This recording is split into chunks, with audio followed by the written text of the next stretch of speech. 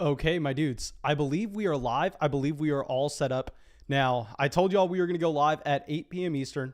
So we're here, but please give me about 30 seconds. I need to go grab the link to our live draft and send that out over on Patreon. Like I've said so many times before, guys, what we are going to be doing is the first draft that we fill is going to be through Patreon. Then the second draft that we fill is going to be through the live chat. I think that's a really good idea to go through, balance it out with the show supporters on Patreon, as well as all the other show supporters who aren't able to join the flock on Patreon in the YouTube live chat. But please let me know what y'all think about that. Let me know if y'all think there's an easier way to go about it. So let me pull up this chat at the same time, just in case I am missing something. Okay, yeah, I just need to make sure that my audio and everything is okay. Okay, so it looks like we already have some people out here. Awesome, guys. Please let me know how I am sounding. And it's going to be very important that y'all go down there and y'all drop a like because we just uploaded a video at the same time. I know the YouTube algorithm has been so weird as of late. So a big thing with this channel that other channels don't do is we actually premiere all our videos live, where I hang out in the live chat with everybody else and I just answer your questions, and I do everything as we go through that. And at the same time, we go live every single night. If y'all want to get in a live draft with us and you're watching this as videos later on, the number one thing that you can do is subscribe to the channel. But more importantly, hit the notification bell next to the subscribe button. That way you get notified whenever we go live. But let me grab this link to this draft. Let me go upload it on Patreon. Then we will get this going. I guess we can send out a notification in the Discord chat as well, letting people know that we're live, maybe just in case the YouTube notifications are not working. So let me go through send. Oh, God dang. Sorry, guys. I know this is annoying. Oh, but another great piece of news. Underdog reached out to me yesterday and they went, okay, Mason, we heard your fans loud and clear.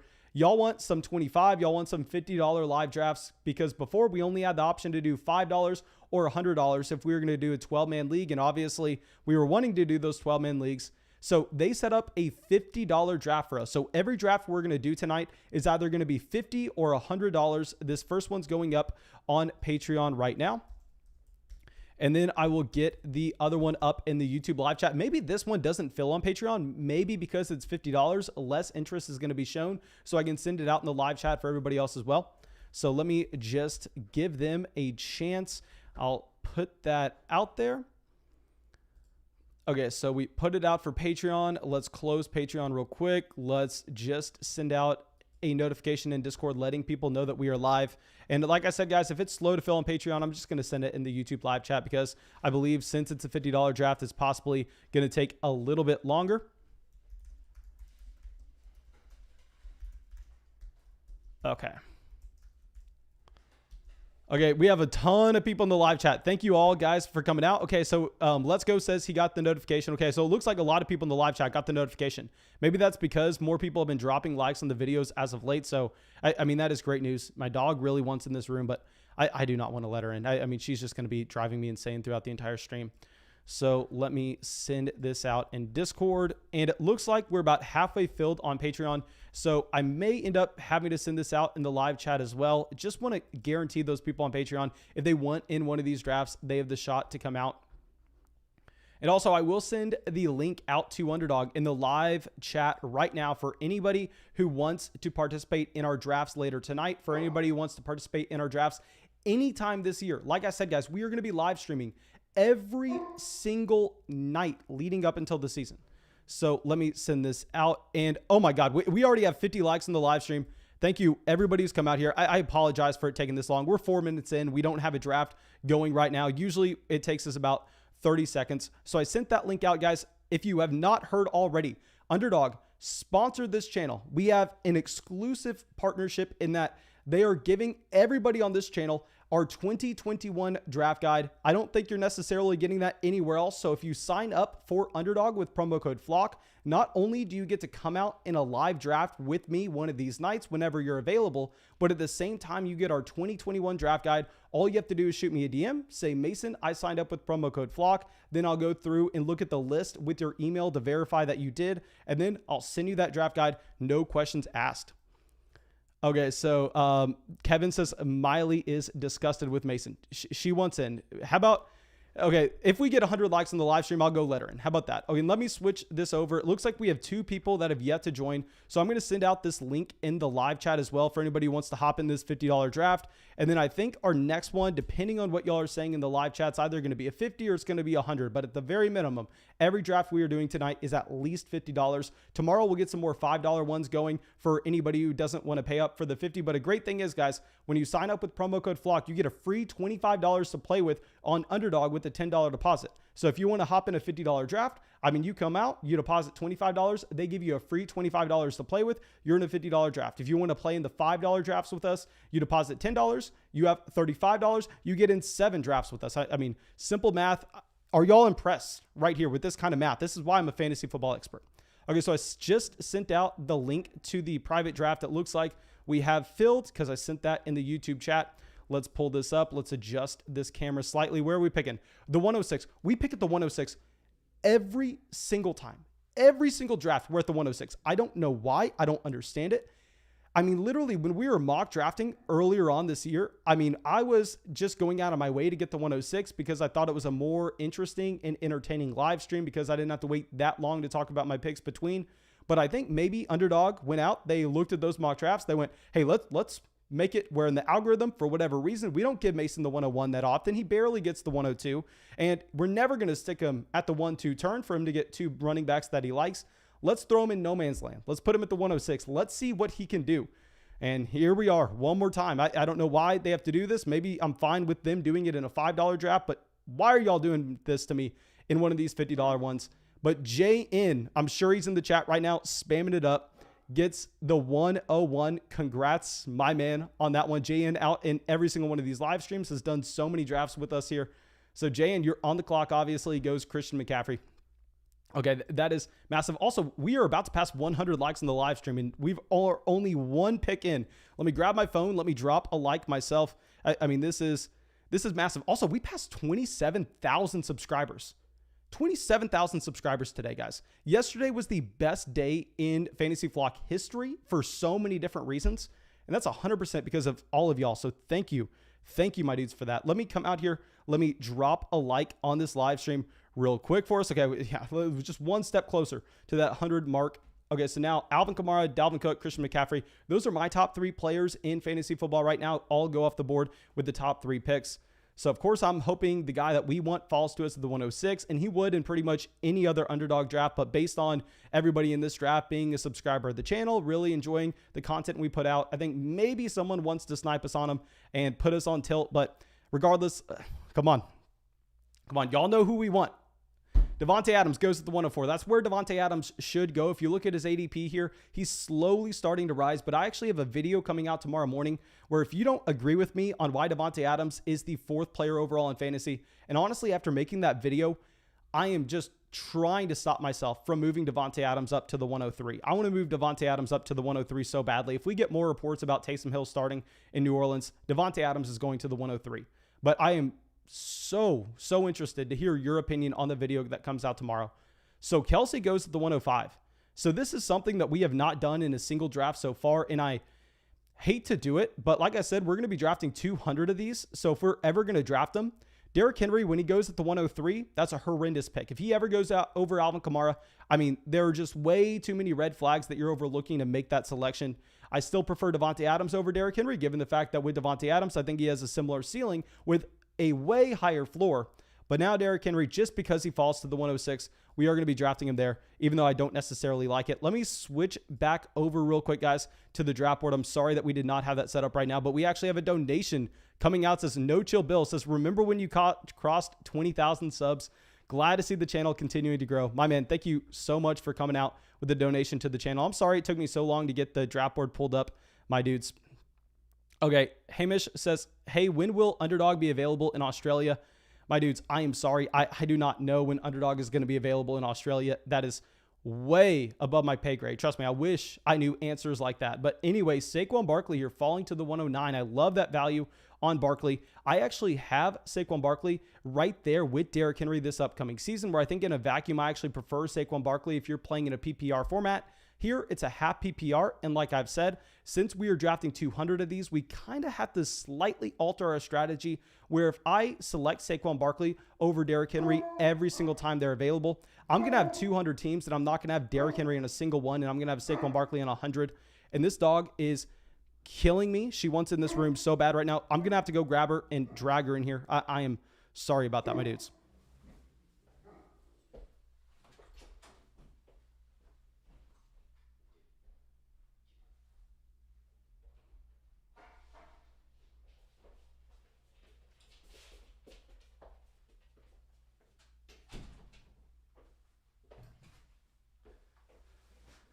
Okay, I am sorry about that, my dudes, but hopefully we do not have to get up again. I know that is very annoying in a live stream. Okay, but anyway, okay, so Wayne says, is Kelsey worth the first round pick? I actually took Travis Kelsey at the 108 in one of these drafts last night. And with Travis Kelsey, what's really nice about him in Underdog is you really need to pay attention to your roster construction. And when you draft Travis Kelsey, you only have to take one more tight end throughout the entire league. And you can wait very long to do so. So you can soak up that wide receiver value in rounds 8, 9, 10, and you can grab an extra wide receiver at the same time. So Travis Kelsey has a little bit of a hidden benefit to him. But Derrick Henry, I think we kind of have to take him when he gets to the 106, especially because it's a half PPR, not a full PPR. But still, it is what it is. Okay, Boggoat says, please tell me you're doing a second $50 tonight. What we're going to do is after this draft, I'm going to kind of gauge what y'all are thinking. I'm just going to say, hey, spam the chat right now. Whoever wants to participate, do y'all want a $50 one? Do y'all want a $100 one? And then we'll go from there, because I know last night a lot of people wanted a $100 one. So my initial plan was to do a $5 one to start us off, then a $100 one after that. But now that they're offering $50, I think that it's kind of something that we want to transition to. That way we get a happy medium between a draft that actually matters, where people just can't troll me in it, and at the same time, something that's not way over budget. Because the $50 draft, when you're getting a $25 deposit bonus with promo code FLOCK, and also a big thing is, I was surprised with Underdog with the deposit bonus, and that they actually just give it to you literally in like 3 minutes. It's not something you have to play a couple games, then they get you the deposit bonus. No, it's like you sign up, you deposit, then you wait 30 seconds for it to process, then they give you that $25. Okay, but here we have some interesting picks. Jonathan Taylor falling that far down.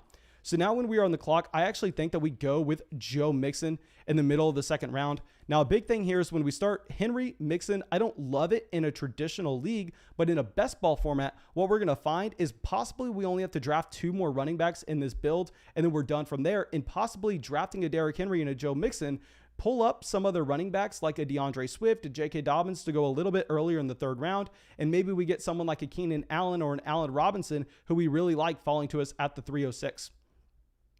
Okay, Deadpulse comes out, says, hey man, I was offered Robert Woods for Elijah Moore, Cam Akers. Thoughts? PPR Dynasty 12-man league. Okay, so here you're offered Woods for Elijah Moore and Cam Akers. Essentially, I think that's actually a very fair deal, and it really just comes down to, are you a contender? Are you a rebuilder? If you're a rebuilder, obviously you prefer Elijah Moore and Cam Akers. But if you're a team that's trying to compete this year and you need the production of Robert Woods, possibly you go with Robert Woods there.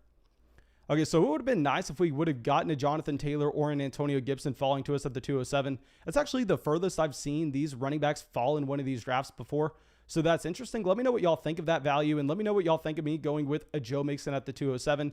Darren Waller would have actually been the other player I would have considered alongside Clyde Edwards-Helaire. A big thing with CEH, though, is like I said, we're going to be doing 200 of these drafts, and I've actually seen us have the ability to get CEH at the 211, the 210 sometimes, and Joe Mixon never making it that far. So we're going to take Joe Mixon when he does fall to us in the middle of the second round. So neither Henry or Mixon I'm all in on this year, but at the same time, the value represented itself. We kind of need to diversify when we're going to be investing this much money into it. So I think here we just call it the draft I don't like, but from a roster construction, maybe we can get an edge.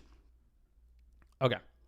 Steven says Zeke, Saquon, or Henry at 4. If it's a full PPR format, I'm actually going to prefer Saquon Barkley over those other running backs. A half PPR, I think you have to kind of change some things, because a big thing that gives Barkley his advantage is how many targets he's going to be getting out of the backfield. Barkley may get 60 more receptions than Derrick Henry this year. I mean, just changing that from a half PPR to a full PPR is like the difference of 5 touchdowns. So you really just can't go out there and completely ignore that.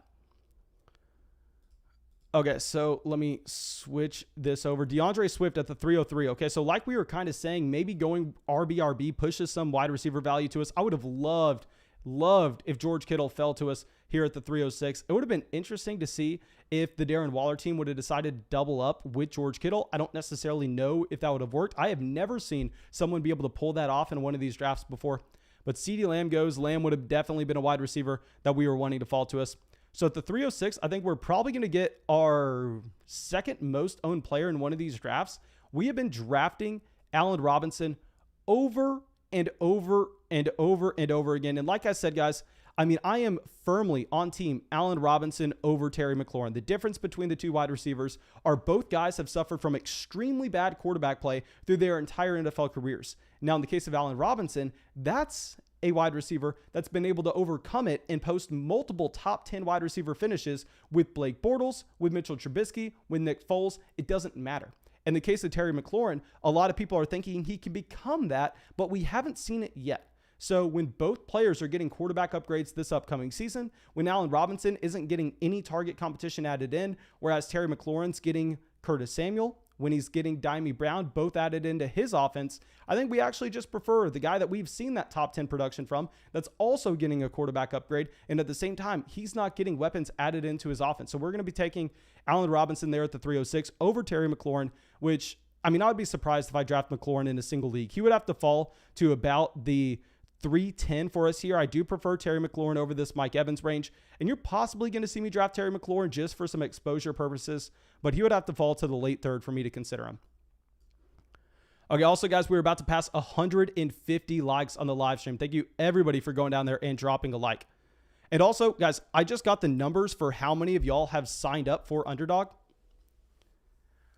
My God, y'all are ridiculous. Y'all know how I was saying that if we get 10,000 signups, I am going to buy a custom flock jersey of the mascot of this channel, and I'm going to go to a Tampa Bay Buccaneers game. I'll buy the tickets for 3, 4, 5 people in the flock on Patreon. I'll get them in. I'm not going to fly them out to Tampa. I'll say, if you're in Florida, if you can make it to the Bucs game, I'll buy your ticket. You can come. You can record. We'll make an entire day out of it. We'll vlog it. We'll do a Tampa Bay meetup. We'll do all of that if we hit 10,000 subscribers. I'm sorry, not 10,000 subscribers, 10,000 signups on Underdog with promo code FLOCK. And surprisingly, we are, I don't want to say close to being there at all. I mean, we're not close. I will say that. But given the fact that we've only had this partnership for a week and there's a long ways to go to the season, I think that we can actually hit it. And I kind of made that goal whenever I didn't think it was possible. But now I'm starting to go, okay, it looks like we may need to start pricing out these costumes, and we may need to start buying some tickets to a Tampa Bay Buccaneers game. So please let me know if that's something y'all would want to see. Let me know if y'all have any other ideas of what I can do to incentivize 10,000 signups on Underdog with promo code FLOCK. I mean, you shouldn't need that much incentive considering the fact that they're giving you a free $25. It's the number one thing you can do to support the channel. And at the same time, I'm sending you our 2021 draft guide whenever you do sign up for Underdog with promo code FLOCK. So I don't know how much more incentive you need to go out there and make that decision. But I mean, if there's something I can do if we hit 10,000, which is actually a possibility, which was crazy to think about. I mean, these live streams get 10,000 views in their own right after 2 weeks. So if just, I mean, you do some simple math, we do 30 of these live streams, you would think that we possibly can hit that. Okay, so now at the 407, it is going to be very nice because we're going to have the flexibility of just going through and hammering in a wide receiver value that we like if they fall to us, given the fact that we draft 2 running backs in the first and second round. Okay, so T. Higgins goes to the 406, and I am ecstatic to draft Chris Godwin right here. So our start to this draft is Derrick Henry, Joe Mixon, Allen Robinson, and Chris Godwin. Now, we have a very similar build right next to us into Cheeky Hobson, who got Ezekiel Elliott, Antonio Gibson, Terry McLaurin, T. Higgins. I think that this team I would actually prefer over mine if he decided to take Chris Godwin over Higgins. But, I mean, getting that Antonio Gibson value at the 206 is just massive. And there's not a big difference between Derrick Henry and Ezekiel Elliott for me this year. Okay, Justin says 15,000 signups on Underdog with promo code FLOCK and you'll buy flights. Oh, I promise you guys, if we got 15,000 signups on Underdog with promo code FLOCK, I will be completely transparent with it. I will make, I don't want to say a movie. A movie is a bad word, but I'll make a 30-minute vlog of me buying flights. We'll do a massive giveaway in a live stream where I go through, I look at your random names, and then I pick out 4 people, but you would have to specify that you're available for that weekend. If we hit 15,000 signups on Underdog with promo code FLOCK, which I'll tell you is very hard. That means every single person that comes out to a live stream plus half the other people that come out to a second live stream, They all have to do it, which is very unlikely for that to happen. But we have all season. If that would happen, I promise you, I'll buy 4 flights for 4 random people, just whoever gets drawn. I'll buy 4 tickets and I'll buy a hotel room. But I'm only buying 1 hotel room, so you got to be comfortable with staying with some other members of the flock, where you better get your own room. Okay, Lewis says, Mason, how many leagues do you have Chris Godwin in right now? Okay, so with Chris Godwin, I don't know how many of y'all have been following the channel since 2019, but I've said this so many times before. Whenever we draft Chris Godwin, I am legally obligated to let everybody know how stupid I am. Because in 2019, when Jameis Winston led the NFL in passing, I mean, this was my worst call of all time. I came out and I said that Chris Godwin, who was going in the 4th round of redraft leagues that year, who ended up being the wide receiver 2 overall, only behind Michael Thomas. I said that everybody was just hopping on the hype train, that he was the most overrated player in fantasy. He came out and destroyed us, where I was sitting there with OJ Howard in a lot of leagues because I really liked Jameis Winston that year to be a high volume passer. I thought it was going to go through Mike Evans and OJ Howard. Chris Godwin bursted onto the scene, and we got that so wrong. And I've never got anything more wrong than we got Chris Godwin. But to be honest, now I'm looking at it in 2021, 2 years removed, and I'm going, Chris Godwin was injured last year. You take away his injured games, he was still a very impressive wide receiver. He had more volume than Mike Evans. I love Chris Godwin in fantasy this year when we're getting him in the middle of the 4th round. So I know it's crazy. We've gone like a complete 180 on Godwin, but he's actually a wide receiver I like. Okay, so now I think we continue to hit wide receiver value, and we are going to be going with Kenny Golladay over Deontay Johnson. Now, this is something I could be wrong about, and I would really like your opinion on this selection, because with Deontay Johnson, he is like the definition of a wide receiver that I should love. You know what we are always trying to do in fantasy drafts is we are always trying to chase volume, fade efficiency, understanding that one thing is sticky year to year and the other thing is going to be volatile, and you can stack that volume at a discount and hope that you get the spike in efficiency, and that's how you find a league-winning player. Well, with Deontay Johnson, he is the perfect example of someone that had a ridiculous amount of volume last year, that was the worst wide receiver, at least one of the worst wide receivers in the league in his efficiency, in his yards per target. So he would look at that and go, okay, Mason, this is someone you should be all over in the 5th round. And I think I should, to be honest. But the problem is, at least this is what I'm thinking in my mind. Maybe I'm wrong in this. Maybe I don't know what I'm talking about. But I think Juju Smith-Schuster, just because we had that attachment to him and I really thought that he was going to bounce back last year, and Deontay Johnson kind of spoiled those plans.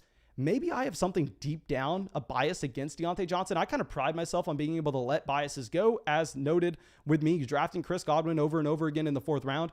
But with Deontay Johnson, I don't know why. I'm just afraid they're going to scale his targets back, given how inefficient he was, given the fact that they have much better options on the offense now with an emerging Chase Claypool. They re-signed Juju Smith-Schuster. They want to be more run-heavy with Najee Harris. So that's something I am willing to be 100% wrong on. Please let me know, because I don't even really love Kenny Golladay, to be honest. Let me know if y'all think I'm making a mistake there in drafting Golladay over Deontay Johnson, because I easily could be. Okay, JN coming out with the donation. Thank you, my dude, saying, I was critical last night of Underdog, and shout out to them for how quickly they listened and made changes. Companies that listen to customers thrive. My man, I am happy that you were able to get that situation sorted out. I know that you wanted to hop in that live draft, and I think that what happened is just too many people try to join at once, and maybe Underdog thought you had a spot, then all of a sudden you didn't. I know that they didn't take any money or anything. They just didn't allow you in the draft, which, I mean, at the end of the day, it's not too bad, but I'm happy that customer support got back to you. Thank you for letting me know that, my man. Okay. So Scenic says, stop spamming. Who is spamming? Let me know. Okay, so Andre is spamming, says, Mason, can you scroll up when you're on the clock? We really can't see. Okay, my man, I don't know what you're talking about that. I'll start looking at the stream, though, try to figure that out for y'all. But yeah, okay, so TJ Hawkinson, Dallas Goedert at the 604. A surprising thing is I was actually looking at my Underdog exposures yesterday, and Dallas Goedert is, I think, my 2nd most owned player, but we've been mainly drafting him like in the 8th round. At the 604, I'm not going to like that value too much of a Dallas Goedert. So here, Juju goes. Honestly, okay, so we have 2 running backs, so we don't have to reach on a 3rd. I think definitely my favorite values here are going to be Kareem Hunt and Kyler Murray. I'm willing to say Kareem Hunt's name out loud, given the fact that with Hunt, there's no way he makes it back to our next pick. So I don't love this, and we literally just made a mistake on this by drafting Kyler Murray just too high in our $1,000 league that we did about a month ago, and I recapped it on the channel today. But it's a little bit different in this underdog format because when we actually draft Kyler Murray here at the 607, we get the luxury of going through and only having to draft one more quarterback and feeling comfortable about it. So we get an extra roster spot that we can spend on the wide receiver. So yeah, I'm going to be getting Kyler Murray at the 607. Now, Devontae Smith goes at the 608, and I would have been fine with that Devontae Smith selection before the injury. And guys, I think rookies who get injured during training camp, that is definitely going to be a lot more important than seeing an injury to an Amari Cooper, seeing an injury to a Devontae Parker, because very few rookies get that injury, come out, overcome it right away, and are able to be productive. Now, back in 2014, yes, Odell Beckham Jr. did it, and he's the most famous example of a player coming back from a hamstring strain, and then all of a sudden he lights the world on fire. But I think more times than not, if a wide receiver is already dealing with an injury in its training camp and it's their rookie year, I do want to try to be fading them in just terms of going in the 6th round. I think maybe you have to drop them down a few spots. Zachary says, JN, great 101 so far. Yeah, let's check out JN's draft at the 101. Christian McCaffrey, AJ Brown, Keenan Allen, Josh Jacobs. Yeah, that is a fantastic start. I'm going to be interested to see where he goes from here at wide receiver, but that is a great start. I think that's probably a better start than what I had with Christian McCaffrey last night. Also, guys, let's get this over 200 likes on the live chat. And Aaron says, remember to put in sub-only chat. Yes, sir. Let me go through and let me change that because I am having a very hard time catching up with the chat. Thank you, Aaron. I know you said you were going to remind us on that last night. And let me definitely go through and make it sub-only because, I mean, if it's anybody can type in the chat, there's no way I can read it all. And at the same time, guys, I mean, if it's sub-only, if you're watching these live streams every night, you should be subbed regardless. Okay, so now let's go through. Andrew says, what do you think about drafting Etienne and Robinson to the same team? Honestly, I don't like it at all. I mean, if you know much about my draft philosophy, I'm more so trying to raise our ceiling with every pick, and I don't really care about our floor. So if you're monopolizing a team's backfield like Jacksonville, very rarely is that going to work out. You have the instance of Mark Ingram and Alvin Kamara back in, I believe that was 2017 because that was his rookie season. Beyond that, there aren't that many instances of backfields actually paying off. I mean, back in the day, Atlanta was getting drafted very high with the combination of Tevin Coleman and Devonta Smith. And very rarely did you actually see those teams winning. They were always decent because they had guaranteed running back production, but they never came out and had elite starts. Okay, so guys, get this over 200 likes. What are y'all doing? Let's get this live stream over 200 likes. Now, we are going to be on the clock here. So we have decided to start this draft off with Derrick Henry, Joe Mixon. Then we slammed in 3 wide receivers with A-Rob, Godwin, Kenny Golladay. We have an elite quarterback in Kyler Murray. So here, I think we're not going to be looking quarterback. That's kind of obvious at this point. Maybe we go. I think we honestly kind of have to reach on a running back here a little. No, I can't do it. I don't know how long it's going to take for me to learn my lesson. But instead, we're going to go Michael Gallup here. I think getting him as our wide receiver 4, hunting those spike weeks, that's going to be something I really want to do. Okay, so we're going to get Michael Gallup there at the 706. If this was a regular league where you actually had access to the waiver wire and you submitted your starting lineup, my selection there would have been Trey Sermon. Now, the perfect pick there would have been Chase Edmonds if he fell to us at the 706. I would feel so confident in this team if we pulled in Chase Edmonds as our running back 3. Yet we weren't able to do that, so it is what it is. Now, I think we kind of have to try to hunt for some running back values in the coming rounds. But a big thing is with Michael Gallup, yes, it's going to be hard to see exactly when to start him. But given the fact that underdog, you don't have to submit your starting lineup automatically. I mean, I think that's going to be a fantastic selection given the fact that you know Michael Gallup probably has about 2 or 3 25-plus point games in him. Okay, so let me go through. We passed 200 likes in the live stream. Thank you. Thank you, my dudes.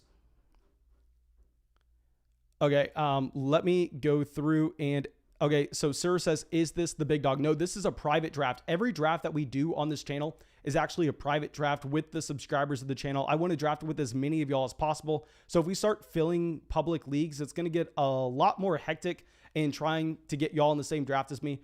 So for now, we're not filling public leagues. We're only going through and I'm creating private leagues that are going to get sent out when I specify in the live chat. And also a big thing is, guys, if y'all use promo code FLOCK on Underdog, please understand that you're not going to get that draft guide sent to you automatically. What you actually have to do is you have to go out of your way just slightly and either shoot me a DM on Discord, which I'm sure the majority of y'all are in by now. If y'all aren't, I'll get you a link at the end of the video. There's also a link in the description. Shoot me a DM on Twitter, shoot me a DM on Instagram, shoot me a DM on Patreon. Literally just DM me anywhere and just say, Mason, I signed up for Underdog with promo code FLOCK. I made a $10 deposit. I got my free $25. Can you please confirm my email? Here's my email address. And it literally takes me 15 seconds to confirm your email. Then I shoot you that draft guide over to that same email, just like that. So yeah, please guys, take advantage of this offer. Go sign up for Underdog with promo code FLOCK. Get your free $25. Become a way better drafter than you would be against just mock drafting against computers. There's nothing worse than when someone goes out there and they think that they're getting better at fantasy football because they're mock drafting against a bunch of random people or have no money attached to the league, and they're all just auto drafting by round 5. I mean, you're doing nothing. You're just wasting your time.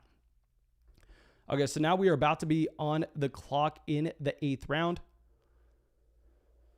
Okay, so we can't go quarterback here. It's essentially running back, wide receiver, or tight end. Tight end, there's no tight end anywhere close to this range we'd be intrigued in. I think we actually go Tyler Boyd. We continue to hammer in some wide receiver value. And this is the flexibility that we get by drafting the combination of Derrick Henry and Joe Mixon and getting those guaranteed touches in the first 2 rounds, is we can fill out this roster with wide receivers that we know are going to be getting snaps, know are going to be getting targets. And that's so valuable, having a stable core of those players in the best ball format, because I mean, just if Tyler Boyd goes out there, he drops 22 points one week, he's getting slotted in the starting lineup over Michael Gallup instead. If Kenny Golladay goes off and he has a 30-point bomb, I mean, then Kenny Golladay is getting in the starting lineup, and you just rotate through like that throughout the entire year. So if you have a lot of wide receivers that have the potential to see those spike weeks, I mean, you're going to have a crazy score by the end of it. Okay, let me check the general chat real quick. And also, this is just crazy. We passed 27,000 subscribers today. I mean, if I pull up my phone right now, just to stare at 27,000 subscribers, it's about the most absurd thing that I've ever seen in my entire life. And that's because everybody coming out to these live streams, everybody supporting the channel. And because this partnership with Underdog, we are going to continue to upgrade this studio. We actually have someone, a part of the Patreon community, in Noah G /Girthquake /The Animal. You may know him as a couple different names in the Patreon chat. We're going with his company to make an Underdog sign for this studio. We're going through, I'm going to get some stuff situated with the lighting. I'm paying someone to come through and upgrade our entire studio setup. And that's just all brought because of the support to this channel. And I promise you guys, by the time we get halfway through the year, I was usually saying that by the time we got to the end of the season, we'd be at 100,000 subscribers. But no, we're going to be at 100,000 subscribers by week 8, and I guarantee that. Oh, yeah. Scenic City Collectible says, we hit in 30,000 before the season starts for sure. No, man, we're crushing 30,000 before the season starts. But A.J. Dillon, I wanted to distract y'all. I didn't want to talk about any players on the board because obviously A.J. Dillon was my favorite player available. Now we have to take James Robinson, a running back that I don't necessarily love in a regular league, but in a format like this, guaranteed touches means so much since we don't have access to the waiver wire. Also, this being a half-point PPR format compared to a full-point PPR format, catching balls out of the backfield's a little less important because usually, in a full PPR, I'm saying that James Robinson doesn't have access to that elite ceiling without a Travis Etienne injury because he's going to get no targets out of the backfield. Well, here we just kind of have to take James Robinson in the 9th round and go, okay, well, I was saying that this player was drastically, can you all remember that James Robinson was going in the 5th, 6th round?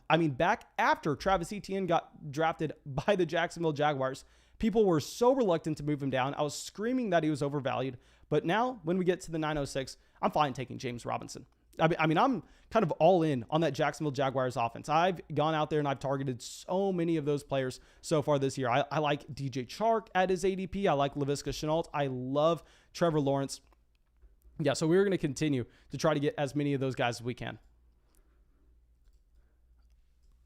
Oh, guys, just realized I accidentally sent out the wrong link in the chat. Let me go through and remove that if we can.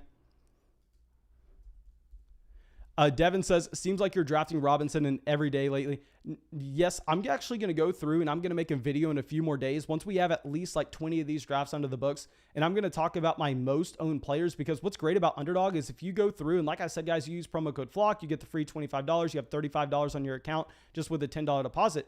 you can go through and you can do like 12 drafts. I mean, it's fantastic. And then you can draft from almost every single spot. And then you can look at your exposure and figure out who you're drafting a ton of, who you really like compared to their ADP. I mean, that's a big way I actually go out there and I make the videos is I go to my exposure tab and I go, okay, who have we been drafting a lot? Is there a reason I'm drafting a lot of this player? And I'll do some research and I'll go, okay, maybe we shouldn't be drafting him as much. Or maybe I'll go, okay, well, this kind of stands out. Maybe we need to make a video on this.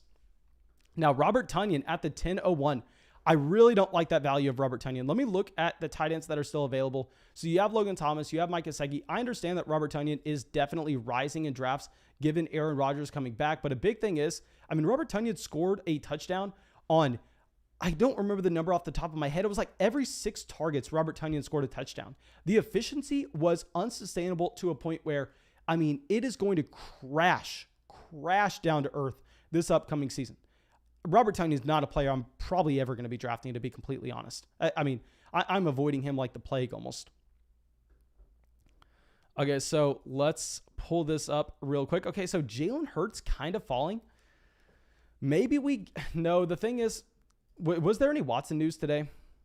And also Devontae Smith gets injured. I think that we're probably going to be passing on Jalen Hurts. I think instead what we actually do is we draft our first tight end in Logan Thomas. I mean, Logan Thomas is someone that I really, really like if we miss out on Dallas Goedert, given the fact that this is someone that saw a ridiculous amount of volume last year. And we already kind of talked about Terry McLaurin in this podcast. And what's so funny is if you look at the value of a Logan Thomas versus a Terry McLaurin, what you actually find is you find that a lot of people are looking at Terry McLaurin's production last year going, okay, this is a wide receiver that suffered from horrendous quarterback play. He's not going to get any worse by the target competition they bring in Curtis Samuel, Diami Brown. Let's jump him up and let's raise his projections significantly.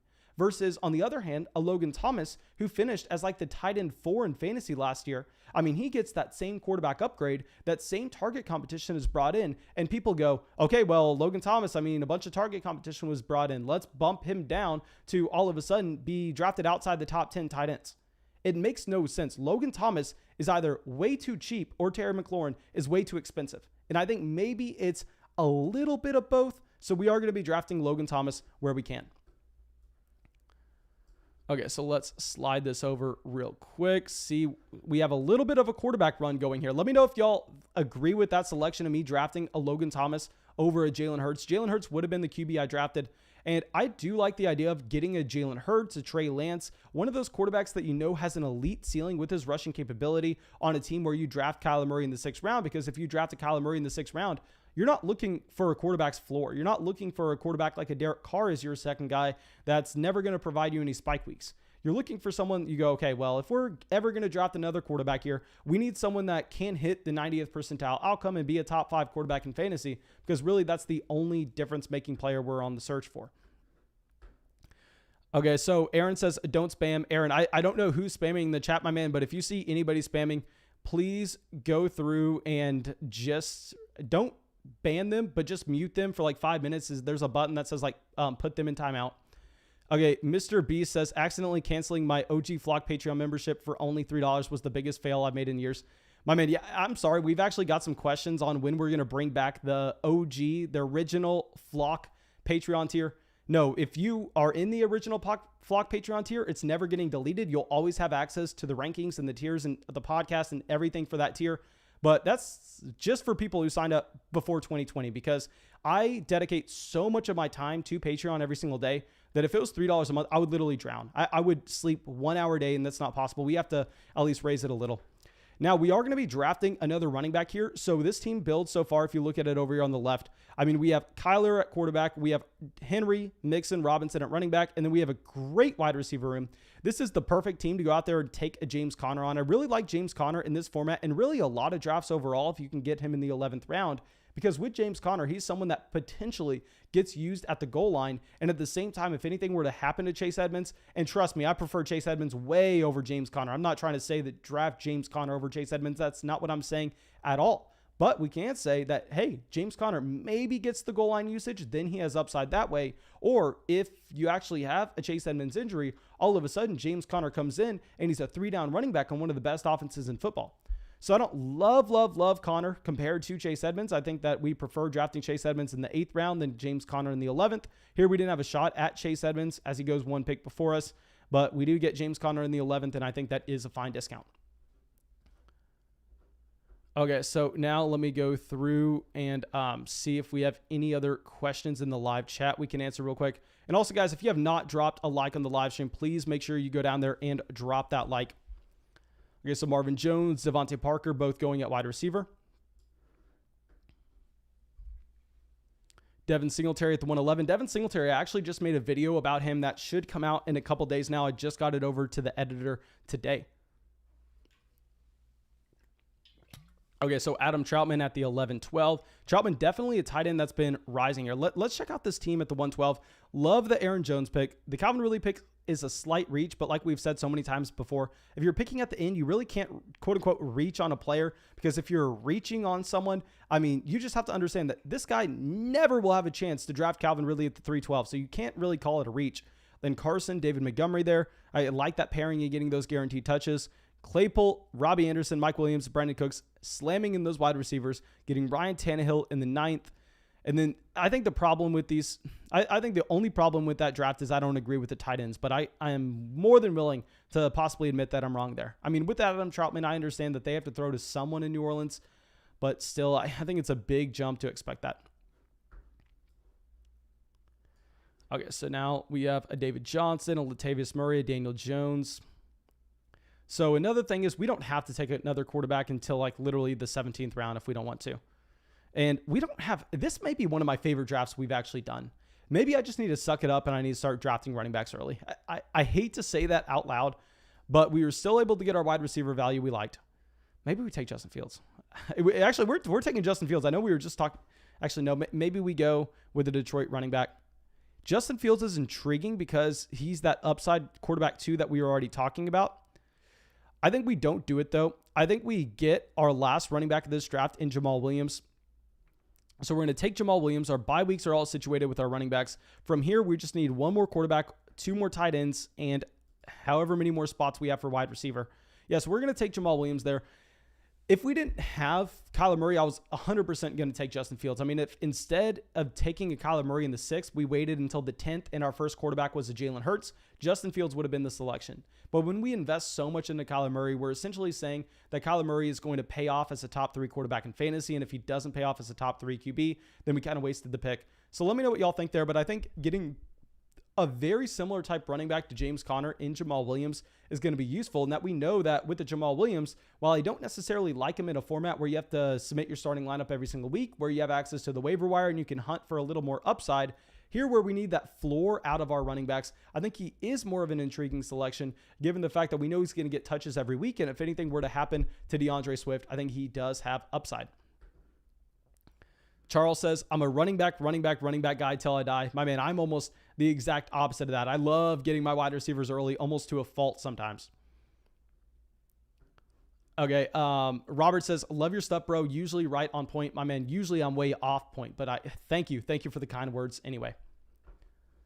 Okay, so now we have a little bit more of a wide receiver run happening at the end. Let me recap our wide receivers so far. So we have 5 wide receivers I feel confident in. Honestly, I don't even hate seeing receivers go off the board. I am going to be willing to say out loud, I'm not drafting another running back on this team, given the fact that when we go through and we draft 5 guys within the first 12 picks, I mean, I think that's a range where you can feel comfortable with your overall build, where we still need to get 3 tight ends because we can't feel comfortable with just Logan Thomas as our top option. So we're going to have to draft 2 more tight ends. We're going to have to get another quarterback. From there, we just go through and hammer in wide receivers. I think we'll actually fit 3 more wide receivers on this team, if my math is correct. Okay, so Alexander Madison, Jonnu Smith. So let's go see who we are going to be selecting in just 1 second. Okay, so like I said, guys, we're not looking at running back. We're just going QB, wide receiver, tight end. And I also understand that talking like this out loud probably hurts me a little bit in the draft, but I think that at this point, if we're live streaming to over 400 people, my thought process and exactly what I'm actually trying to do is maybe a little bit more meaningful than me building my exact team. So I don't want to be try to be sneaky here and go, okay, maybe we consider a running back. Maybe we want someone like a JD McKissick and try to get him to go before us. No, I think that it would just be much more useful for me to just talk about the positions that I really don't want. Okay, so can we, God, this is annoying. Can we get off this running back spot? Can we just get QB, wide receiver and tight end. Okay, here we go. So JM too sweet on the clock. Do not take our guy. He goes Bryan Edwards. Thank God. We get Evan Ingram here, a tight end that I'm definitely going to be buying low on. Very similar to what we were talking about at the beginning of the live stream, trying to chase players that saw a down year in efficiency, but they had a ton of volume. Evan Ingram fits that exact mold. I think getting him there at the 1308 fits this team to a T. I mean, I think this is one of our best underdog drafts we have ever done. I'm going to hide my video real quick to show y'all the entire draft board.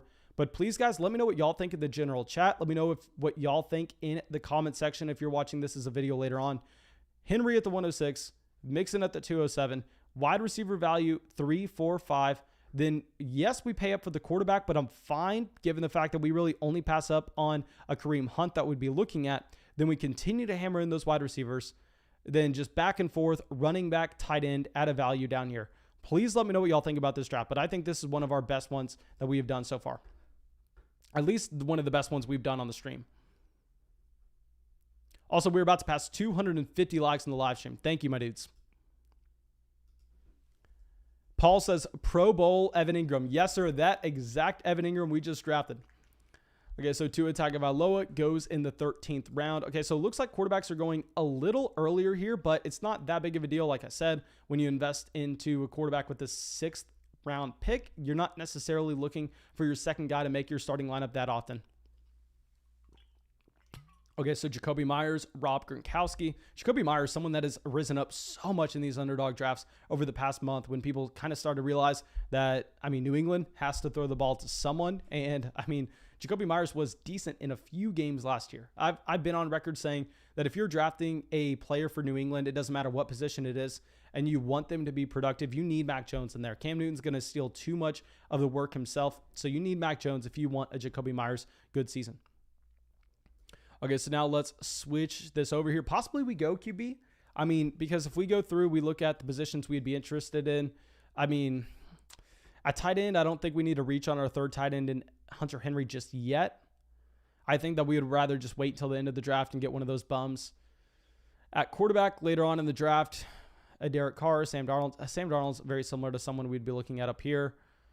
Maybe we get a John Brown to just bring in some more wide receiver upside potential. Okay, so Tyrell Williams goes. So do we have any reports on John Brown? Okay, yeah, no. So no recent reports on Brown. I think we are going to be taking Brown. My other consideration would have been a quarterback there.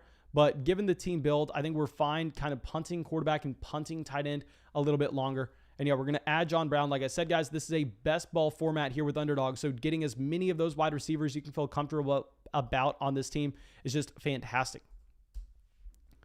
And also, as we kind of wrap this draft up, let me know with this next draft we are going to do. Do y'all want to do a $100 league? Do y'all want to do a $50 league? I know last night we had a lot of people wanting to do a $100 league. We also had our man DMing us on Instagram who really was driving us to do the $100 league.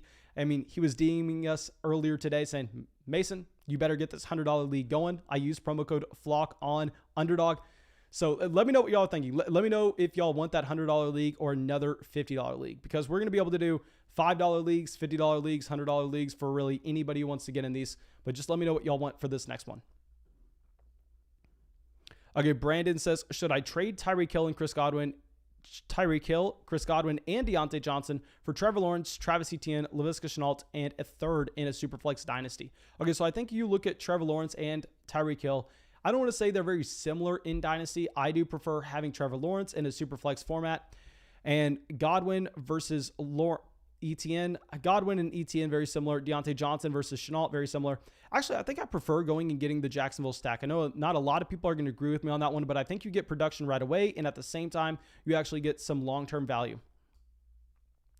Okay, so Hunter Henry goes at the 1503. Darrington Evans at the 1504. Just made a video talking about him. So the 1506. Do we have to take Baker Mayfield? Baker Mayfield's someone that I will probably draft in one of these, if that. I think you're looking at him as a quarterback that has a limited ceiling with the overall passing volume you're going to find from the offense. And at the same time, I mean, with the Baker Mayfield, this is someone that's playing on a team where he's not going to be able to utilize his rushing capability at all because he's a pocket passing quarterback, no passing volume. But given the fact that he falls so far in ADP, it makes sense to take him here when we're going to be doing 200 of these drafts. and we just kind of have to get some exposure. We've drafted Odell in a decent amount of these. So yeah, let's just take Baker Mayfield there in the 15th. DeAndre says, I'm down for 50 and 100 tonight, my dude. Okay, so DeAndre was the person DMing us on Instagram. So if he's down for the 50, we'll do the 50. Okay, the main reason I wanted to do the 100 was because of him wanting to do the 100. So we'll do the 50 for you. Tomorrow, guys, we'll get some $5 drafts, maybe even after the $50 draft tonight, depending on how fast we can go through it. We'll do a $5 one, just going to mainly depend on what we're finding. So yeah, we'll do a $50 draft after this because this stream is labeled high stakes fantasy drafts. I can't call it high stakes fantasy drafts and then all of a sudden throw out a $5 draft. No, obviously we have to do a 50 or 100. So how about this? We'll do a 50 today after the stream. If we can fit in a $5 one, we'll do a $5 one. And then beyond that, I think maybe we'll do a $100 one tomorrow. We'll definitely at least do a $5 one tomorrow. We'll probably do 50-50 today and then 5-100 tomorrow.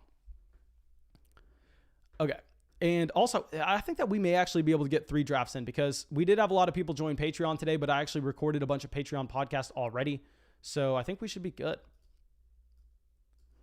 Okay, so Nico Collins at the 1601. Nico Collins, definitely someone that obviously you're kind of hoping Watson plays in Houston. If Watson plays in Houston, Nico Collins is at least jumping up to this Nelson Aguilar range.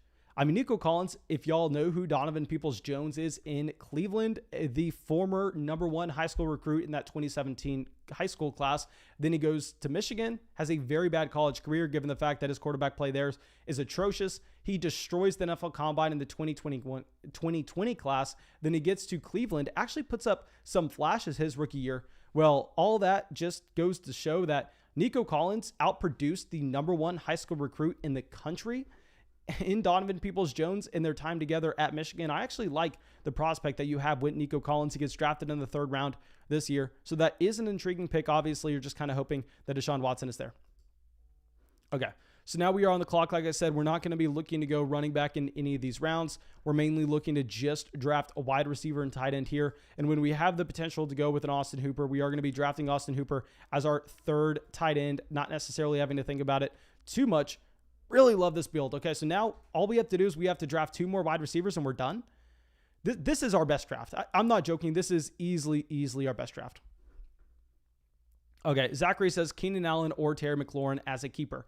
I mean, if you're not keeping that many players, like if you're keeping 5 or less players, usually I like to treat it more so of a redraft league compared to a dynasty. So there we're going to keep Keenan Allen. If you're keeping 10 plus, then we have to kind of treat it a little bit more like a dynasty, where there we would keep Terry McLaurin for his longer term upside. Okay, JN says, what do you think of the rest of our draft? Okay, JN, let me slide this over here so we can check out this draft board of yours. Okay, so after we last checked in, you went CMC, Josh Jacobs, Travis Etienne at running back. At wide receiver, you took Brown, Keenan Allen, Tyler Higbee at the 612. My man, I cannot get behind. You cannot be drafting Tyler Higbee over a Chase Edmonds, over, I mean, either one of these Denver wide receivers, to be completely honest. Higbee, while I loved him at the beginning of the offseason because, I mean, his situation has drastically improved. I mean, we loved him when his price point was you were getting him down here in the 13th, 14th round. I think if he's flying all the way up here to the 6th, I don't like that. I do like Antonio Brown in the 7th. I like Mecole Hardman and Russell Gage at this 8-9 turn. Probably prefer taking A.J. Dillon over one of them, but it is what it is. Trey Lance at the 10-12. You didn't have a stack with Trey Lance. I think maybe that's even a little bit of a reach when you could have got Justin Fields possibly in the 12th. Then, yeah, beyond that, there are some things that I don't like on this team. You ended up taking 3 quarterbacks, Sam Darnold, Cam Newton. So you took Cam Newton. Let me see what other quarterbacks are available. Yeah, I don't, let me know what y'all think about this. I could easily be wrong here. Do y'all think you can take a Cam Newton over a Derek Carr in this kind of format just because you know that you're actually going to get 16 starting games out of Derek Carr? And I don't know if you can say the same thing about Cam Newton. So please let me know what y'all are thinking there. But I'm thinking that we possibly have to move off of Cam and kind of go over to Derek Carr, even though if you're playing in a league where you have access to the waiver wire where we can stream the quarterback position, there I definitely prefer having Cam Newton, given the fact that at the beginning of the year, he does have more upside with his rushing capability. Okay, so now let's switch over. Let's look at what we are going to be just working with on the draft board. We are going to be going wide receiver here. I don't necessarily know what wide receiver yet. We pull this up. I think given the Randall Cobb signing, we're not going to be looking at Allen Lazard, Van Jefferson. I mean, Van Jefferson came in last year's rookie draft class, got selected in the 2nd round of the NFL draft. He's older than Juju Smith-Schuster. You would think that if anybody was going to be able to produce as a rookie, it would have been Van Jefferson. Instead, we're going to take a wide receiver attached to a fantastic NFL offense that also went in the second round this year, and Dwayne Eskridge. Not a good rookie profile by any means, but at the same time, when you're kind of getting attached to one of the most efficient offenses in the entire NFL in Seattle with Russell Wilson, I actually think we really like the idea of going out there and getting a Dwayne Eskridge. Okay, so Mo Alley Cox goes to the 1707. Olamide Zaccheaus may be a good value in these drafts, to be honest. Marquise Callaway, I know that a lot of people probably wanted us to go with Marquez Callaway, given the fact that with the Michael Thomas injury, he definitely projects to see more usage. But with Callaway, I just don't necessarily see the same spike week potential as you actually have with a Dwayne Eskridge. So yeah, we are going to be going with Eskridge there.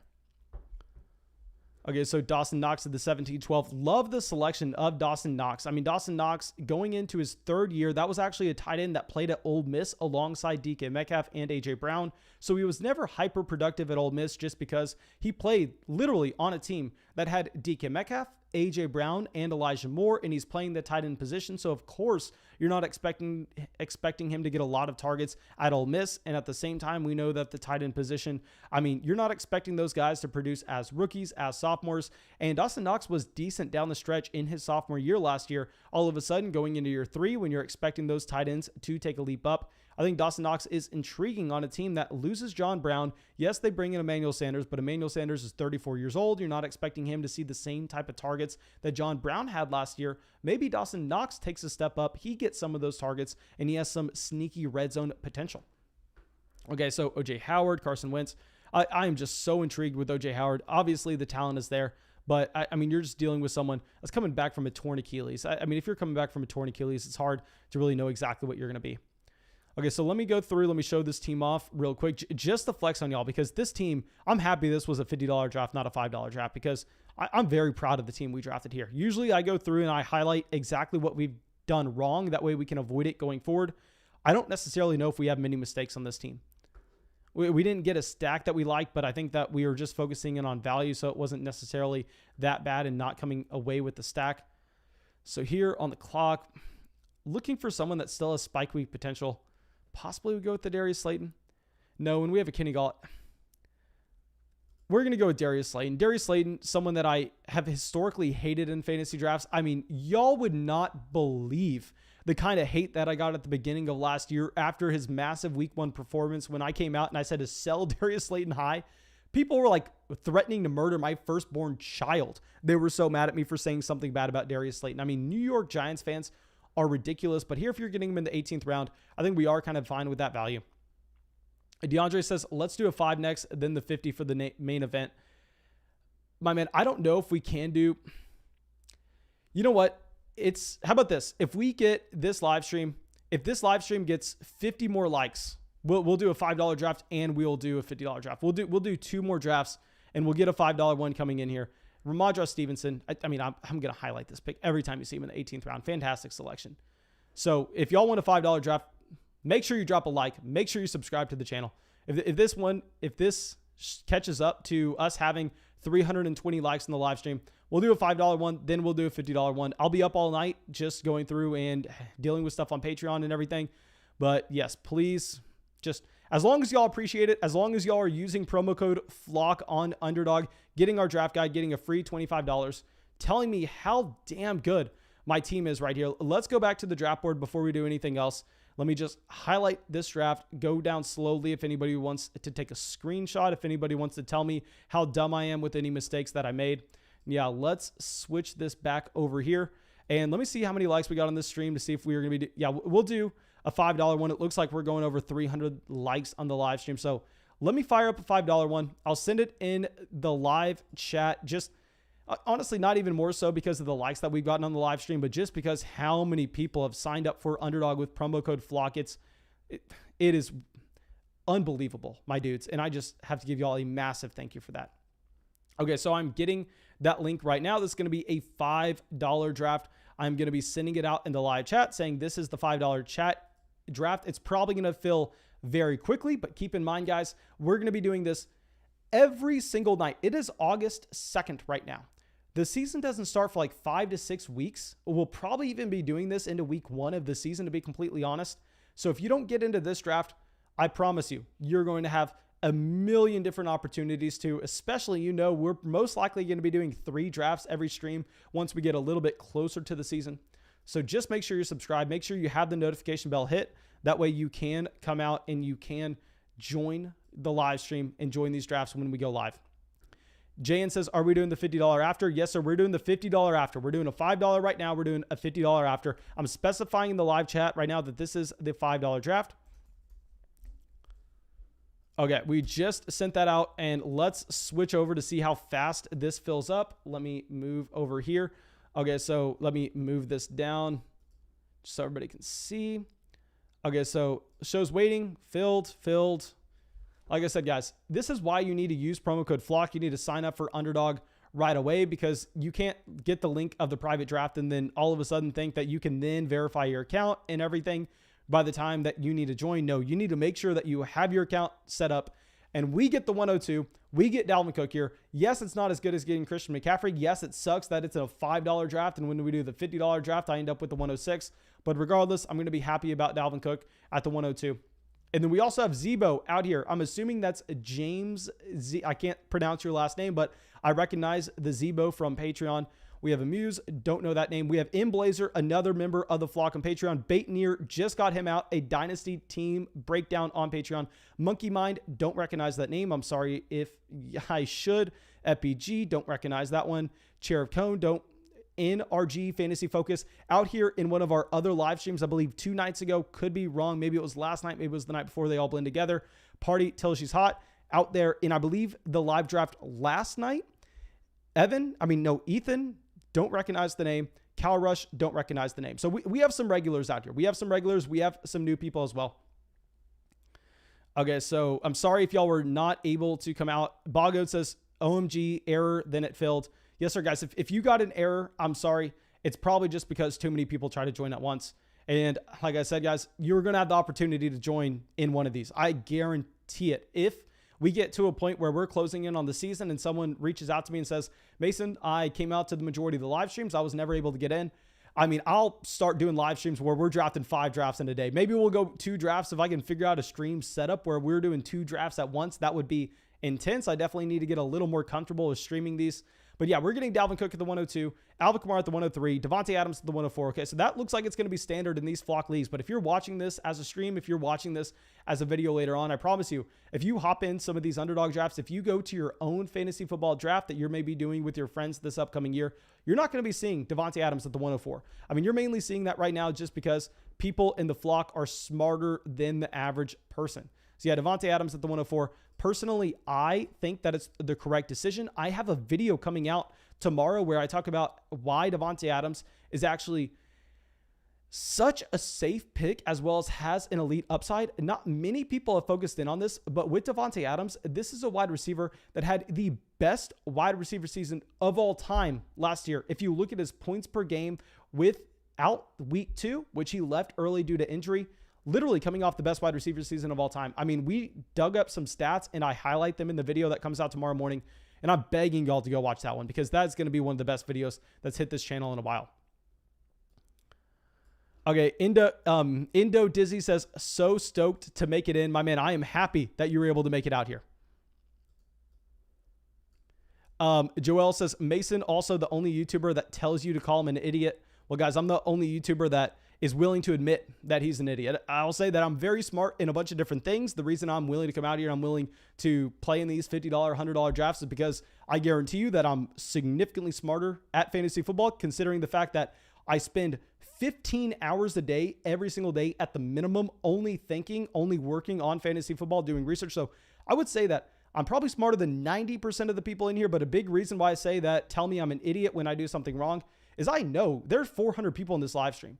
I would have to be the biggest idiot on the planet to assume that I'm the smartest person in a room with 400 people. I know that there are definitely people out there in this live stream that are significantly smarter than I am. And that's why I ask for your opinion over and over and over again. And also, maybe say you're a super big New Orleans Saints fan, you can tell me something about the situation that I'm currently thinking is a little wrong. So that's why I always ask for your opinion in the comment section. And if y'all notice, I mean, if y'all go to the comment section of our videos, there's nobody that replies to comments and drops hearts as much as I do. I'm out there, and literally, if you see me at the gym, I'm just on my phone, going, scrolling, probably looking like I'm on Instagram or anything, where I don't follow anybody on Instagram, don't follow anybody on Twitter. I stay off of pretty much social media entirely, but I'm just scrolling, reading our YouTube comments and replying to them over and over and over again.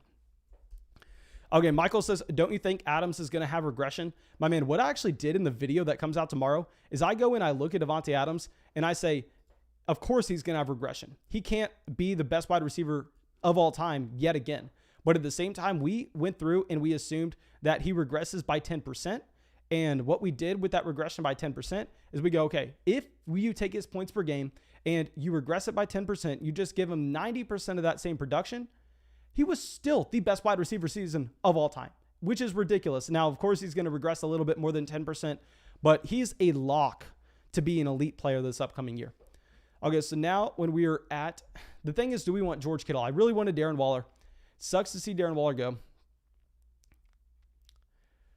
I think we're going to go A.J. Brown. I'm unsure if we've drafted A.J. Brown in a single draft yet. Possibly that was the wrong call. We probably should have gone with the George Kittle, given the fact that we could have gotten a wide receiver that we like falling back to us in the third round. It is what it is. Let me know what y'all think about that. Let me know what you think about A.J. Brown versus George Kittle in this format, especially when we started off with a running back in Dalvin Cook. Okay. So let's go through. George Kittle goes to the 212. Yeah, let me know if y'all think that was a mistake by me. Let me know if you think I should have actually taken George Kittle at the 211. Because, I mean, we're going to have some wide receivers that we like falling to us. We would have had a shot at either Justin Jefferson or Keenan Allen if we would have gone with the George Kittle at the 210. I mean, 211, I'm sorry. I really thought we were getting Darren Waller for a second. I don't know why I thought that was actually going to happen, but that's the furthest I believe I've seen Darren Waller fall in one of these drafts. Now, Justin Jefferson goes. Now, that is the pick that hurts to see. Now, I think here we would actually probably prefer Keenan Allen if it wasn't for the news about the Amari Cooper injury. And at the same time, I think we have yet to draft CeeDee Lamb in a single one of these drafts. So CeeDee Lamb also, something I have not talked about that much on this channel yet, but you've seen this every single year in fantasy football over the past 5 years, especially when Twitter blew up for fantasy football. Whatever team is on Hard Knocks, you can almost guarantee that there are going to be a few players from that team that rise up in fantasy drafts just because of the show. Just because people see CeeDee Lamb in practice and they go, oh my God, CeeDee Lamb working harder than anybody else. All of a sudden, we need to be drafting him in the second round. So the CeeDee Lamb hype is very strong right now. But if you're telling me that Amari Cooper may not necessarily be on Hard Knocks that much with his injury, and we're just going to get a feature of CeeDee Lamb, this is a player that I think is going to continue to rise in fantasy football drafts, as crazy as that sounds. And also, I have Keenan Allen in a lot of drafts, so I think we're actually going to go with CeeDee Lamb there, even though I know a lot of people probably prefer Keenan. Okay, so DeAndre Swift at the 304 to a team that decided to go Davante Adams, DK Metcalf. I think that's the main mistake that we actually made with our Davante Adams team. I believe it was 2 nights ago where we drafted a Davante Adams team, and then we just got completely screwed out of running back, where it was to a point where, I mean, our team was almost dead in the water, where I was looking at it going, this is embarrassing. People trolled us. They just continue to take running backs 3-4 rounds ahead of ADP, telling me, Mason, you have no shot at getting one. And it sucked. And I think the mistake that we made is when you go with the Davante Adams in the first round over a running back that maybe is a little riskier, someone like a Derrick Henry or a Saquon Barkley, I like taking Davante Adams over them, but you need to make sure you're getting another running back in the third. When you have the opportunity to see J.K. Dobbins or DeAndre Swift fall to in the third round, I don't necessarily like that draft pick every single time. I mean, if you start with an Alvin Kamara, I'm not going to be the team drafting DeAndre Swift at the beginning of the third. But if you're in the middle of the third round and you started your draft with Davante Adams, there I actually think that that's going to be the team that you want to be drafting that wide receiver. I'm sorry, that running back. Okay, Tyler says, do you prefer Saquon Barkley or Aaron Jones if drafting in the 8th spot, half PPR? Currently, I prefer Saquon Barkley. I know a lot of people want to focus in on the injuries. Yes, I think what's even more concerning is the offensive line play. But with Barkley, I'm just chalking it up to the fact that he is the best running back in the NFL, the most athletic, one of the largest running backs, and one of the best pass-catching running backs outside of Christian McCaffrey. So yes, it's a horrendous situation, and situation drives so much of the running back position. But at the same time, it's Saquon Barkley. It's Saquon Barkley, my dudes. Okay, so Dobbins goes here at the 308. David Montgomery at the 310. I believe this is my first draft where we have seen Miles Sanders go over both J.K. Dobbins and David Montgomery. Sanders, maybe he's fallen too far because in the majority of these drafts, he's actually going in the middle of the 4th round. I've seen him fall to the late 4th. So I think at that point, you definitely love the value you're getting with Miles Sanders. I think Dobbins is pretty much just a better version of Sanders this upcoming season, where if you're drafting Sanders, you're kind of making the same bet that you have with the J.K. Dobbins, where you're essentially saying, okay, we're hoping that Jalen Hurts comes in here. He raises the overall efficiency of the offense. If he raises the efficiency of the offense, you're going to have a ridiculous yards per carry for Miles Sanders, but he is a scrambling quarterback, so you're not going to have that many targets, which definitely hurts the running back. But if you're making that bet, wouldn't you rather make that bet with J.K. Dobbins, someone that we know exactly what the Baltimore Ravens offense is going to look like? We know they're going to be elite, and we don't know that yet with Philadelphia. So I think we do prefer having Dobbins over Miles Sanders, even though I'm not the biggest fan of J.K. Dobbins. Ferris says, is this a half PPR format? Yes, this is a half PPR format. Okay, so we have a little bit of a wide receiver run going here. Of course, when we go in the 2nd and 3rd round and draft A.J. Brown, CeeDee Lamb, we're hoping some wide receivers go off the board. We're hoping we get some running backs that we like falling to the 4-5 turn. Okay, so Amari Cooper does fall to the 312 in this draft. See, I just don't like seeing Terry McLaurin go over Allen Robinson. I'm fine if you want to take Terry McLaurin once Keenan Allen, CeeDee Lamb, and Allen Robinson are off the board. But I mean, I know we got so much hate for me coming out talking about how overrated Terry McLaurin is. I just think he's overrated when he's in the same range of these guys. If he's back here with Robert Woods, Mike Evans, Amari Cooper, I'm fine with it. But you can't tell me that he's a player that should go over Allen Robinson. It makes no sense. Now, Mahomes falls all the way to the 407. That is maybe the largest fall we have seen for Patrick Mahomes in any of these drafts. You have both the Travis Kelce and the Tyreek Hill owner passing up on him. I think that the Travis Kelce owner here at the 107 made a massive mistake in drafting Jamar Chase over Mahomes when you had the potential to stack Kelce with Mahomes in the middle of the 4th round. You have to do it. I know you want your wide receiver value, but no, Patrick Mahomes was by far and away the best value there. Okay, so now we are on the clock and wide receiver is drying up. We kind of have to get a wide receiver at this point, to be honest. I mean, we are kind of getting suckered into the run. I like Brandon Ayuk, though. The thing is, do we go Ayuk? Do we go Adam Thielen? I think when we draft Dalvin Cook, maybe we kind of make a bet on the Minnesota Vikings offense. Maybe we go with an Adam Thielen here at the end of the 4th round. I think we definitely needed to go with a wide receiver, though, just looking at how the player pool was going to dry up. And there are 2 running backs that I'm fine with, either one falling to us at the 502. So based on that, Adam Thielen going to be the selection. Possibly I would have gone with the Brandon Ayuk if we didn't necessarily already make the bet with the Minnesota Vikings offense. And I don't think stacking is that important at all when we were talking about running back to wide receiver. But if you're going to make it as the smallest little tiebreaker, I mean, Brandon Ayuk and Adam Thielen are pretty close for me in this format, given the fact that a half PPR incentivizes you to go out there and chase those touchdowns, which we know Adam Thielen does have a very high touchdown rate.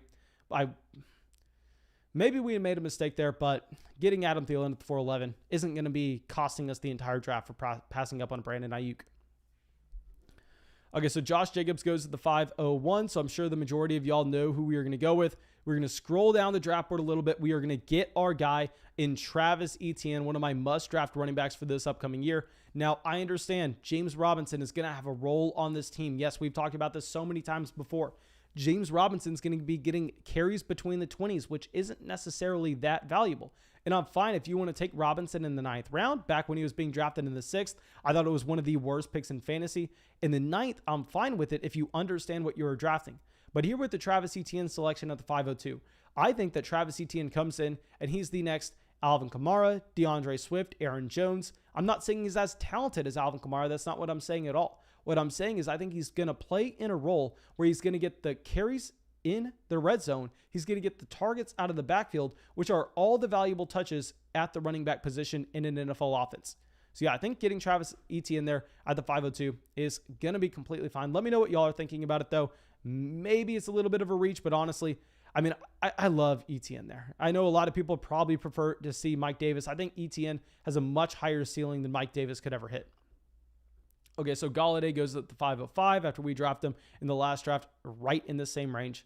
So Monkey Mind, I think that this is a team that has a higher ceiling than really anybody else at this point. Gets Zeke, Ridley, A-Rob, and Patrick Mahomes. I mean, getting Mahomes at the 407 is massive. Now, he takes Darrell Henderson at the 508. He definitely needed to go running back there, given the fact that he only had one guy, and you're looking at wide receiver. You've already seen the tier fall off. And, I mean, you can't go with another quarterback when you take Patrick Mahomes at the 407. When you take Patrick Mahomes at the 407, you're essentially saying, okay, well, we don't have to address the quarterback position at all. We can wait until we get Derek Carr at the very end of the draft. So, yeah, I mean, Darrell Henderson, not my favorite pick, but I understand the thought process and wanting to go there. I'm sure he really wished that a Javonte Williams fell to him instead. Also, guys, if you have not dropped a like on the live stream so far, please go down there, drop a like on the stream. And if you have not signed up for Underdog Fantasy with promo code FLOCK, guys, you get a free $25 at sign up with promo code FLOCK. At the same time, you get our 2021 draft guide. And on top of all of this, if you ever have enjoyed a single video of mine and you go, you know what?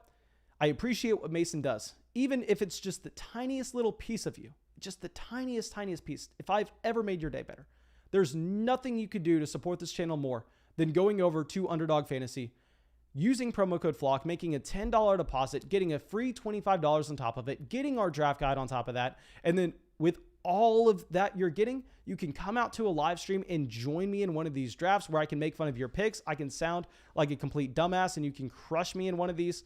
So yeah, please guys, I'll send that link out in the live chat. Make sure you go sign up for Underdog Fantasy with promo code FLOCK. Okay, Devin says, too many new parts in Jacksonville to be betting high on them in every draft. My man, I love Jacksonville. The players, I love Jacksonville with a passion, to be completely honest. The only thing I'm worried about is Urban Meyer. Urban Meyer at this point kind of looks like a donkey. I mean, he looks like he may not necessarily know what he's doing. If you look at their free agency moves, if you look at what they did in the draft, a lot of smart people are saying that Urban Meyer isn't necessarily making the best decisions for Jacksonville.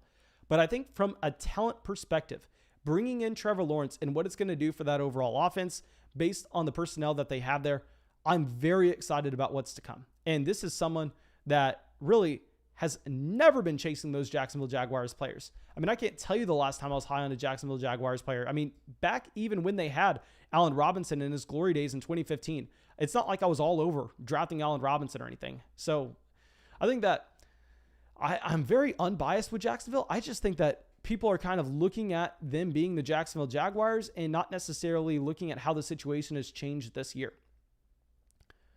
Okay, so we are going to be up on the clock at the 6:11. This team so far, very balanced. We have Dalvin Cook, Travis Etienne at running back, at wide receiver. We have A.J. Brown, CeeDee Lamb, Adam Thielen. So Russell Wilson goes at the 6:09.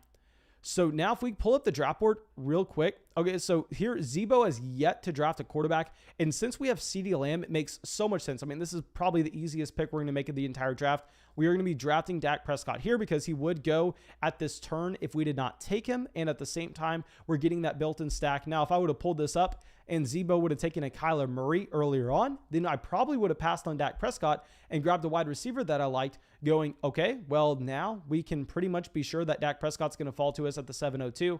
But I know he would have gone off the board. So we're going to take him there, and we're going to be fine with it. And what's great is, I mean, after getting Travis Etienne in the 5th round, I'm not going to be pressured to reach on a running back here. I'm not going to be pressured to draft a Damian Harris. Instead, I can soak up some of this wide receiver value, which I'll be very happy to do. So let's see where Zebo decides to take his second pick. He's gone 2 running backs, 3 wide receivers, and a tight end so far. Okay, so come on, Zebo. Let's see where it's going. Okay, so he goes with our guy, Juju Smith-Schuster.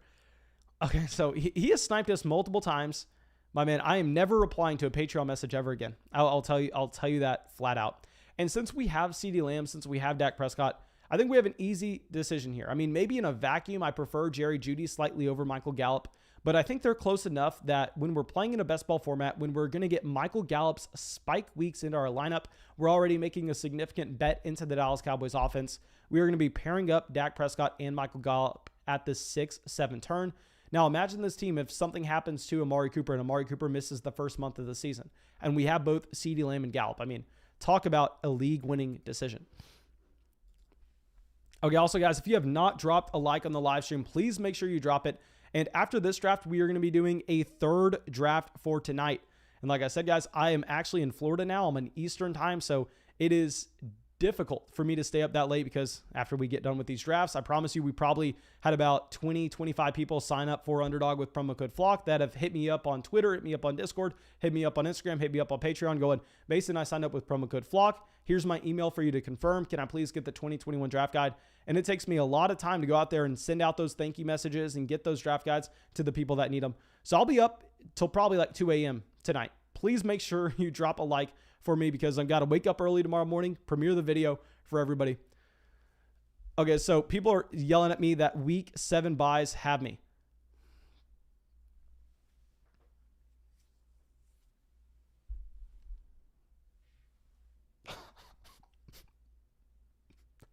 Oh my God. Oh my God, boys.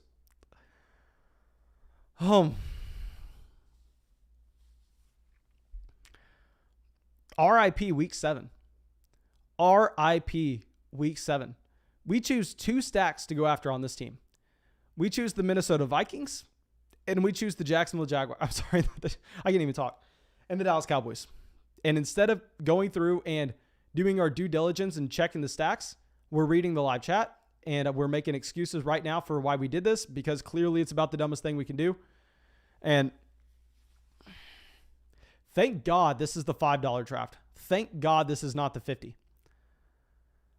Oh, I'm speechless there. Okay, boys, it looks like we're making an entirely different pivot. We're not drafting Kirk Cousins like I thought we were going to be doing on this team. It looks like before we draft anybody, y'all have to scream at me in the live chat to make sure they're not off on week 7. They have to be playing football. They have to be out there on the field in week 7 or they can't be on this team. Oh, my. Oh, that just pigeonholes this entire draft. Kevin says week 7 is overrated. Week 7, honestly.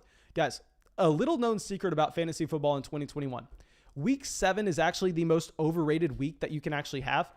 I think that if you're a skilled drafter and you really know what you're wanting to do, if anything, you want as least points as possible in week 7 with how the season's going to be situated. This is mainly because they're switching to a 17-game schedule.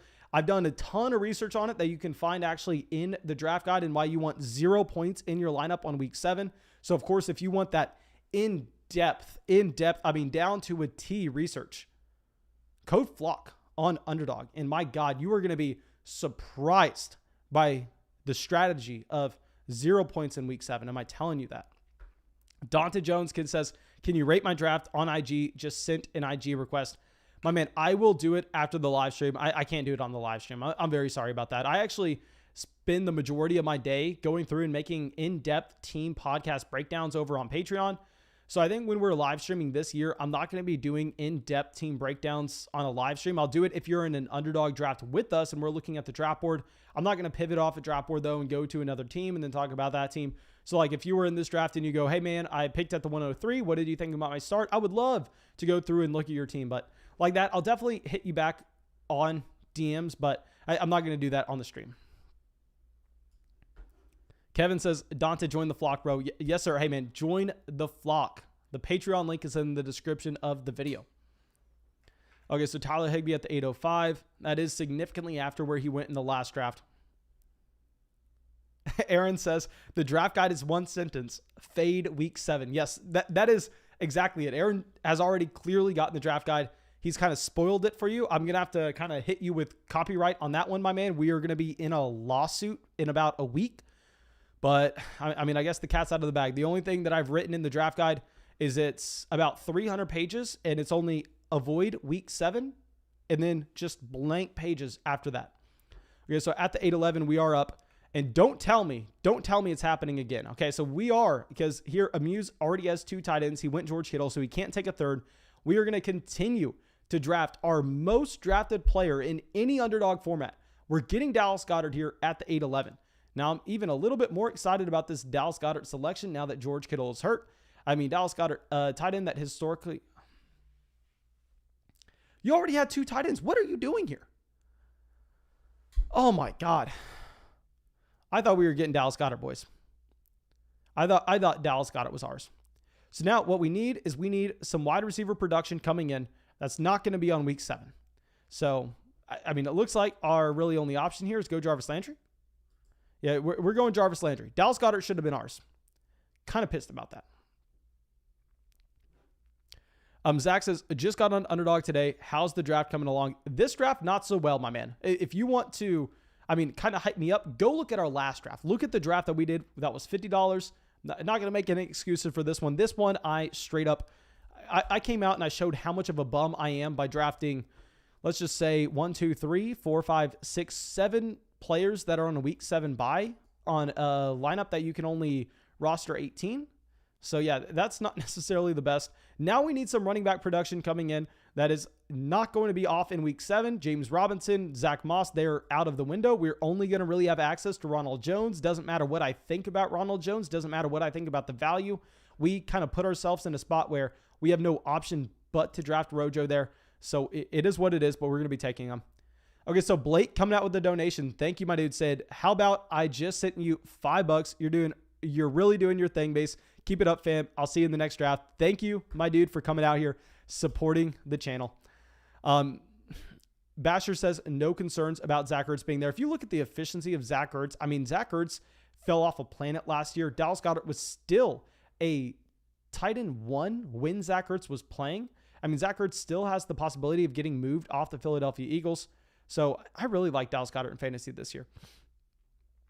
Zach says, just take Robinson now for the full week 7 bye. I will say, guys, in week 7, I would say in a regular league that is not best ball like this, where your points matter the entire year, I'm fine drafting a player on every single team and going, okay, we're giving up week 7. We're going to lose that week. But in best ball, it's different because your points get added together throughout the entire year. So in a regular league where if you only score 20 points on week 7 and you only get 1 loss, that doesn't hurt you that bad. But if you're expected to go out there and score 150 points every single week to win an underdog league, and then all of a sudden in week 7, you only drop 50 points, you have 100 points you need to catch up on. And it is a massive, massive difference maker. Okay, Luke says, so what about the loss in week 7? My man, I just went through and I explained it. Like I said, if it was a regular league, that's why I'm not even used to really looking at bye weeks that much, because I know a lot of people when they're playing with their buddies, when they're not necessarily that into fantasy football, they worry way too much about bye weeks. But in underdog, it definitely matters. And I will be the first one to admit that, which is why I'm saying we messed up here. I would love to say that it doesn't matter. I'd love to come up with some excuse, but no, we messed up. This was a bad draft. This was a dumb decision. We'll see if I can fix it. We're not making this mistake in the $50 draft. I will say that for sure.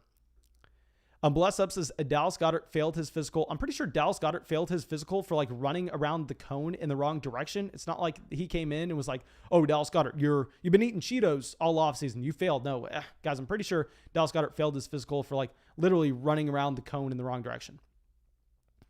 Kevin says, can we get an update Tuesday morning on week 8 if you won that matchup? Okay, so now Logan Thomas at the 10:01, Matthew Stafford at the 10:02.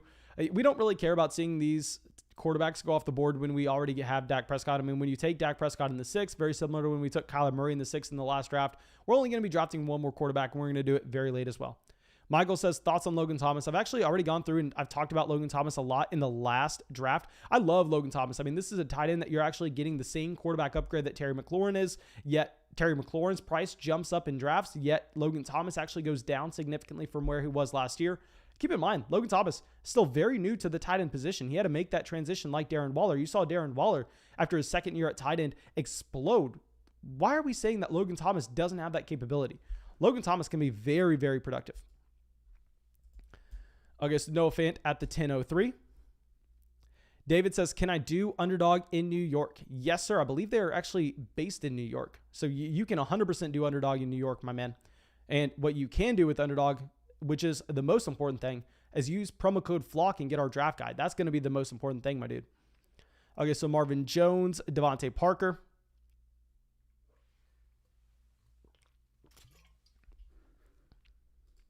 Okay, so now let's scroll across. There are a few interesting players. I probably shouldn't have brought it up that early on because I don't want to talk about players that are available when we're like 4 or 5 picks away, because if I bring up a player's name, given the fact that people in this draft are watching the stream, there's a 0% chance I get them. Now, we do have 3 running backs. We have a nice group of wide receivers. We still desperately need a tight end. If we would have had either Noah Fant or Logan Thomas falling to us, I would have been excited about that. I don't think we can necessarily go out there and reach on a tight end beyond this. I'm not going to be reaching multiple rounds for a guy like a Hunter Henry. Maybe if we get him at a nice value, then of course we can go out of our way and do that. Trey Lance at the 10:09. Okay, so now let's pull this up. Tony Pollard, not going to be an option. Week 7. Gabriel Davis, I like the value, but not going to be an option. That's week 7. Okay, so maybe we can't get Trevor Lawrence. Okay, so Tony Pollard does go. Maybe we just get Michael Pittman. Y'all know I do not like Michael Pittman at all, especially I didn't like him before the Carson Wentz injury. He was someone that I never, ever drafted. And now Carson Wentz gets injured, so of course his value is continuing to fall. But I think when we desperately need someone that's going to be playing in week 7 and we need a wide receiver, we put ourselves in this situation. I mean, we kind of have to draft Michael Pittman in round 10. Okay, Leonardo says, Mason, do you like Diami Brown?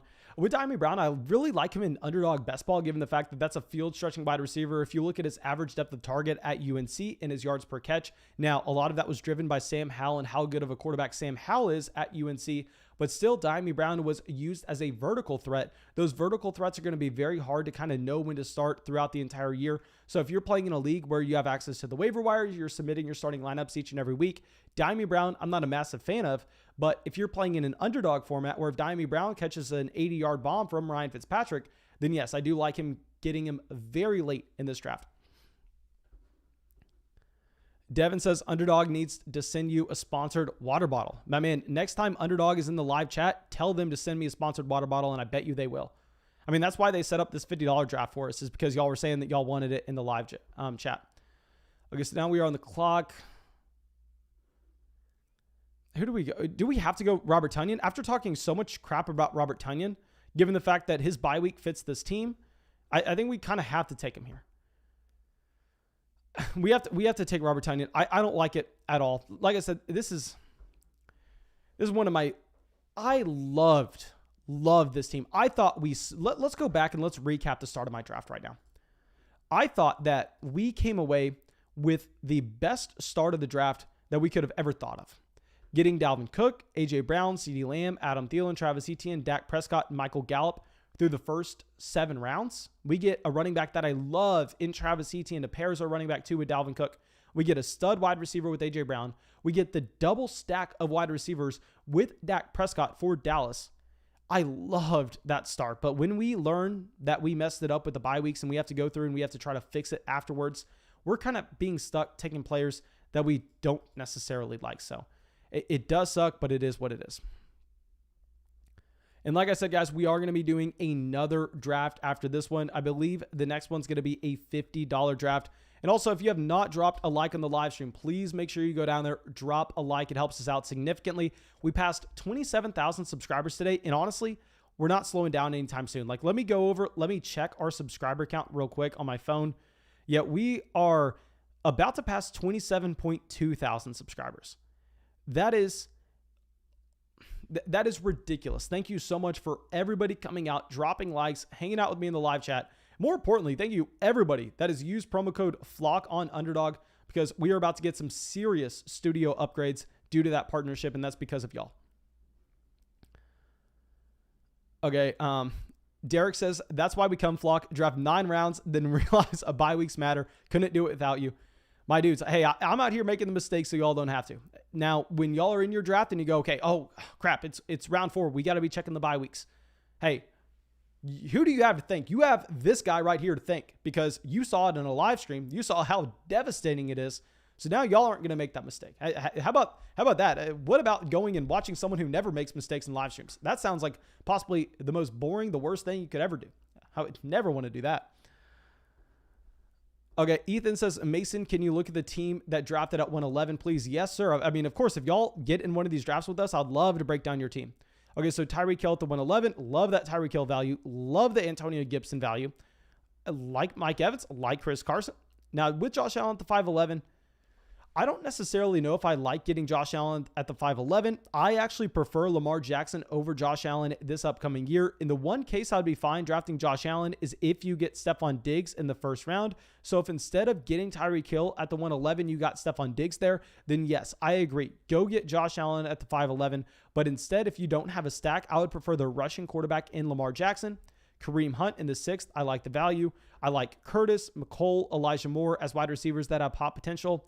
Matthew Stafford is your quarterback 2. I think possibly you reached a little bit on QB2, just given the fact that when you go out of your way and you draft Josh Allen in the 5th round, you're taking such a large opportunity cost to draft Josh Allen in the 5th that I want to make sure we're waiting on our quarterback until we get to a tier that's way below Matthew Stafford. I mean, when I drafted Dak Prescott in the 6th, I'm not looking to draft a Matthew Stafford in the 10th. Just a little bit of something for a roster construction standpoint. I think we would have preferred to see you go with a tight end there, someone like a Noah Fant. Now, Paris Campbell at the 11-11. I like Paris Campbell, fine with the value. And then Irv Smith, I really like that Irv Smith pick. Yeah, so really, I like your draft overall. The only thing that I would say is I think there are a few things with QB that I personally would change, but I'm open to be wrong on either one. Basher says, how do you feel about Daz Newsome in Dynasty now that Anthony Miller is gone? Deep flyer, I know, but any interest? I will say with Daz Newsome, he does clearly have a path to getting snaps, and Justin Fields should elevate this overall offense. And a big thing with Daz Newsome is Allen Robinson is currently playing under the franchise tag. So possibly if they miss out on Allen Robinson next year and Justin Fields is actually an exciting quarterback, maybe he becomes something. To be completely transparent, I don't have Newsome on any of my dynasty rosters. I'm not planning on drafting him anytime soon. So yeah, that's where I stand on him. I understand the thesis behind it. I'm not necessarily going out of my way to get him, but I understand why you would. Okay. So now with this team, let's go through. Let's do a quick recap. At quarterback, we have Dak Prescott. At running back, we have Dalvin, Travis Etienne, Ronald Jones. At wide receiver, we have A.J. Brown, C.D. Lamb, Adam Thielen, Michael Gallup, Jarvis Landry, Michael Pittman. And at tight end, we do have Robert Tonyan. NRG Fantasy Focus says, yeah, I would have took Matthew Stafford at the 10:04. Yeah, guys, like I said, please come out here and give me your opinion as well, because I'm completely open to being wrong. And here, I think we need to get a running back forward. When our top 2 running backs in Dalvin Cook and Travis Etienne have the same bye, I think actually getting a Latavius Murray makes a lot of sense. And that Latavius Murray is very similar to some of those other players that you're seeing, in that he does have a role every single game for the New Orleans Saints. If anything were to happen to Alvin Kamara, we've seen Latavius Murray be a top 12 running back in fantasy before. So getting him there at the 12-11, I think does make a lot of sense. He's very similar to the same mold of a Kenyon Drake, a Jamal Williams. Possibly we made a mistake going with a Robert Tonyan over a Kenyon Drake in the 11th round. Y'all know how big of a fan I am of Kenyon Drake this year. So I'm completely open to being wrong on that. Maybe that's something we need to fix in the next draft. Okay, we now have more likes on this live stream than we have live viewers. That is ridiculous. Okay, so now let's switch back to the players that are going to be available to us. So now at the 13-12, do we have a... Okay, Rager's practicing without restrictions, and now that Devontae Smith is actually injured, I think we kind of have to take a full 180, and maybe we have to get Jalen Rager here. Tight end, Jonnu Smith has a week 14 bye. How many wide receivers do we have? 1, 2, 3, 4, 5, 6. So 6 wide receivers. We're actually going to go Jonnu Smith. We're going Jonnu Smith. We took it down to the wire, but yeah, getting Jonnu Smith there, we are going to be fine with. Now, let's slide this over. Now, Jonnu Smith, the big reason why I like him over Hunter Henry is you actually see the New England Patriots go out there. They sign Jonnu Smith before Hunter Henry. They also go sign Jonnu Smith for more money than Hunter Henry. So I definitely prefer Jonnu Smith over him. And for getting him in the 13th round, I think we're fine with that. We definitely needed a tight end. Like I said, I'm not a massive fan of Robert Tonyan. I think Robert Tonyan is 100% going to regress this upcoming year. You're betting on touchdown volume, which is going to be volatile. So I think we definitely need to go out of our way and get a Jonnu Smith on a roster like that. Okay, so let's go through. Kevin says, when we accidentally draft 9 straight players with the same bye week, the flock flies together. When that series of decisions forces us to take Pittman and Tonyan, everybody, now the flock flies together. Yes, sir. Everybody chant it out here with Kevin, my man, of course. Thank you for coming to the live stream. Always out here in the video premieres. And a big thing is, guys, if you're not subscribed to the channel, I mean, maybe you are subscribed to the channel and you haven't had a chance to come out to our video premieres, make sure you hit the bell next to the subscribe button. What that's going to do for you is it's going to notify you whenever we go live. That way you can actually come out and you can get the opportunity to join us in a draft right away. And at the same time, we don't just publish our videos. I actually premiere our videos, every single one, where I go through, I make it public, and we actually have a live chat with the video at the same time. So we can go through and we can talk as the video is premiering. We have what's called Premiere Gang with this channel. Kevin is out there every single video premiere, at least when YouTube gives him the notification. Because we've been uploading so much lately, YouTube has been a little off with those notifications. Okay, Walted says, hey, Mason, when do you usually answer DMs about draft guides? I just deposited $10 on Underdog using promo code FLOCK. If anybody during this live stream deposits $10 using promo code FLOCK, I promise you, you're getting the draft guide tonight. After I go through and I end this live stream, I'll probably be sending out draft guides for the next 30, 45 minutes, checking every single one of Twitter, checking Instagram, checking Patreon, checking everything.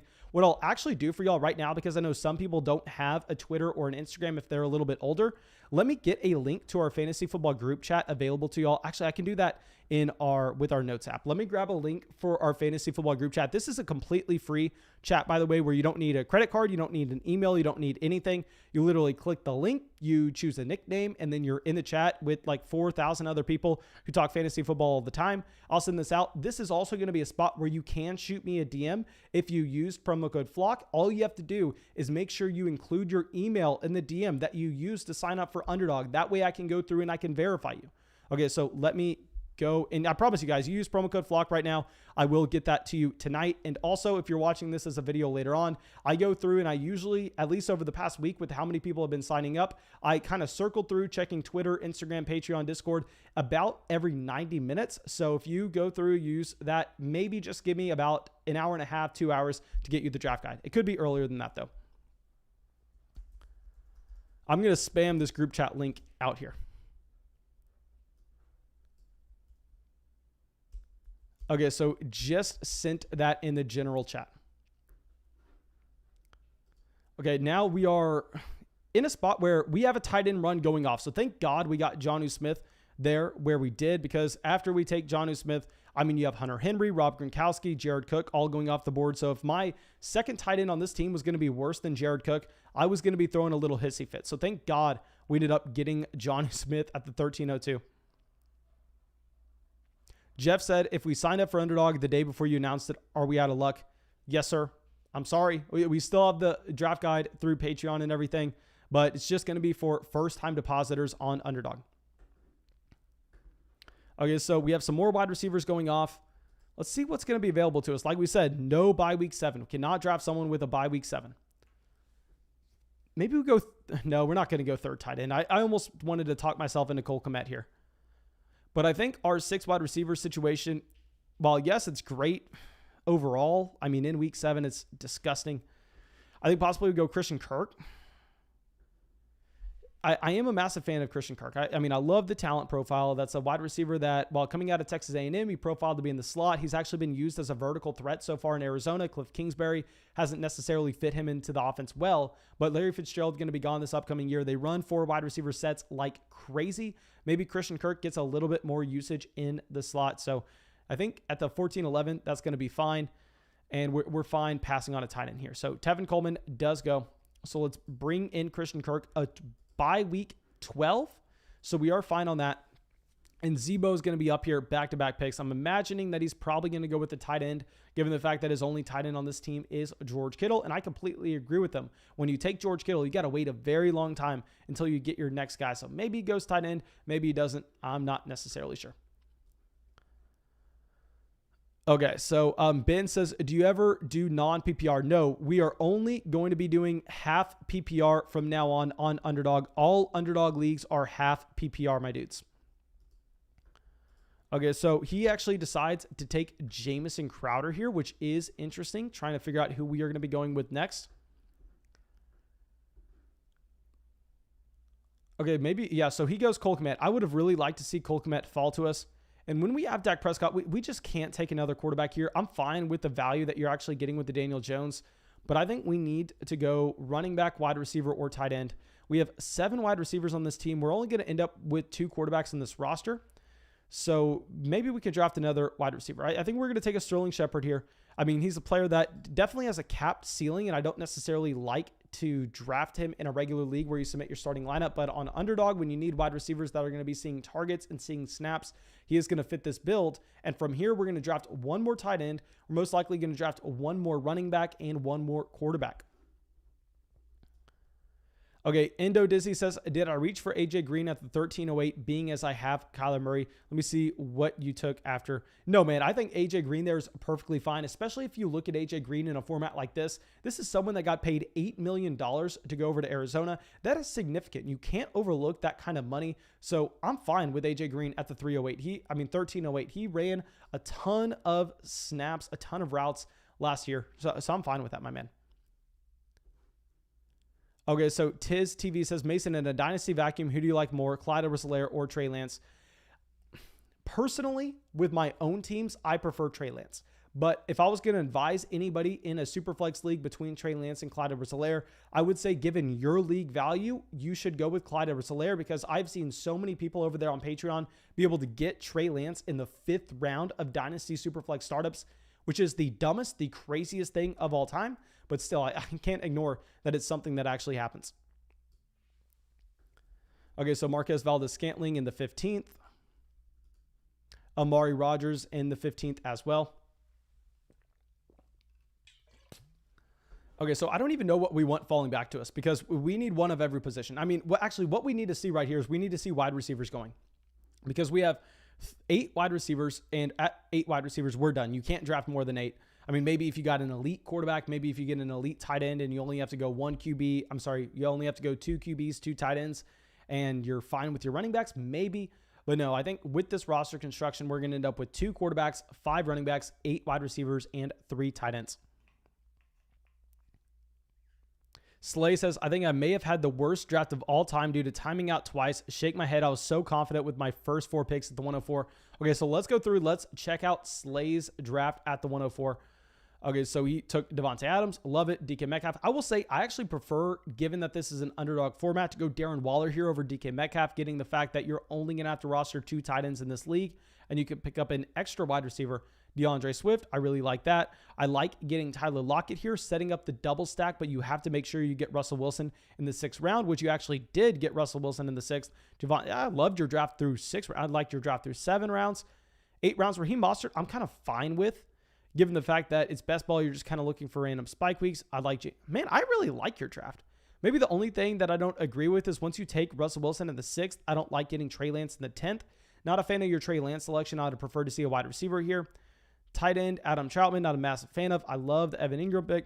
I actually think that this is a really strong team. I think the mistakes were Trey Lance, Adam Troutman. I don't necessarily know where your auto picks were, but I think those are the 2 things that I actually would change. But beyond that, I think that is a pretty strong team. Let me slide this over here. Let me know if y'all can also see the entire draft board because I kind of have everything set up a little different with this stream. Can y'all see? Okay, thank God. I was just making sure y'all can see the first round. The first pick. If that was not going to be the case, I was going to be very embarrassing if we've been going through the entire stream like that. Jeff says, just signed up to be a mother flocker. Let's go. My man, Jeff, joining the Patreon community. Thank you so much, my dude. Hey, over there on Patreon, when you join, please make sure you shoot me a DM. That way I can get set up with everything. Well, we've had so many people joining Patreon as of late that, I can't complain that I've been busy, but we've also been getting so many Patreon podcasts out there. And I know it shows that we've been doing a ton of Dynasty Team Breakdown podcasts, but that's mainly because we haven't done that many redraft leagues so far. But now that it's August and we're getting into redraft season, if you join Patreon and you want a podcast breaking down your fantasy team, all you have to do is shoot me a DM and I'll walk you through step-by-steps of the process of actually to get that podcast broken down. And what that entails is I'll just go through, I'll look at your team, you send it to me on Discord, and I'll go, okay, this is what I like. This is what I think about the format. This is what I think you did right. And most importantly, I'm always going to focus in on what I think can be improved on because that's what I do in my own drafts. And I think that's how you become a better drafter.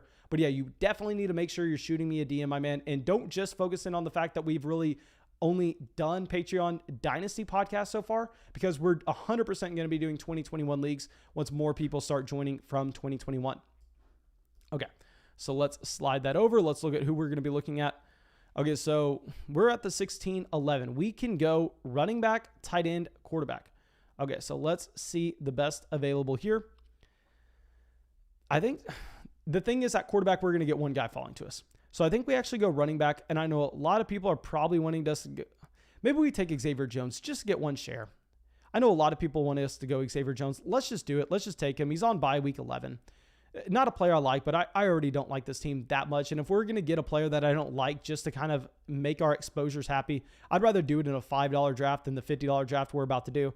So yeah, we'll get Xavier Jones there. According to ADP, it's a value. I don't necessarily think so. I think they bring someone in. But if they don't bring someone in, I mean, that's a great pick. But they are going to bring someone in. Okay. So now Fantasy Flock at the 1702, about to be up. So here we need either a quarterback or we need a tight end. I really like how Sleeper can let you go through and filter out like this. And we're definitely going to be drafting a quarterback given the fact that, oh my God, this sucks. I thought we were going to get Ben Roethlisberger guaranteed with this next pick, which I was excited about. Do we have... We're going way down the board. We're going Jared Goff. We can't take Ben Roethlisberger because he has the week 7 bye. I am not going to be willing to take Carson Wentz when we don't know exactly what he's going to be looking like in terms of how many games he's going to be playing.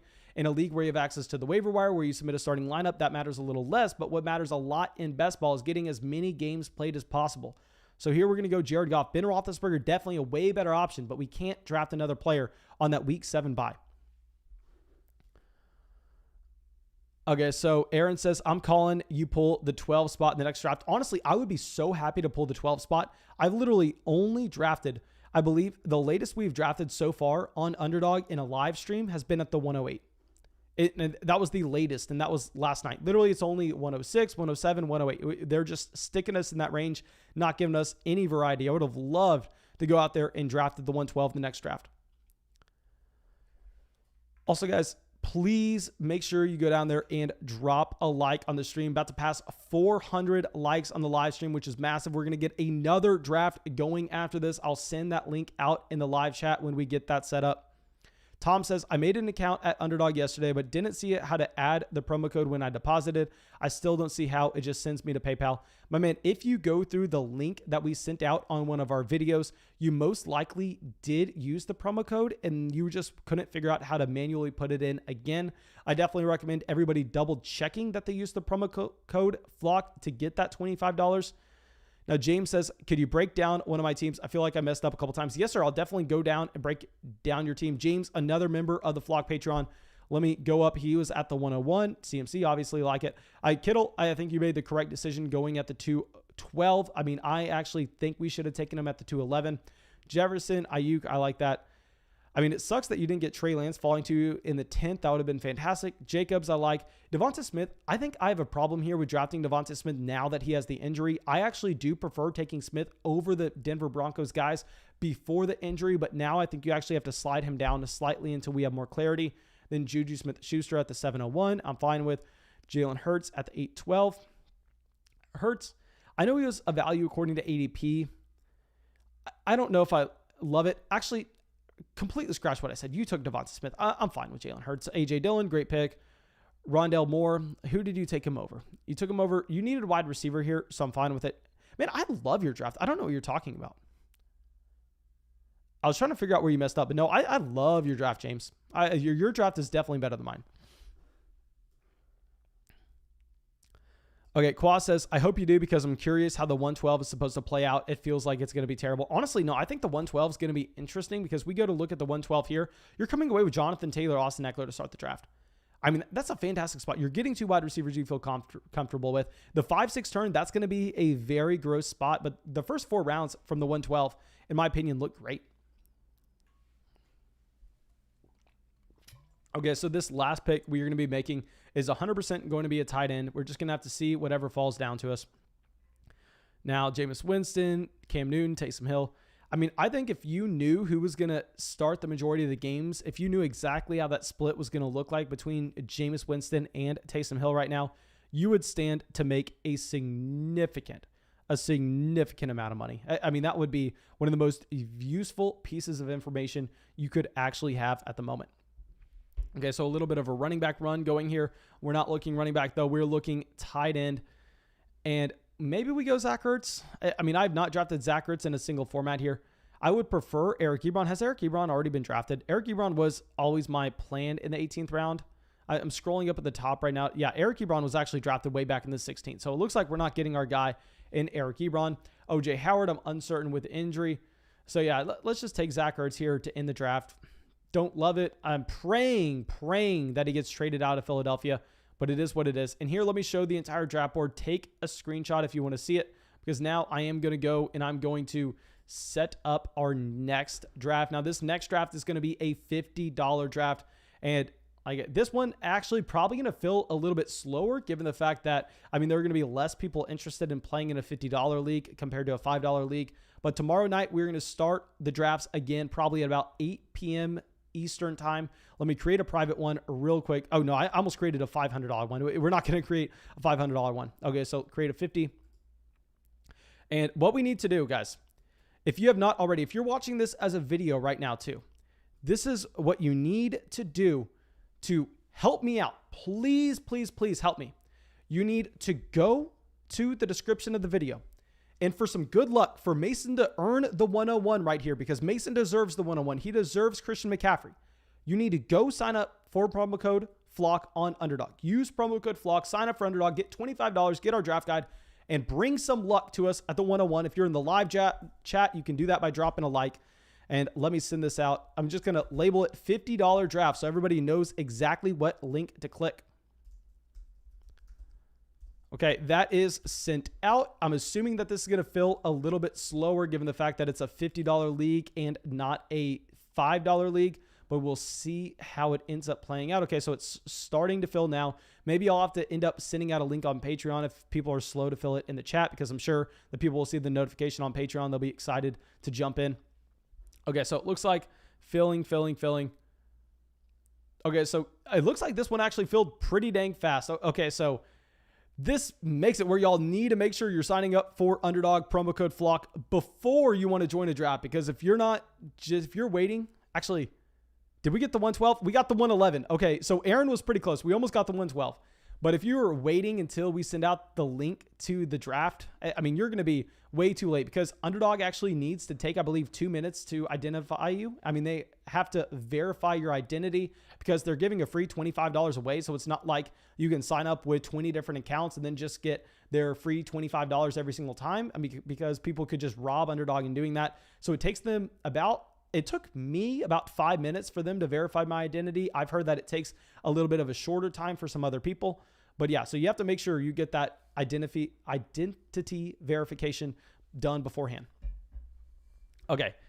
Jeff Sullivan in the chat says, Mason, I got the 101. I'm sorry. My man, congrats on getting the 101. I'm just happy we're not at the 106 again, to be completely honest. I'm not even going to throw a little hissy fit about this, just because, I mean, at least we're somewhere else. And we passed 400 likes on the live stream. Thank you so much, my dudes, for all going down there and dropping a like on the stream. Okay, so we have Christian McCaffrey going off. I'm assuming that we're going to have Dalvin Cook. Then at the 103, that's where you see some different things actually start to happen. And also, let me know if we'll switch this. We'll switch this over going down here. We'll show the draft board. There's no reason in showing the player list. Okay, so Alvin Kamara at the 103. Jonathan says, is Dalvin Cook a great pick? Yes. I mean, you have to take Dalvin Cook at the 102. He doesn't have the same kind of question marks as the other top-end running backs have. I mean, with the Derrick Henry, you have the age. Derrick Henry, I actually made a video very similar. I was using this stat in a video today that I recorded. I believe the number is 870 touches Derrick Henry's coming off of the past 2 years. Let me pull up the exact stat because I could be wrong. I think it's about 870. Usually, I have a really good memory when it comes to just random numbers like that. Let me pull it up. Okay, no, sorry, I'm wrong. 827 touches Derrick Henry has over the past 2 years, including regular season and playoffs. So, I mean, Derrick Henry has that question mark. Ezekiel Elliott saw his drop in efficiency last year. Now, yes, that could have been driven by the overall just offense taking a dip with no Dak Prescott. Barkley obviously has the injury, offensive line concerns. So out of all of those running backs in that top tier, Dalvin Cook really the only one with no concerns that you have. Obviously, Christian McCaffrey's Christian McCaffrey. He's in a completely different tier. Okay, so Tyreek Hill. Now we are going to be up here at the 111. And honestly, we're going to be going with Aaron Jones. I know it looks like a little bit of a reach according to ADP, but I think Aaron Jones is a smash pick here now that Aaron Rodgers is staying in Green Bay. So we're taking Aaron Jones at the 111. And I'm doing that literally every single time. I currently have Aaron Jones ranked as our 9th player overall. So it's going to be an easy decision by me, especially when we know that we can get some wide receiver value that we like in the late 3rd, early 4th. Like I said, this is a $50 draft as well. So I'm going to have to pay attention to bye weeks. I'm going to have to read the chat a little bit less and focus a little bit more on drafting. Okay, so Hopkins at the 112. That's a little bit earlier than where we usually see Hopkins. And we have some notable names in here. We'll go through and we'll look at the names that we recognize.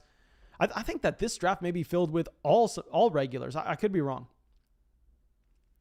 Okay, so let's see where Party Till She's Hot decides to go. Come on, he took Calvin Ridley. He goes wide receiver, wide receiver. So here we're actually going to go running back, running back. I'm going to go with Austin Eckler. I believe this is our first time that we've drafted Austin Eckler, but that's a running back that has been highly productive on a per game basis over the past few years. If you take out the games that he was injured, you actually see Eckler consistently being a top 10 running back. And now you're seeing him most likely playing the best offense he's ever played in when they get the significant offensive line upgrades by making big moves in free agency, by drafting Rashawn Slater in the first round, and Justin Herbert going into year 2. I love our start of Aaron Jones and Austin Eckler in the first and second round. Let me know what y'all think about that, my dudes. Okay, Vinny says, is Nico Collins in a third trash in a situation for someone like Troutman? You prefer Troutman over Nico Collins in a third. And I have Nico Collins in way more dynasty leagues than I've Adam Troutman. Okay, so Jonathan Taylor. I know that it's surprising seeing us take Aaron Jones and Austin Eckler over Jonathan Taylor. If Carson Wentz was healthy this upcoming year, I would take Jonathan Taylor over both running backs. I can't now. There's just the uncertainty that we don't have to deal with the other two guys. Now, DK Metcalf at the 206, Najee Harris at the 207.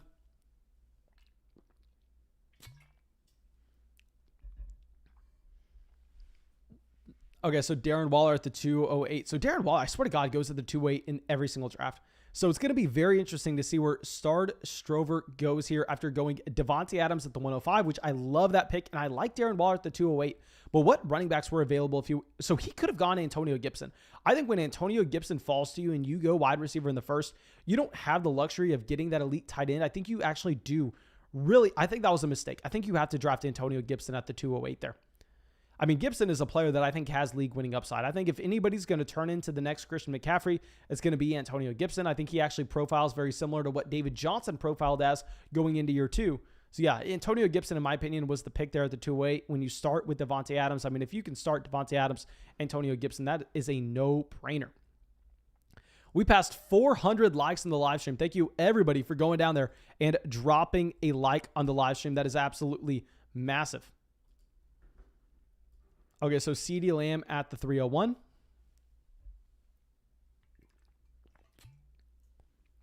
Okay, so J.K. Dobbins at the 302. Okay, so that is significantly earlier than where we've seen J.K. Dobbins beforehand. Now, a big thing that we have to focus in on is that we're picking on the end here. So we can have a decent idea of where Party Till She's Hot is actually going to end up going when we try to get a player in the third. So if we have a running back that we like falling to us in this range, we're actually probably going to be drafting the running back knowing that a wide receiver is most likely going to fall to us in the fourth. So yeah, it's going to be interesting. Maybe we start this draft off with 3 running backs. It's going to be dependent on who ends up falling to us though. And when it comes to stacks, I mean, you're looking to actually stack both Aaron Jones and Austin Eckler with their respective quarterbacks if you can, given the fact that a lot of their value is driven by what they do in the passing game rather than just what they do in terms of rushing. Now, DeAndre Swift at the 306. So, Stard Strover. Okay, this is the most interesting start so far. I think when you go Adams, Waller, you have to go DeAndre Swift at the 306, but maybe I'm wrong here. Maybe he gets some value that we're not seeing. So, this is the team we need to be on the lookout for, boys. This is the team right here that we're going to monitor as we go through the draft. Lank Dog has yet to draft a wide receiver yet. Okay, Cheeky Hobson goes wide receiver. Montgomery goes to the 307. McLaurin at the 309. I thought we were going to have to draft Terry McLaurin for a second. Okay, so now when we're at the 311, there's one player that's...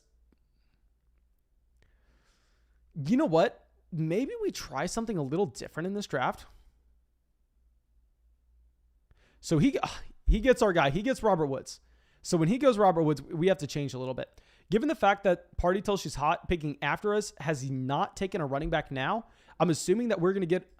I mean, we would have no shot at getting Chris Carson on the way back to us. Chris Carson would be guaranteed to go here. Even if I like some wide receivers in a vacuum over Chris Carson, I think we have to make the adjustment knowing that, I mean, Carson has a 0% chance of making it back to us in the fourth. Whereas a lot of wide receivers that we prefer over him actually do have a decent shot. So we're going to take Carson there. I know Party Till She's Hot is probably tilting for that pick, But now also we're only probably going to be drafting 4 running backs in this league. So yes, he drafts Travis Etienne here at the 312. I mean, you kind of have to reach on that running back after we take Carson. So I like that decision by us. We're going to get a wide receiver we like falling to us in the 4th round. Okay, so let's see where he decides to go. He's probably going to go wide receiver here. I mean, I would be surprised if he reaches on a Miles Sanders. Josh Jacobs at the 401. Okay, so I love what we did there by drafting Chris Carson. We caused him to actually go RB there. If we draft, you know what? If we draft a Miles Sanders here, we're done at running back.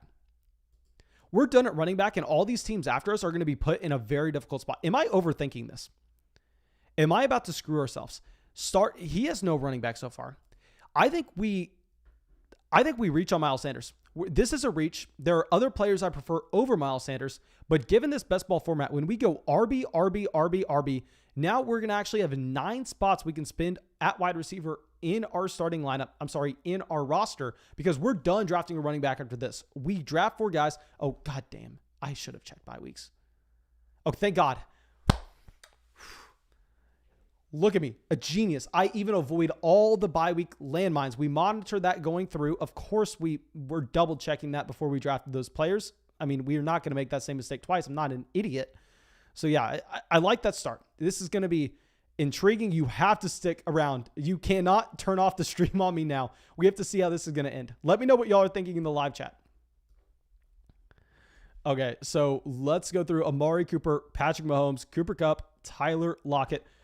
Okay, so if there were any running backs that were possibly going to be reaches going on after this, let's go through.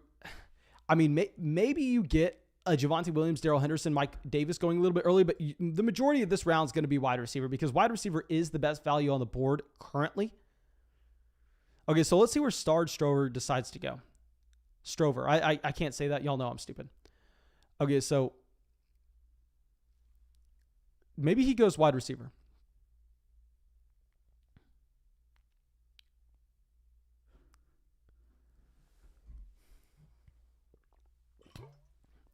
Okay, so he takes it down. He takes Julio Jones. Okay, so he goes with the best wide receiver available on the board.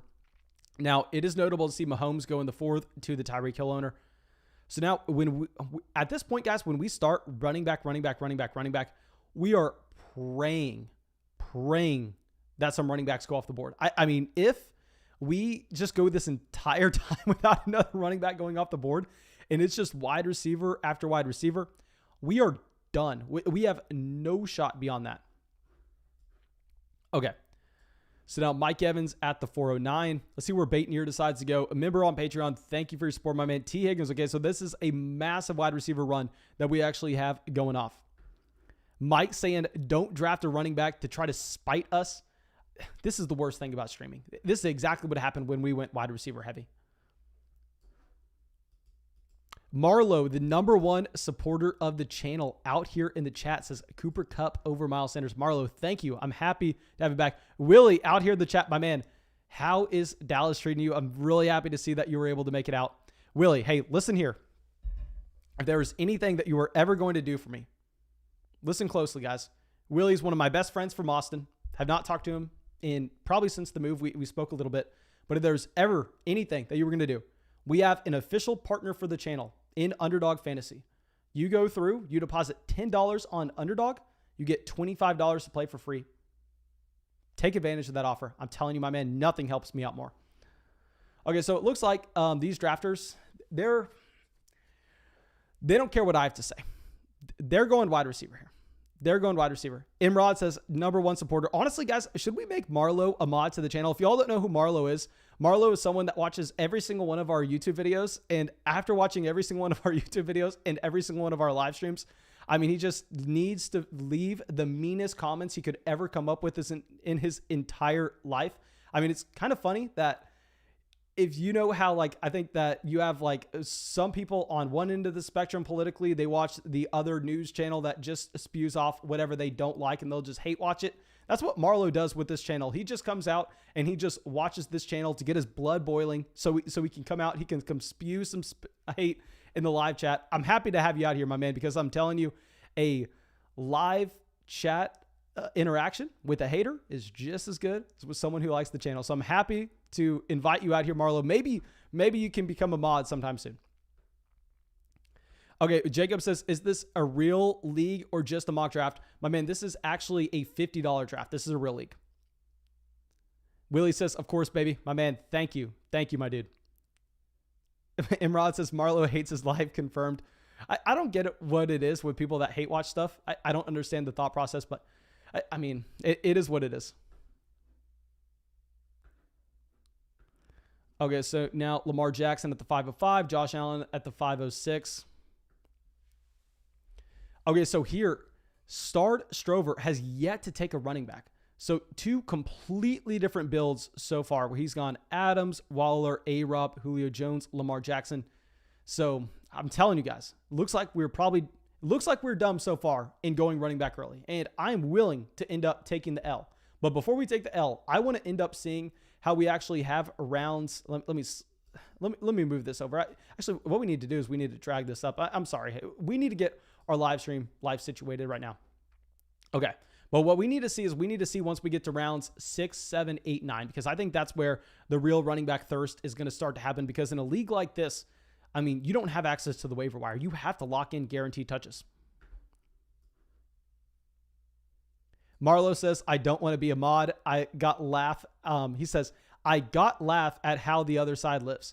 Marlo, my man, I would actually stop watching this stream, to be completely honest. I enjoyed you watching it beforehand, but knowing how I can read your comments and how you interact with people, I think what would actually probably be a better use of your time is, instead of watching our streams for entertainment or watching our live drafts, you should probably look up like English, grammar, YouTube videos that you could find. I'm sure that there are a ton on YouTube, to be completely honest, my man. I would probably try to log in a good 5 hours a day on watching some of those. That way you could just get that grammar down a little better. Okay, but oh my God, we almost went into autopilot mode. But yeah, I think that is something that could really help you out, my man. Just to be completely honest, I don't think you really need to work on fantasy that much. You're clearly an expert at fantasy. Okay, so now wide receiver. We're going to take, just because Marlo's in the chat, I know Marlo hates Odell Beckham Jr. We're going to take him just for you, my man, at the 5'11".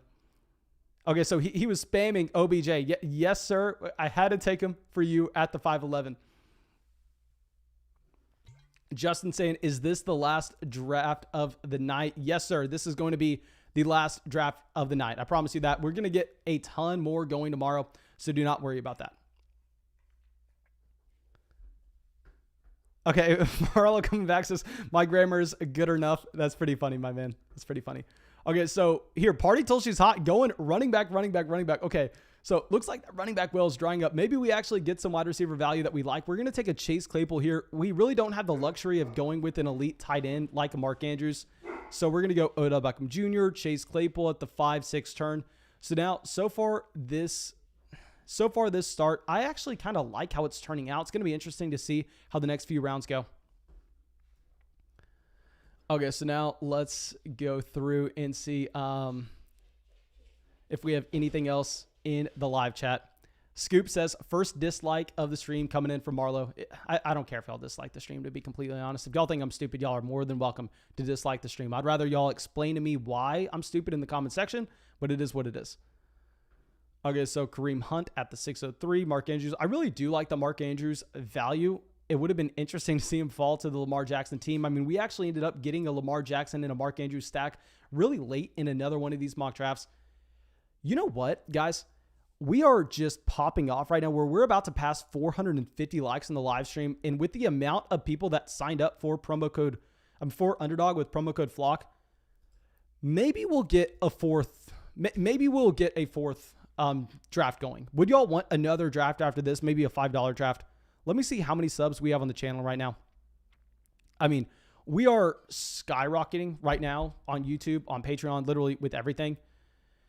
And how about this? We're going to go through, we are going to do a fourth draft. This is ridiculous. It's over 10 where I'm at. I probably shouldn't be doing this. I should probably end this so I can work on Patreon a little bit. But out of good faith, this is what I ask for y'all. I'm going to do a fourth draft for everybody here. We're going to do a $5 draft so anybody can get in that they want. But please, for the effort, show some support on the channel. Go use promo code FLOCK on Underdog. Get your free $25 shoot me a DM wherever you want. Twitter, Instagram, Patreon, Discord, it doesn't matter. Tell me the email that you signed up with for Underdog with promo code FLOCK, and I'll verify it and I'll send you our 2021 draft guide. So let's go through and do that, because I'm going to do everything that I can for us to hit that 10,000 subscriber mark. I'm sorry, not 10,000 subscriber. I'm always saying that. Our 10,000 sign up mark on Underdog Fantasy. If we hit that mark, like I said, we're going to fly 4 people out. Actually, no, that was if we hit 15,000. If we hit 15,000, we're flying people out to Tampa. But anyway, if we hit 10,000, I'm getting a custom made Flock costume. We're going to go to a Tampa Bay Buccaneers game in it. We're going to vlog the entire thing out. I'm going to buy 4 more tickets for Flock members that are in Florida so they can make a drive. If we hit 15,000, I'll fly some more people out. But right now, let's focus in on 10,000. So yeah, we're going to go through. We're going to keep doing it. But please, out of good faith, go and show some support on the channel. Go use promo code FLOCK on Underdog. Get in our next draft. Get your free $25. This is the best partnership we could ever have for the channel. So please take advantage. There's nothing you can do to support the channel more. Tom says, how do we tell you the email on here? No, sir. Do not tell me the email on YouTube. I'm not going to be able to see it. What I'll actually do is right now, let me pull up the free link to our free fantasy football group chat. There you can DM me very easily. Guys, if you don't know what Discord is, you don't need a credit card. You don't need an email. I'm not trying to get you to sign up for something. I'm literally just saying this is the easiest way you can DM me if you don't have Twitter, if you don't have Instagram. Now, my Twitter and Instagram are both in the description of the video. If you just want to DM me there, I've been checking them every hour and a half. That way I can see any of the DMs to verify those emails. But after we make these picks right here, I will also go through and I'll send out the link to our free fantasy football group chat. That way you can DM me there if you do not have an Instagram, you don't have a Twitter, or you're not supporting the show on Patreon. Okay, but looking back at the draft board, so we have some running backs getting reached on. We have Damian Harris, Trey Sermon, Raheem Mostert going in this range. So I'm fine with that. I think that we're actually getting the wide receiver value that we want fall to us at the end of the 7th round. Okay, so this is going to be great turn for us. Okay, so let me wait until it happens before I speak too soon. So Jerry Jeudy goes at the 709. Mark says, is the draft guide updated on the Rodgers news? Yes, sir. I upgraded both Devontae Adams and Aaron Jones in the draft guides. Don't know if I upgraded Robert Tonyan. All our rankings on the overall rankings on the draft guide are updated, but I'll explain the draft guide in a second.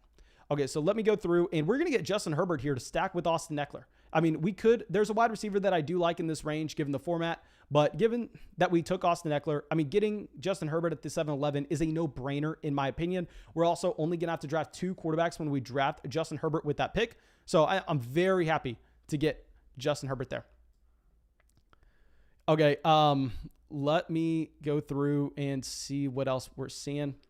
Okay, so now, yeah, we're just going wide receiver with this next pick. I mean, it's not going to be a surprise to anybody. We have 4 running backs, 2 wide receivers on this roster. So we're going to go Tyler Boyd. I mean, Tyler Boyd's the perfect wide receiver that we need here. Someone with a high floor, someone that's going to see a decent amount of targets. I don't love him in a traditional setup where you actually submit your starting lineup weekly and you're looking for someone with a little bit more ceiling.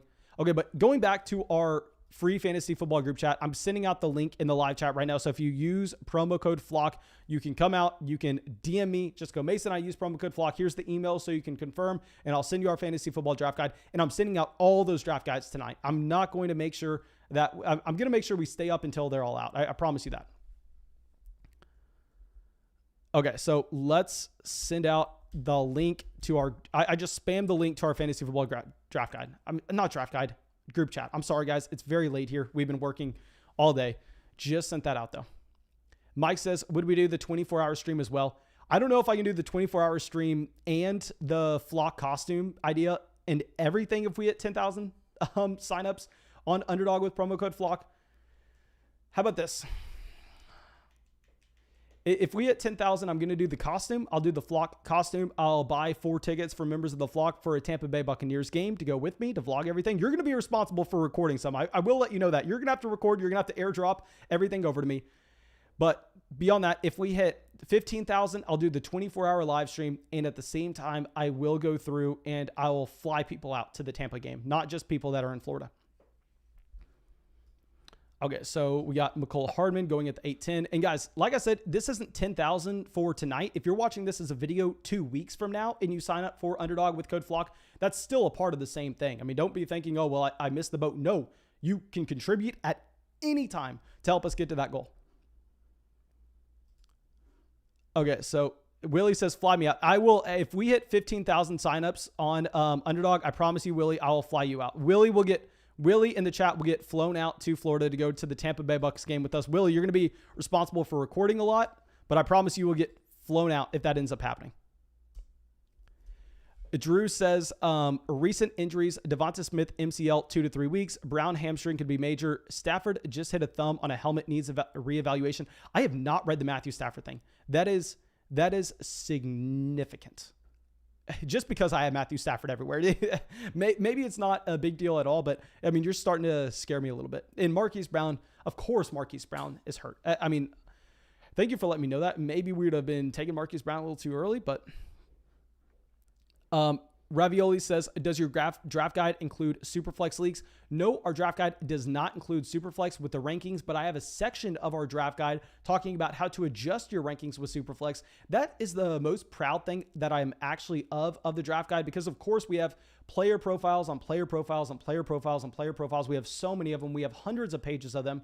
But what I'm most important about, and what I think you're not going to find on any other draft guides, is the fact that what we actually did with the intro to the draft guide is I did historical research with numbers and presented it in charts with everything, explaining it, dumbing it down, so really anybody could understand it. And I talk about how to adjust rankings and how to adjust draft strategy based on pretty much every league variable that you could be playing in. So you want to know how playing with 3 flex spots impacts your league compared to playing with 2 flex spots. You want to know how playing in a 10-man league compares to playing in a 12-man league.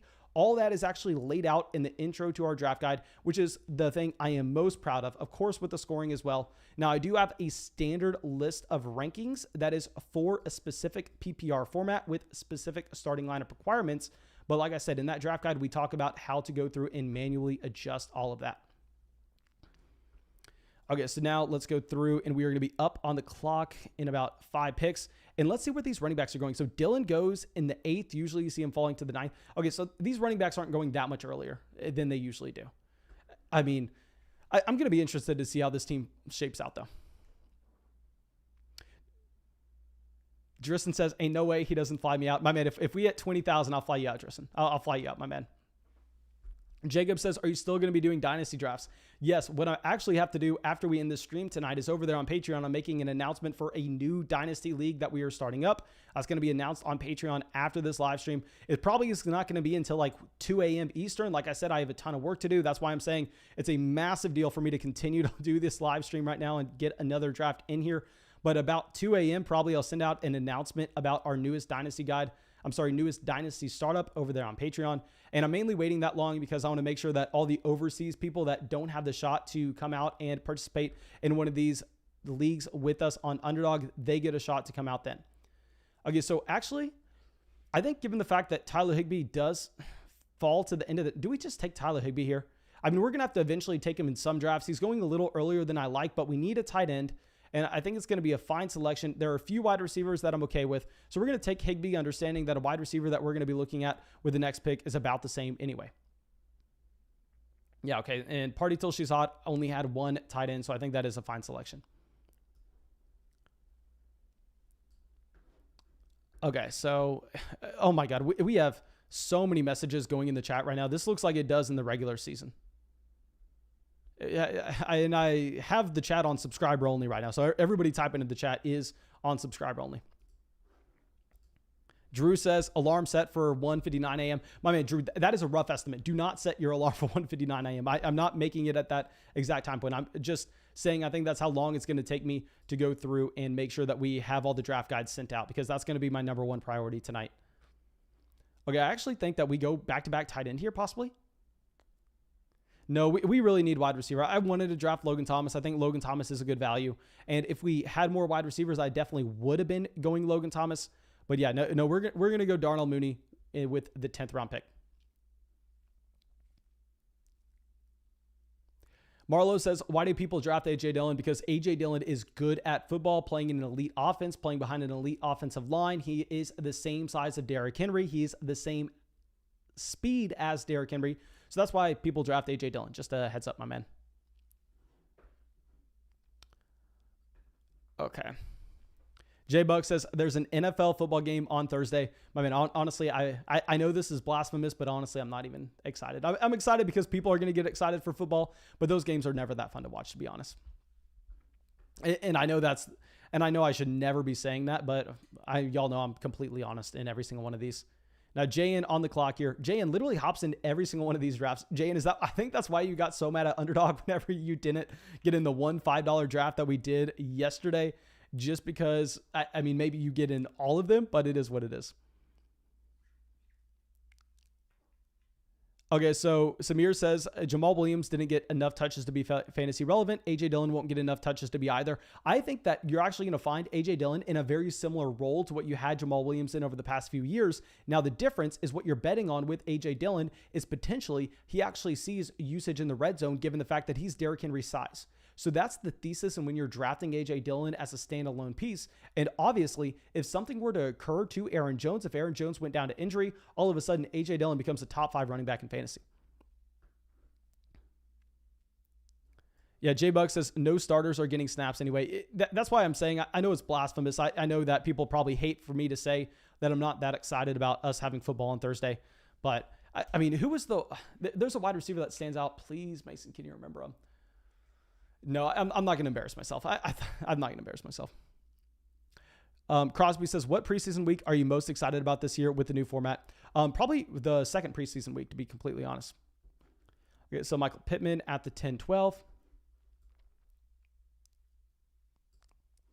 Okay, so Henry Ruggs at the 10-10. Okay, so Pittman falls a decent amount here. Like I said, guys, I've been pumping out all season now that I think that if y'all remember back about a month ago, Michael Pittman was going next to Jerry Jeudy. He was going ahead of Laviska Shenault in fantasy drafts.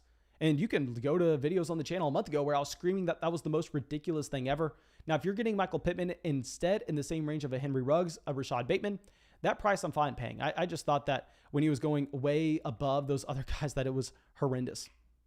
Justin says, what will the format for the $5 league be tonight? It's going to be a half PPR format on Underdog that is going to be best ball. So please make sure you sign up for Underdog Fantasy with promo code FLOCK. I mean, guys, I don't know what else I can do. I'm giving you a draft guide. I'm giving you a free $25. I'm giving you 4 drafts tonight. I don't know what else we can do. Okay, so Marlo says, I would rather have Gus Edwards. Gus Edwards, a very similar running back, to be completely honest. I think the thought process there is about the same in that you're drafting a running back that, I mean, doesn't project to be the starter on his team. He's going to have a role on his offense regardless. And if the starter went down in front of him, then that role expands. So I think drafting A.J. Dillon and Gus Edwards is about the same in terms of the thought process you have. I prefer A.J. Dillon because I believe he is the better running back. And at the same time, I think that he actually sees more touches per game if Aaron Jones went down compared to Gus Edwards if J.K. Dobbins went down. Okay, so Matt Ryan at the 11:08. We possibly should have gone with another tight end after taking Tyler Higbee at the 9-11. We should have gone with our guy, Logan Thomas, because if you go to wide receiver, I mean, there have not been that many wide receivers that have gone off the draft board since we took Darnell Mooney, and tight end has completely dropped off a tier. So that was a mistake that we made. I think that our initial thought process in wanting to get that tight end before the tight end tier fell off, I think that was probably correct. I think we could have waited on wide receiver just slightly.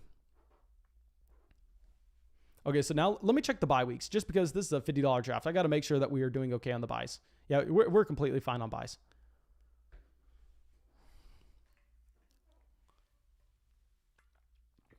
And nobody's going to be surprised here to see us go wide receiver. I'm really not going to be planning on taking Adam Troutman in this range. We're going to go Devontae Parker. I'm drafting Devontae Parker over and over and over again. Sounds like he is being activated from the PUP based on that report that Underdog has right there. So yeah, love getting Devontae Parker there.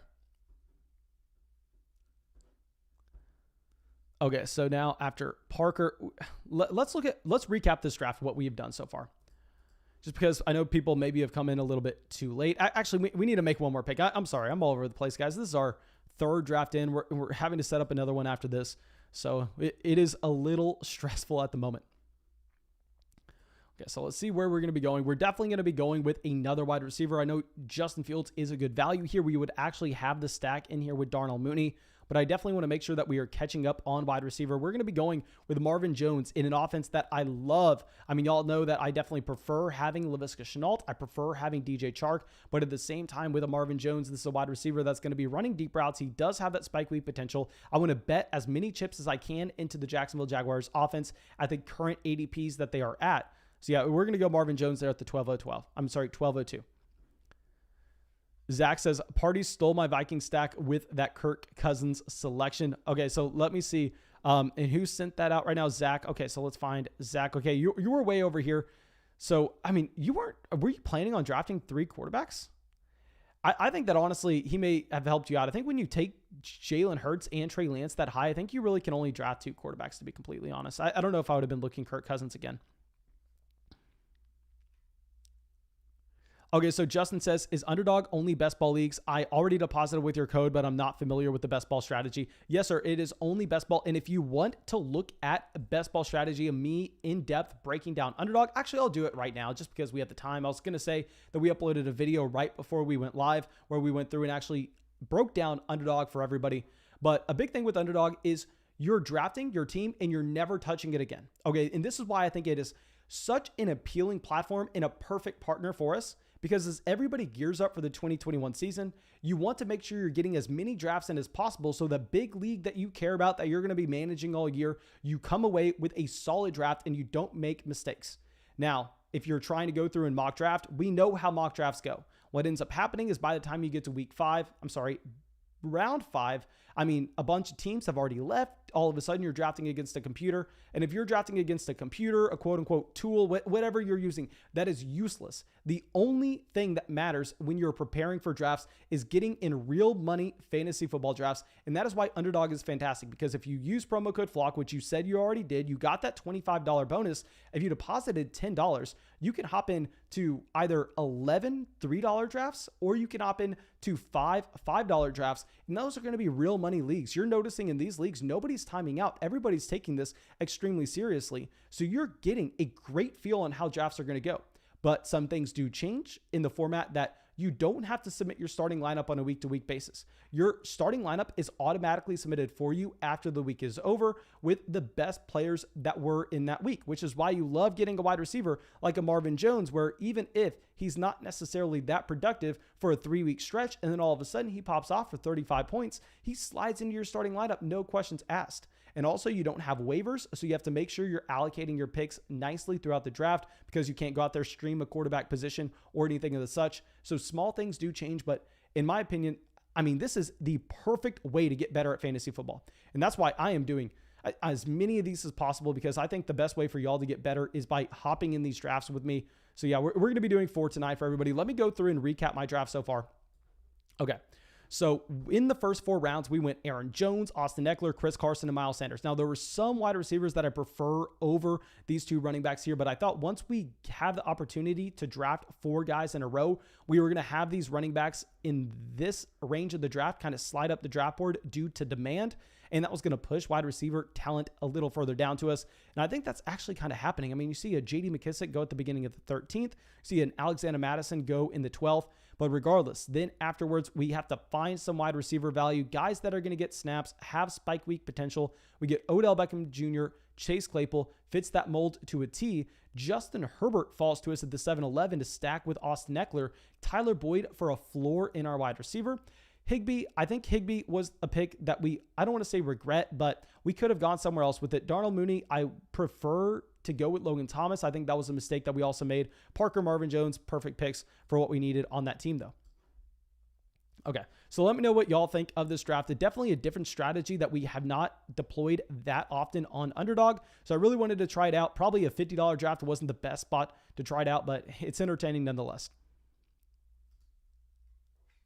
Okay, so now let's go through. Daniel says, draft like you are right. Don't overdraft positions. If you're going to win, you're going to hit on the early picks. Assume that when you're building a roster.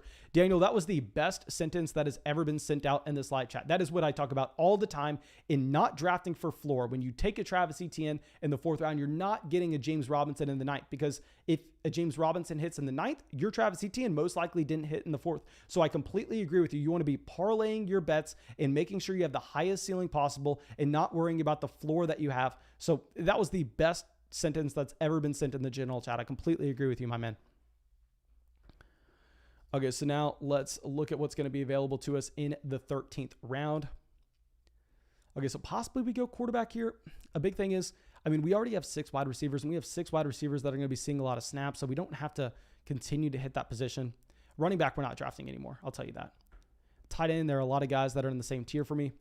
So I think we get Tua Tagovailoa. We get the stack with Devontae Parker. He's going to be our second quarterback in this team where we took Justin Herbert. So depending on how this draft goes, honestly, maybe I go 3 quarterbacks in this draft. Most likely not.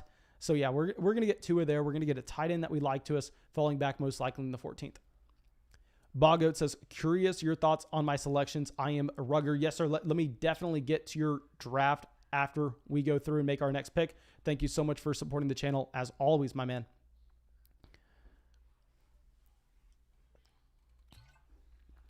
Okay, so at tight end, we are going to have to draft 3 tight ends on this team. I mean, we can't get around drafting 3 tight ends. Okay, so party till she's hot. He only has 1 tight end, so he's possibly going to go with the guy now that he has. Okay, so he goes Sammy Watkins. Okay, that is very interesting. So now we are going to end up going with, we're going to go with Hunter Henry. I know that it looks like a little bit of a reach. I actually definitely prefer Jonnu Smith, but with a Rob Gronkowski, I'm not going to be drafting him in that range. Willie comes out with a donation. Thank you, my dude. Still in the chat.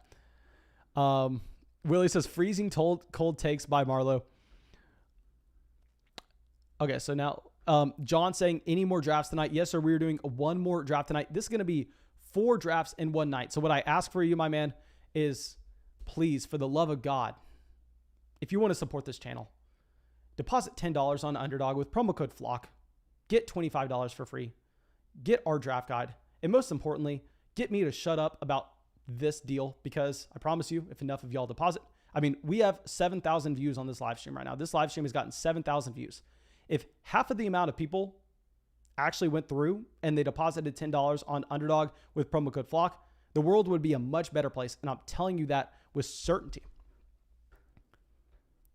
Taylor says, oh man, you got one of the worst draft positions. I had a really hard time drafting this year at the 111. Honestly, this was my first time drafting it, really, the 111. We have pulled, I mean, this is, I think, probably our 12th or 13th draft on Underdog. And it's literally just 106, 107, 108, 106, 107, 102. Like, we're just at the 106, 107 in every single draft. I didn't mind the 111, to be honest. Phil says, how much money is the next draft? We're just going to do a $5 draft in the next one. We've done 2 $50 drafts so far. We've done a $5 draft. So I think it's nice to just continue to mix it up. And we're going to get a $5 one. That way anybody who wants in can get in. And we're going to send that out in the chat as well. Okay, so John asking how much money on this draft. Okay, so this right here, what you're watching is a $50 draft. This one is a $50 one. I believe so we went 50, 5, 50. Now we're going to do 5 after this one, but this one's a 50. Okay, so Brashad Perriman, Randall Cobb, Brian Edwards. Okay, so we kind of want some wide receivers to be falling to us. Like I said, we're done drafting running backs when we draft 4 to start off the draft. So I think that if we can get some more wide receiver value coming back, I like it. If we're going running back, I mean, there aren't really that many running backs, which is why it kind of sucks, not necessarily thinking that we're going to get that many options falling back to us. Okay, but JN coming out with the donation says, Nash's cast, thoughts on my Hawk stack. Real quick, my man, it sounds like people are saying that the link in the chat for Underdog is not working. Let me fix that real quick. Okay, I'm sorry. Let me go fix that link for Underdog. I don't know why it's not working for y'all, my dudes. Okay, let me re-grab it. I will send it out in the chat. Okay, so I just sent it out. Please let me know if that new one's working. Let me see who said it wasn't working. Okay, who said it wasn't working?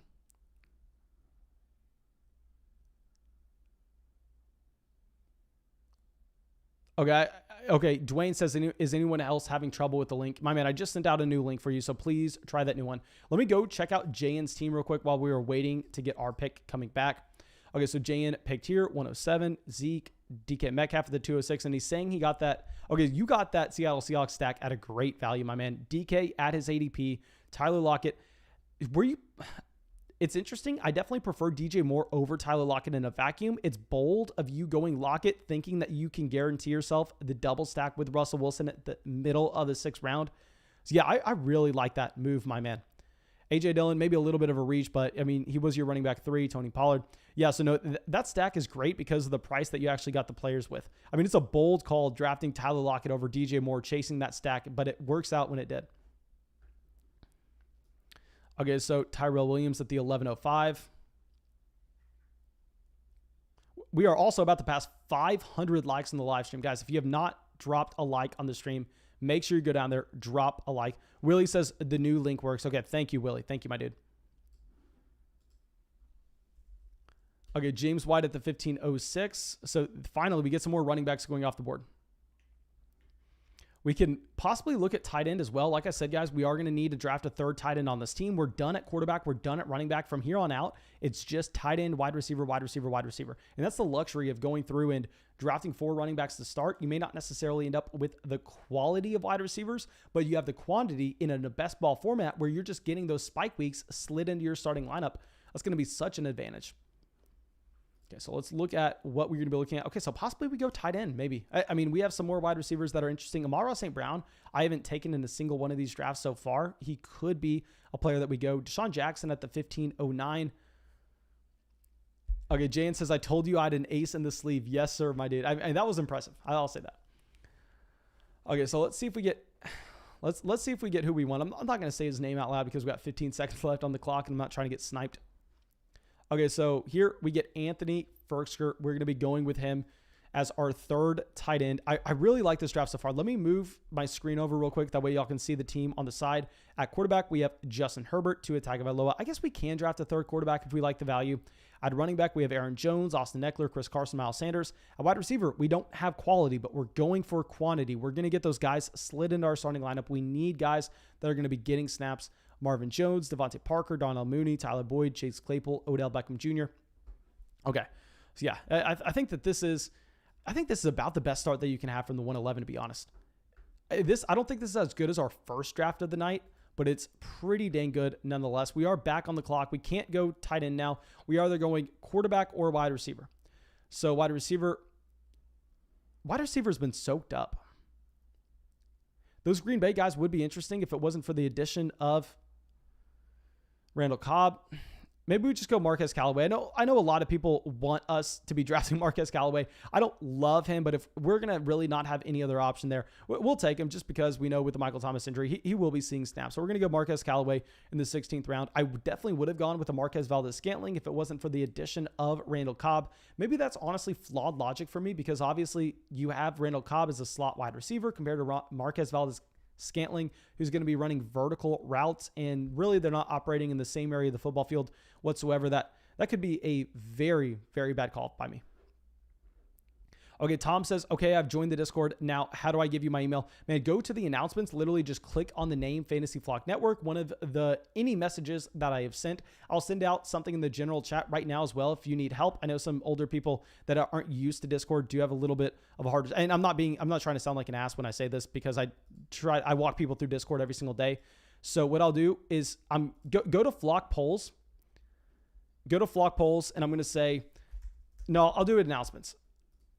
I'm saying if you use promo code FLOCK on Underdog, click my account to DM me to verify with email. Okay, so we just sent that out. I probably sound like an idiot because we were trying to type it out loud and do everything else with the live stream. I sent that on announcement. So if you're having a hard time figuring out how to DM me on DM me on Discord to tell me that you used our promo code and you want the draft guide, you should be able to do it now, to be completely honest. If you can't do it, download a Twitter, DM me on Twitter. If you can't do it, download an Instagram, DM me on Instagram. I'm sure you can figure it out, my man. If not, literally just type in any chat, say, hey, can someone help me DM Mason? And then I guarantee you're going to get it figured out that way. Okay, so we have some quarterbacks going here. Maybe we should have gone with the Deshaun Watson because, I mean, if we had Deshaun Watson playing this upcoming year, this team would look unbeatable. And I think if you're playing in a best ball, like large tournament, like if you're playing in the best ball mania for Underdog, which we're not going to be participating in because I want to get private drafts for all of y'all to be able to participate with, There, I think Deshaun Watson is a very intriguing bet because if you're playing in a large field, you really just need to worry about having the top 1% of teams in that tournament. And obviously, Watson gives you a pretty good shot of that if he does play. Okay, so now what we need some more running backs going off the board. We have Darrington Evans, Tevin Coleman, Ramondre Stevenson. I love Stevenson at that value. Steven Smith says, where is Tony Romo in the underdog rankings? Underdog actually had to make an executive decision to not include Tony Romo, given the fact that they didn't necessarily think it was going to be fair to the other drafters. I mean, just think if Tony Romo was included in the player rankings, then all of a sudden the team pulls the 101, that team automatically wins the league. And then everybody's just going to leave. They're not even going to draft. It's not going to be any fun for anybody. So Underdog had to make the business decision to not include Tony Romo in the player pool, but it was just more so for fairness out of everybody because it would just be a fight to get that 101 pick if he was in there. Okay, Colby says, Mr. Mason, I love fantasy and I want to start my own channel. You low-key inspire me. I watch you all the time. I've been in the flock for a long time. Do you have any advice on starting up? Yes, sir. I have the best advice you're ever going to hear if you're starting any kind of YouTube, any kind of podcast, or anything ever. Start it.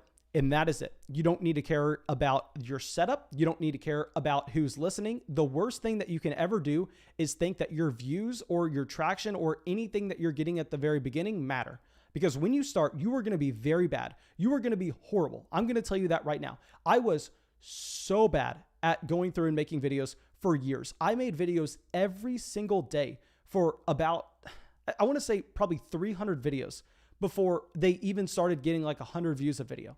But I spent every single day. I went through and I understood that there was nothing more that I ever wanted to do on the planet. So I dedicated every single day some time to go make a video that nobody was going to watch. And while nobody watched it, it didn't grow the channel. It doesn't matter because what ended up happening is I became much better for it. I became a better fantasy analyst. I learned how to do a lot of research. And at the same time, I learned how to talk through videos. I learned how to talk through live streams. So don't worry about your camera. Don't worry about your microphone. Don't worry about getting your links sent out on Twitter or getting anybody to retweet you or anything. Your listeners don't matter. Your views don't matter. What matters is you just stop talking about potentially starting something and you just go out there and start it, because there's nothing worse than someone that keeps on saying, I'm going to start this. I'm going to start this. I just have to wait for this. No, you don't have to wait for anything. You just have to go and do it. I mean, if you just have your phone and you want to start a podcast, there's a microphone on your phone. You can go out there and do it. Okay. So KJ Hamler at the 17-11. Okay, so now KJ Hamler, that is a fantastic pick. I almost consider him in the 16th round. From a talent perspective, I think he's a lot closer to Jerry Jeudy. I think he's a lot closer to Courtland Sutton than people think. The situation's gross, obviously, because he's going to be behind all those players, but I think that's a fantastic pick. We have 8 wide receivers. Do we want to go with a quarterback? What wide receivers do we have? Hamler, Marcus Callaway, Marvin Jones, Devontae. Oh, we need to go with another wide receiver. Let's get Kadarius Toney. Don't like the player profile, but at the end of the day, he was a first-round draft pick by the New York Giants. You should be expecting him to see a significant amount of snaps his rookie year, even though I don't think he's going to be a good rookie. I'm fine taking him in a best ball format in the 18th round when we need another wide receiver. Okay, guys, we are going to be starting another draft after this. Please just stick with me. It's going to be a $5 draft that gets sent out in the live chat. You'll know what it is whenever I specify this is our $5 draft. I'll say it in the chat. You click on that link. And like I said, guys, yes, there are going to be a lot of people that try to join right away. You may not be able to get to join, and I apologize for that. But do some quick math right now. There are 350 people in the live chat. We did 4 drafts tonight. So that was 50 people that were able to come out here and participate with us in these live streams. We're going to be doing that every single night for the next month. So please just be a little patient with me, because I promise you I'm going to do everything that I can to get you in these drafts, and just make sure that you're continuing to come out to the live streams. Make sure that you have your Underdog account set up with promo code FLOCK. And then whenever we do go live tomorrow night, hell, I mean, you click that link, you get in. I mean, people get in these drafts over and over and over again. JN has been in like the past 10 drafts. I mean, if he's getting in every draft, I'm just sending it out in the live chat link. It's not like I'm texting it to JN or anything. Y'all are seeing me on the stream. Y'all should be able to get in, my dudes. Okay. So this is the official team. I'm not going to show the draft board just because I really need to get this going, my dudes. It is almost 11 here. And like I said, I probably have 100 draft guides I need to send out after this with thank you letters. That's probably going to take me like 2 hours. And then on top of that, I need to go through, I need to announce a dynasty league on Patreon. So let me get a $5 draft going for everybody. I'm going to send this out in the general chat. I'm going to specify this is a $5 draft. Okay, so let's go. Let me create a private draft. And I am also starving. I had like a poke bowl. I had never had a poke bowl before for dinner, and I eat a ton, and it was just not enough. Okay, so yeah, we're keeping this going, guys. This is a 4th draft of the night. So if you're ever going to decide to support this channel by using promo code FLOCK on Underdog, it better be right now. I'll tell you that. I'm saying join our $5 draft, and I'm sending out the link right now. Okay, so that link is sent out in the live chat. Y'all should be able to see that. Y'all should be able to come over and join right away. It should probably take 5 seconds to go out there and do that. Let me switch us over here so everybody can see what's going on. Okay, it looks like it's going up. Fill in, loading bar, loaded. Okay, so now, guys, everybody, drop a like.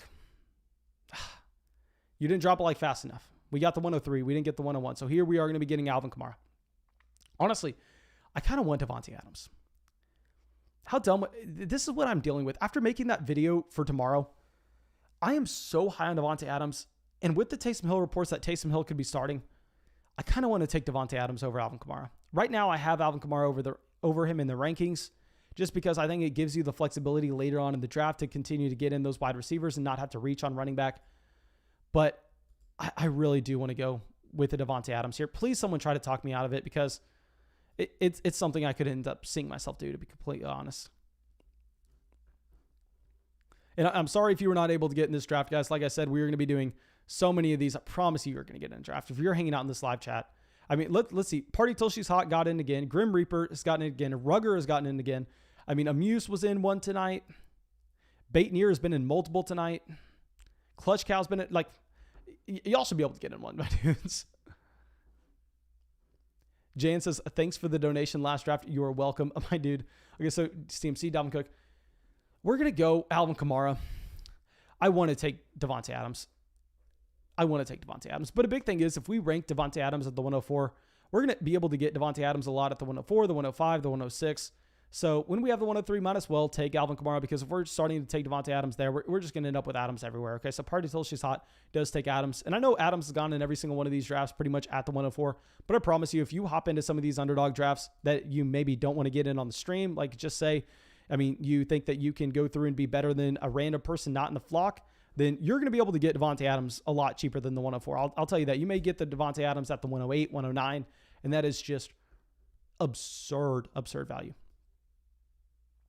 Okay, let me go through. And Zachary says, 500 likes. Let's get this stream going. Yes, sir, we did pass over 500 likes. Thank you so much for everybody going down there, dropping that like. Okay, so we have Henry, Ezekiel Elliott at the 105, the 106. Justin says, I ain't know where to click. They got them buttons memorized. Okay, that's pretty funny, my man. Okay, so Tyreek Hill does go at the 107. I think I do prefer Travis Kelce in this format, given the fact that you take Kelce, you get to draft an extra wide receiver later on. Yeah, I think just the tight end edge that you get with Travis Kelce probably makes me want to take him over Tyreek Hill. Now, Saquon Barkley does go at the 108.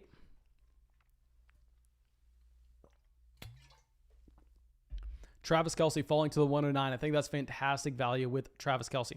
Also, I'll switch it over to the draft board for y'all so y'all can see that.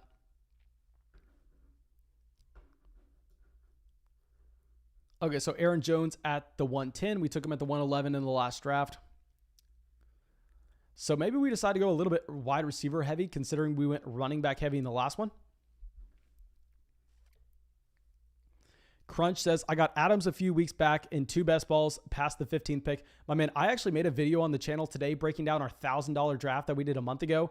And in that draft, I started out at the 106 with Tyreek Hill, and at the 207, I got Davante Adams in a league that has a massive league pot. I mean, I am so excited. Silver says, tell them not to join every time with their superhero connection speed.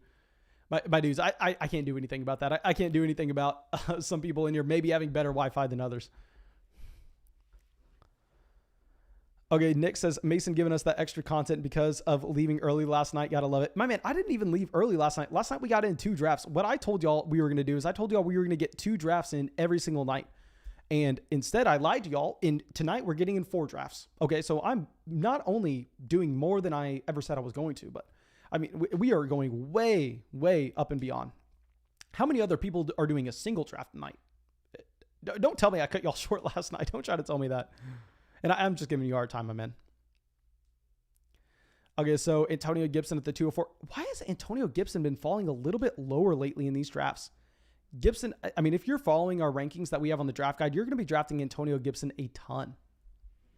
Darren Waller at the 205. Okay, that's a little early on Waller. Okay, so let me know what y'all think about this. Okay, this is a great talking point for us to actually have in trying to look at how you value players. Okay, so here, Dan Larson takes Saquon Barkley here over Travis Kelce. And then he takes Darren Waller over what's the next best available running back over Joe Mixon. So please let me know, would you prefer having the combination of Travis Kelce and Joe Mixon or prefer having the combination of Saquon Barkley and Darren Waller? I'm not saying there's a right or wrong answer here, but I'm just saying that this is kind of how you have to look back at your drafts and you have to kind of reevaluate, okay, was it the correct decision to go with Saquon Barkley over a Travis Kelce here? I'm not saying there's a right or wrong decision. I'm just saying, please let me know what y'all think. Do you prefer Barkley and Waller or do you prefer Kelce and Mixon? Okay, so we are going to be up on the clock after going with an Alvin Kamara at the 103. And at the 210, we're going to have a couple different options. Okay, Masked Enigma comes out, says he likes the Saquon and Waller. Okay, so now when we're up at the 210, this sucks. You know what? I think that we have drafted more Najee Harris here than we drafted Clyde Edwards-Helaire. I prefer Clyde Edwards-Helaire in a vacuum, but what I'm trying to be really aware of in these drafts is the ADP, just because I'm going to be in so many of these drafts. If I could get Clyde Edwards-Helaire potentially a little bit later than Najee Harris, then I'm going to be trying to take Najee Harris when they're both available on the clock. That way I can kind of even out my shares a little bit. Of course, I want to have more shares of Clyde Edwards-Helaire at the end than Najee Harris. But still, I mean, comparing the two offenses between the Chiefs and the Rams, I'm not the Rams, the Steelers, is going to be a clear answer for me to go with CEH at the 210. Okay, so let's go through. Okay, so it looks like Marlowe's just, Marlowe, my man, I'm not banning you permanently because you are really good content to have in the chat, but because you're spamming intentionally, you are going to get muted for about 5 minutes. It's not a permanent ban because I want you out here misspelling words and stuff in the chat. It's pretty funny for all of us. But yeah, we're going to mute you for 5 minutes. Okay, so now we get George Kittle falling to us at the 303. Now, when we take Kittle, it's a luxury. Like I already said with those elite tight ends at the top, we only have to draft one more. But now, I mean, very similar to what we did in the last draft. We're not getting wide receivers early here, which kind of sucks because we know wide receivers are going to be on a run here. Once we get to about this range, you see it draft and draft and draft over and over and over again, where it's going to be just a wide receiver run before we get back at the 410. Maybe we're looking at someone like a Brandon Ayuk. I mean, it's really just going to depend on what ends up happening. Blake says, yo, what's up, Mason? Do you play DFS? Yes, sir. I play DFS. But whenever I try to create content, I try to create content of things that I am very certain that I am better, at least significantly better than the average person on. So when we're creating season-long content, when we're creating best ball drafts, I'm confident in my abilities there. With DFS, on the other hand, I have yet to decide to dive into making DFS videos, DFS streams, because with DFS, I think there are people out there that are making better content than I am. So I don't necessarily want to make it when y'all could be listening to other people that I think would make y'all bet more money. Now, with season-long fantasy football, there are like maybe 2 people on the top of my head that I can think of that are making better content than me. And I don't even think they're making better content than me. I actually think they're maybe slightly smarter than me with season-long football, but their content's not that good. They don't necessarily know how to go through talking videos, make podcasts, whatever it is. So I really focus in on season-long because I think that's where I can help y'all. Where I love playing DFS on the side, I just think that me trying to give y'all DFS picks at this point, I'm not confident enough to do it. Maybe a year down the line, if that changes and I'm like, okay, we just had a very profitable DFS season, then I'll go through and I'll start to create that content. But to be completely honest, guys, I mean, it's very similar to IDP Dynasty where I'm just not confident enough with my ability to give you an advice and you taking it and doing better than you would without it. So that's why I'm kind of staying away from DFS, even though people who make DFS content, I mean, that is where the money is. People get paid a ton of money to make DFS content. I will say that it would be a lot smarter for me to make DFS content, but I'm just not good at it, and I want to focus in on what I'm good at. Okay, trust me, I love playing DFS. I mean, I am on, I'm not going to say, because we're brand loyal to Underdog right here, we're not going to say some names out loud, but I'm on some platforms. I'm making tournament lineups and stuff, but it's just, I'm not good enough to go out and give my advice on it, to be honest, because so much of it goes into, I will say this with DFS in terms of lineup making and such. I will let y'all know the majority of people that win those DFS tournaments, they are not people who focus in and even play fantasy football. The people who win those tournaments are former pro poker players, guys that are very smart with running just algorithms, and they can run 10,000 simulations in understanding probabilities of what is going to happen. So then they'll go through, they'll fire out 150 lineups, they'll monopolize the field. And that's why I really want to stay away from that, because while I am kind of a fish enough to go out there and I'll spend my own money in it, I really don't want to advise y'all to do that. Actually, Underdog has Pick'em, which is a lot easier, where you actually go through and it's a lot more transparent. You go, okay, do you think this player is going to hit this many fantasy points? Yes or no, over or under? We'll maybe make some videos on that, because I think we'll actually be confident in our ability there.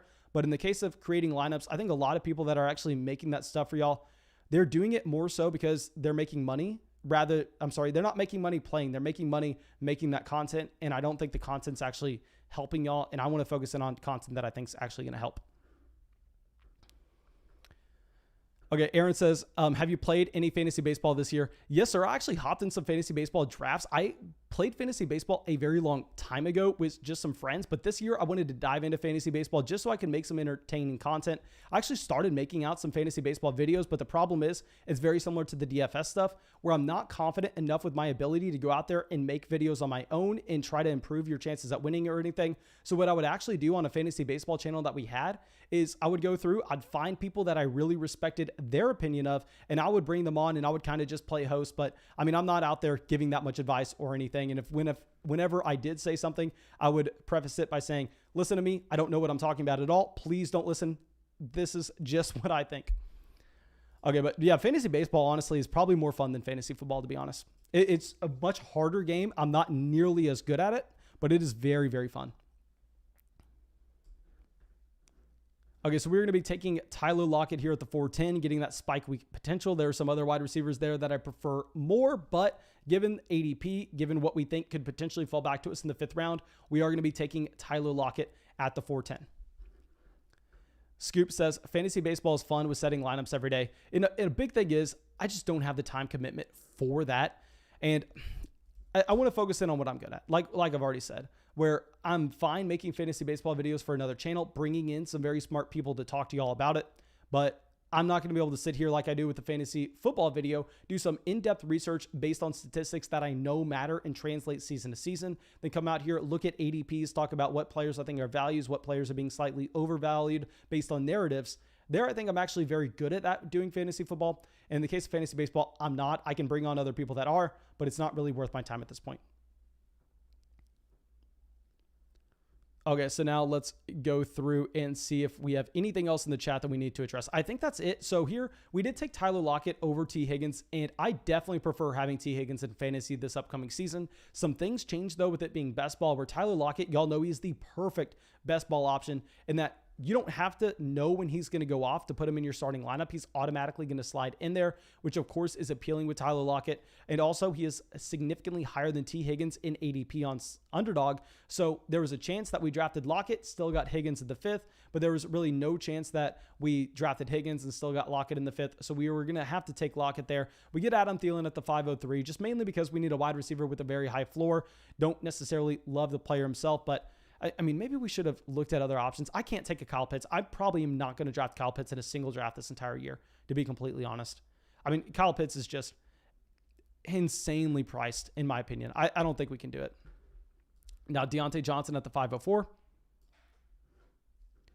Rohit says, can someone please explain where the T. Higgins hype is coming from? I'm genuinely asking because his target share doesn't drop with Jamar Chase there. Okay, so I'll break this down really easily with T. Higgins. So if you actually go through and if you look at the games where T. Higgins and Joe Burrow both started together, you have a 7-week stretch. And in that 7-week stretch, T. Higgins was actually a top 10 wide receiver in points per game. And while, yes, I agree with you, Jamar Chase coming in is going to command a significant amount of targets. If you look at AJ Green and I believe Giovanni Bernard, let me look this up. I believe it's 140 targets they're leaving behind.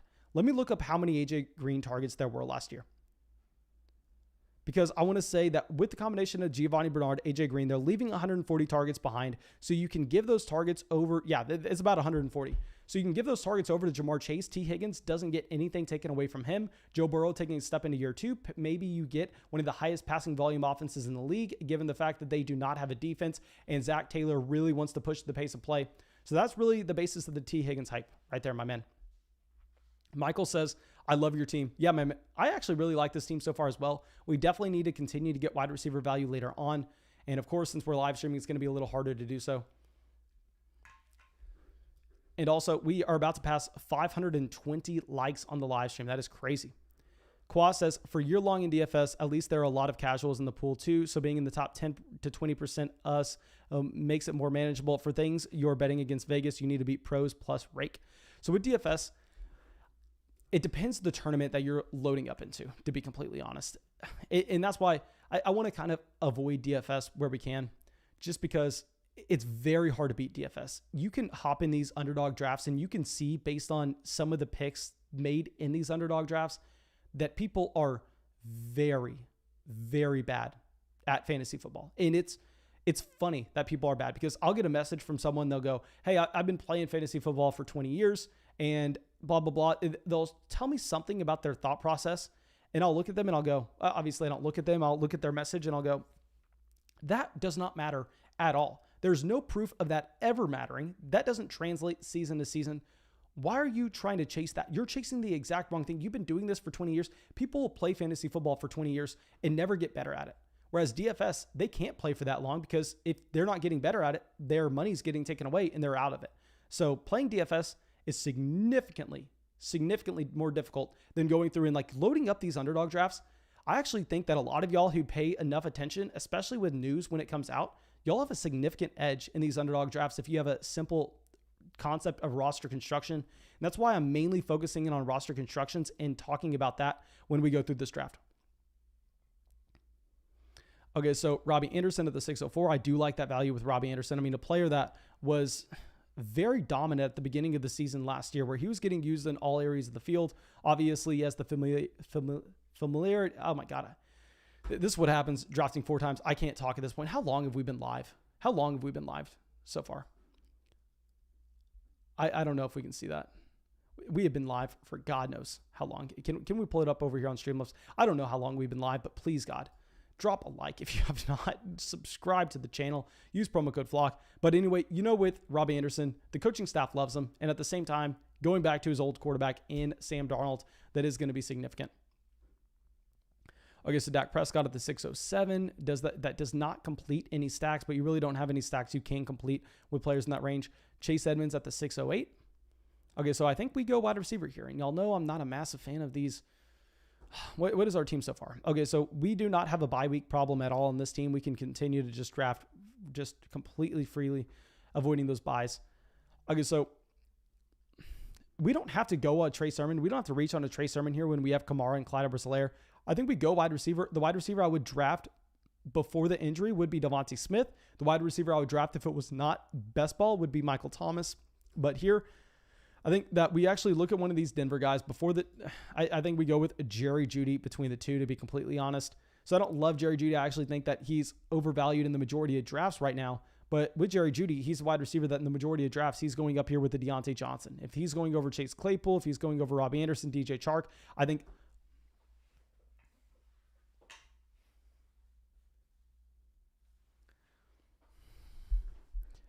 I didn't know Laviska Shenault was available. Oh my God. I didn't know Laviska Shenault was a much better option. I don't know how I missed that. That was embarrassing. Oh my God.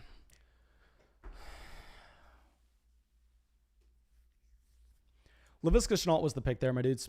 We messed up. They're going to be the first one to admit it. Now here, I think we do go with Russell. Now we get sniped on Russell Wilson, apparently. Russell Wilson would have completed the stack with Tyler Lockett, but apparently that's what I get for messing up that draft pick earlier. So I guess we do the exact opposite of what we would want to do. We get 2 wide receivers that I think are mainly overrated in fantasy football. I think we get Jerry Jeudy, Cortland Sutton in the 6-7 turn, even though I did not like it at all. I mean, they have Drew Lock throwing the ball to him. At least it's at a better value. Laviska Shenault, DJ Chark need to be going over them in every single draft. Chase Claypool needs to be going over them in every single draft. Kenny Golladay, Deontay Johnson, Adam Thielen, they all need to be going over Jerry Jeudy and Cortland Sutton. But I guess when we miss out on our elite quarterback in Russell Wilson, stack with our guy, when we miss out on the guy that we should have taken over him in Laviska Shenault, but we were too stupid. I don't know how we missed it. We kind of get stuck with that. Okay, Austin says, Mason, your audio went out. Can y'all hear me, my dudes? Have I been live too long? Please let me know if y'all can hear me. Okay, so AJ Dillon at the 705. God, now that is a reach on AJ Dillon. I can't get behind drafting AJ Dillon in the middle of the 7th. I think we prefer some of these wide receivers over AJ Dillon. JP says, pull yourself together, Mason. I need to. Michael Thomas, also a wide receiver. I've not drafted in a single draft here, mainly because, I mean, in a best ball format, it's different. If you're playing in a regular league where you have access to the waiver wire, you're submitting your starting lineup every week, Michael Thomas, I think he needs to be going way higher than this. But in a best ball format, you need a player to play all 16 weeks, really. Austin said, Mason, your audio went out. Jokes, bro. Sorry, I had to. Oh, okay. Thank you, my dude. I was a little bit worried there for a second. Okay. Weldon says, going for running back limits those late round gyms. Going wide receiver heavy late in drafts doesn't have the upside of some of those running backs handcuffs do. I completely agree with you. In a regular draft where you have access to the waiver wire, I love going and getting the Darrington Evans, the Devontae Booker, those handcuff running backs that have access to elite level upside. Here in best ball, it's actually a little bit more important to have those wide receivers that could pop off, because if you think about it, just in a regular format where you submit your starting lineup every week, KJ Hamler doesn't have any value. When are you ever going to start KJ Hamler? I mean, even if he does pop off for 30 points, it doesn't matter because it's going to be on your bench. So a player like that doesn't have any value, but in a best ball format, that definitely changes. Okay. Also, guys, okay, let me explain y'all something real quick. We have over 8,000 views on this live stream right now, tonight. If half of the amount of people would have gone and they would have signed up for Underdog with promo code FLOCK, we would be almost to halfway our goal of the 10,000 thing, where I buy 4 tickets for people to come out to the Tampa Bay Buccaneers game with me, where I have a Flock costume on. We vlog the entire thing. We do a Tampa Bay Flock meetup. If half of the people that do that. So please don't be the guy sitting on the side going, everybody else is going to do it. Take advantage. Get your free $25 on Underdog. Use promo code FLOCK. Get our draft guide. You just have to shoot me a DM. Once you use that promo code, let me know your email so I can confirm that you did. Please take advantage of this, guys. Okay, so Mike Williams, Hollywood Brown. Okay. So, oh my God, I am starving. It's like 11 o'clock too. Let me see how many, have we passed 27.2 thousand subs? Let me go through. Okay, I hear the dog wanting in. She's trying to sneak her way in here. Okay, we passed 27,200 subs. That is massive, massive, my dudes. Now, Raheem Mostert at the 806, Brandon Cooks at the 807.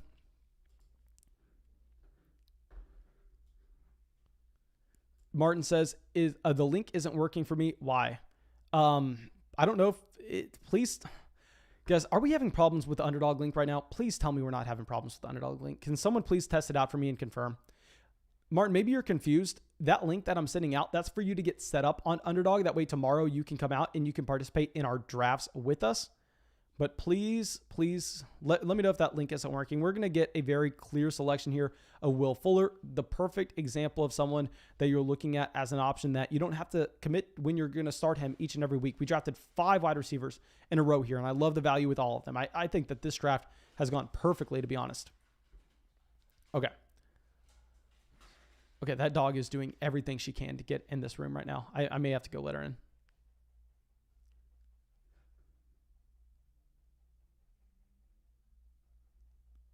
Okay, Austin says, my mom and dad and sisters live in Punta Gorda. I haven't seen them for so long. My buddy also has season tickets for the Bucks. My man, is Punta Gorda near Tampa? I moved to Tampa a week ago. I have no idea. My man, if you're wanting, how about this? Actually, I can't guarantee that. I can't guarantee that because I don't know how to find you. I'm not going to say that. Okay, we're about to be on the clock real quick. We have McCole Hardman, Tyler Higbee, I'm sorry, McCole Hardman, Logan Thomas, Jalen Waddle, all going after we take Will Fuller. So I think we can really go whatever direction we want here. It would be nice to get another running back if we can. I think we're going to go Ronald Jones just to lock in some touches, because if we don't lock in some touches here, it may be ugly later on in the draft. And we get Ronald Jones in a half-point PPR format. I like him more than a full point, given the fact that the reason we don't like drafting Ronald Jones in a regular league is he's not going to get targets out of the backfield. And on top of that, he's a running back that never has access to that upside with Giovanni Bernard signing there and having Leonard Fournette. But with Ronald Jones, at the very minimum, you are seeing someone that you know is going to get a touch floor. So while he doesn't have the same type of ceiling we like to chase, his floor is going to be really high, and in a best ball format, that definitely matters as your running back 3. Okay, so Marlo yelling at us to take James Conner. My man, I cannot take James Conner in this format over Ronald Jones. If I was going to take a running back over Ronald Jones, it most likely would have been Melvin Gordon. Okay, guys, I'm going to let this dog in real quick. I'll please bear with me. I won't be on the stream for like 10 seconds, but I'll show her up on the stream to make up for it. Let me go and let her in.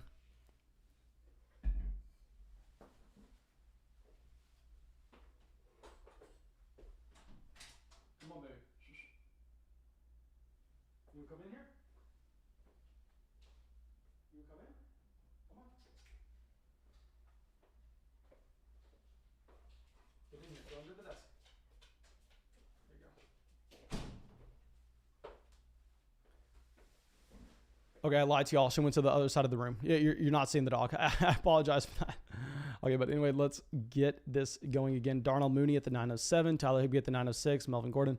Okay, maybe she comes over here. You can come on. Come on. A light's in the way, so she's a little scared. Come here, baby. Yeah, no, she doesn't want to knock over the light. Probably a smart call by her. Okay, so Jarvis Landry, Russell Gage, Darnell Mooney. I really like that Russell Gage value. I mean, as a wide receiver that we saw him be hyper productive in stretches where you didn't have either a Calvin Ridley or a Julio Jones. Now we know that he's going to be locked and loaded as the wide receiver 2 there every single week. So I do like that Russell Gage value. Okay, so Henry Ruggs, the 9-10. Who's available right now? So you have Hurts is falling. Jalen Hurts has fallen in a couple drafts here. I think I'm honestly a little worried that there's something to the Deshaun Watson trade rumors, because if Watson would come over, I mean, that would just obviously obliterate any value that you had for Jalen Hurts. Unless, I mean, I guess if Jalen Hurts gets traded to Houston, I'm completely stupid. Of course, if Jalen Hurts gets traded to Houston, he's completely fine, even though the situation would be disgusting. James says, I know Javonte Williams is good and all, but it still puzzles me why Javonte Williams is taken over Melvin Gordon in most drafts, because Melvin Gordon is the starter. My man, if you look historically of what has actually happened with teams once they go up and they trade for a running back in the top 40 picks, what you'll find is it doesn't matter what the coach speaks says at the very beginning, because of course the coaches have to come out and they have to pay respect to the veteran. They can't tell Melvin Gordon, hey man, I know we're paying you the most money. I understand that you've done so much for this team, but F you, we just drafted your replacement. How would it feel? Like, I don't know what you do for your job, but say they bring in an intern, right? This is the best example, and I just thought of this off the top of my head. I'm definitely using this in videos from now on. Okay, so talk about coach speak. Okay, so coach speak is something that a lot of people kind of read into this year, where people hear reports saying, oh, Melvin Gordon's going to be the starting running back because that's what the coaches tell the press. Well, what else are they supposed to tell them? Because think about if you are working at your job, say you're an accountant, right? And they bring in an intern accountant. They bring in someone from college, say he went to Harvard, whatever it is. And they go, hey, this guy is more qualified than you at this point. You're getting paid a little bit too much. We probably would prefer the Harvard guy. But are they going to tell you that right now? They're going to say, hey, no, we're bringing in this intern. He's going to work with you, and y'all are going to work together until he eventually replaces you. Do you think it would be better for them to come out and say, hey, man, you're replaced. Get out of here. We don't need you anymore. No, they're going to tell you that they're bringing in an intern. They're not going to tell you that you're Dunskies. And I think that's the best example we can actually bring up in the real life, because coach speak doesn't mean anything when they're saying that a veteran running back is going to be the starter. Don't worry about that at all. Melvin Gordon may be the starter for the first 3 weeks, but beyond that, I don't think you have to worry about it. Okay, so Party Till She's Hot is on the clock. We're going to be getting Jalen Hurts. I mean, he's drafted 2 quarterbacks, so we don't necessarily need to worry about him drafting Jalen Hurts. Jalen Hurts will be our quarterback 1 here at the end of the 10th round. I really like that value in a 4-point passing touchdown league, given the fact that Jalen Hurts does have that elite rushing upside. Yeah, so this team's going together nicely. Okay, so at tight end, I forgot that we had George Kittle on this team. This team is fantastic. I completely forgot that we had George Kittle. I thought we were going to have to be drafting 3 tight ends here. No, we only have to draft 2 tight ends. Okay, someone asking us to show the full draft. Yes, sir, I will show the full draft. Let me hide that so we can bring this up right now. We can leave it like this for a little bit. That way everybody can see the entire board. And 550 likes on the live stream. That is crazy. Okay, Quinton says, link works, bro. I've never used Underdog, but I'm looking forward to it. I'll turn that $25 into 100 plus and become a Patreon. My man, that was about the nicest message I have read all live stream. Thank you so much, my man. Definitely shoot me a DM on either Twitter, Instagram, Discord, really wherever, because as soon as I'm getting done with this live stream, I'm going to actually go over to all those platforms and I'm going to be pulling up those DMs and I'm going to be sending out draft guides for anybody who used promo code FLOCK. So please make sure you shoot me that DM ASAP. Okay, so maybe we take a wide receiver that I hated, but he's falling. You get him in the 11th round.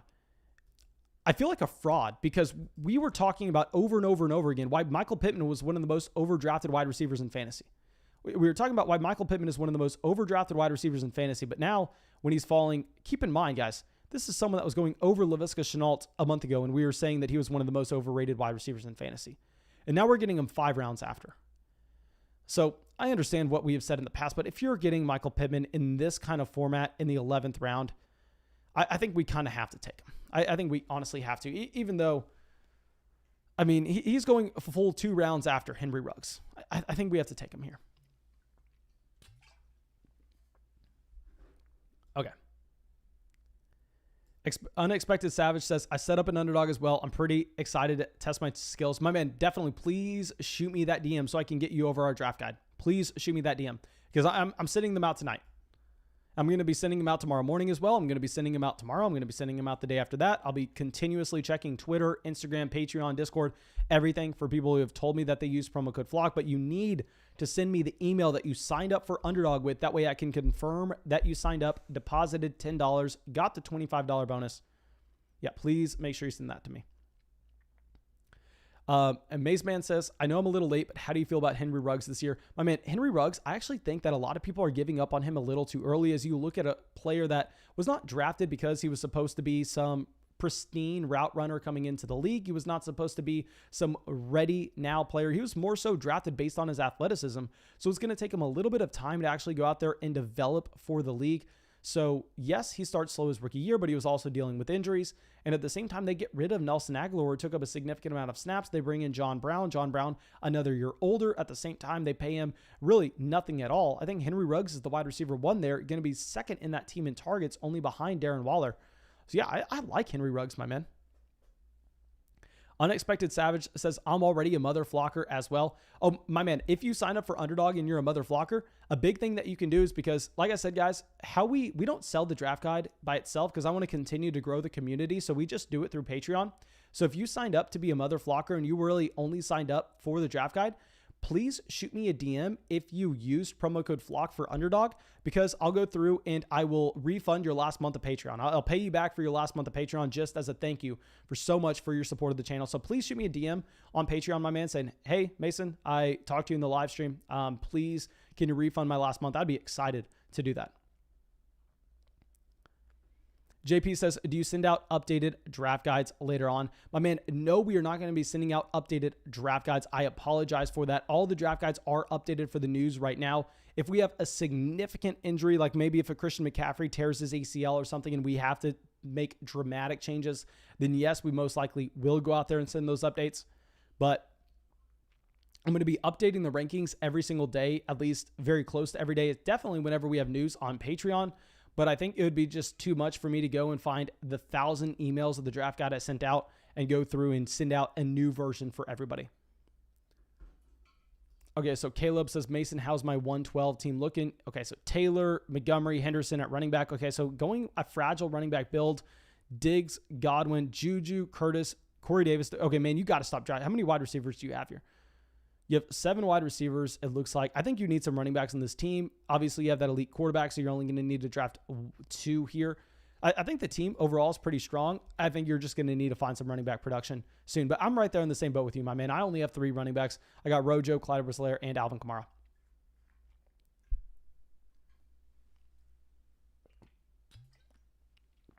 Okay, so Terrace Marshall at the 1207. Gerald Everett at the 1208.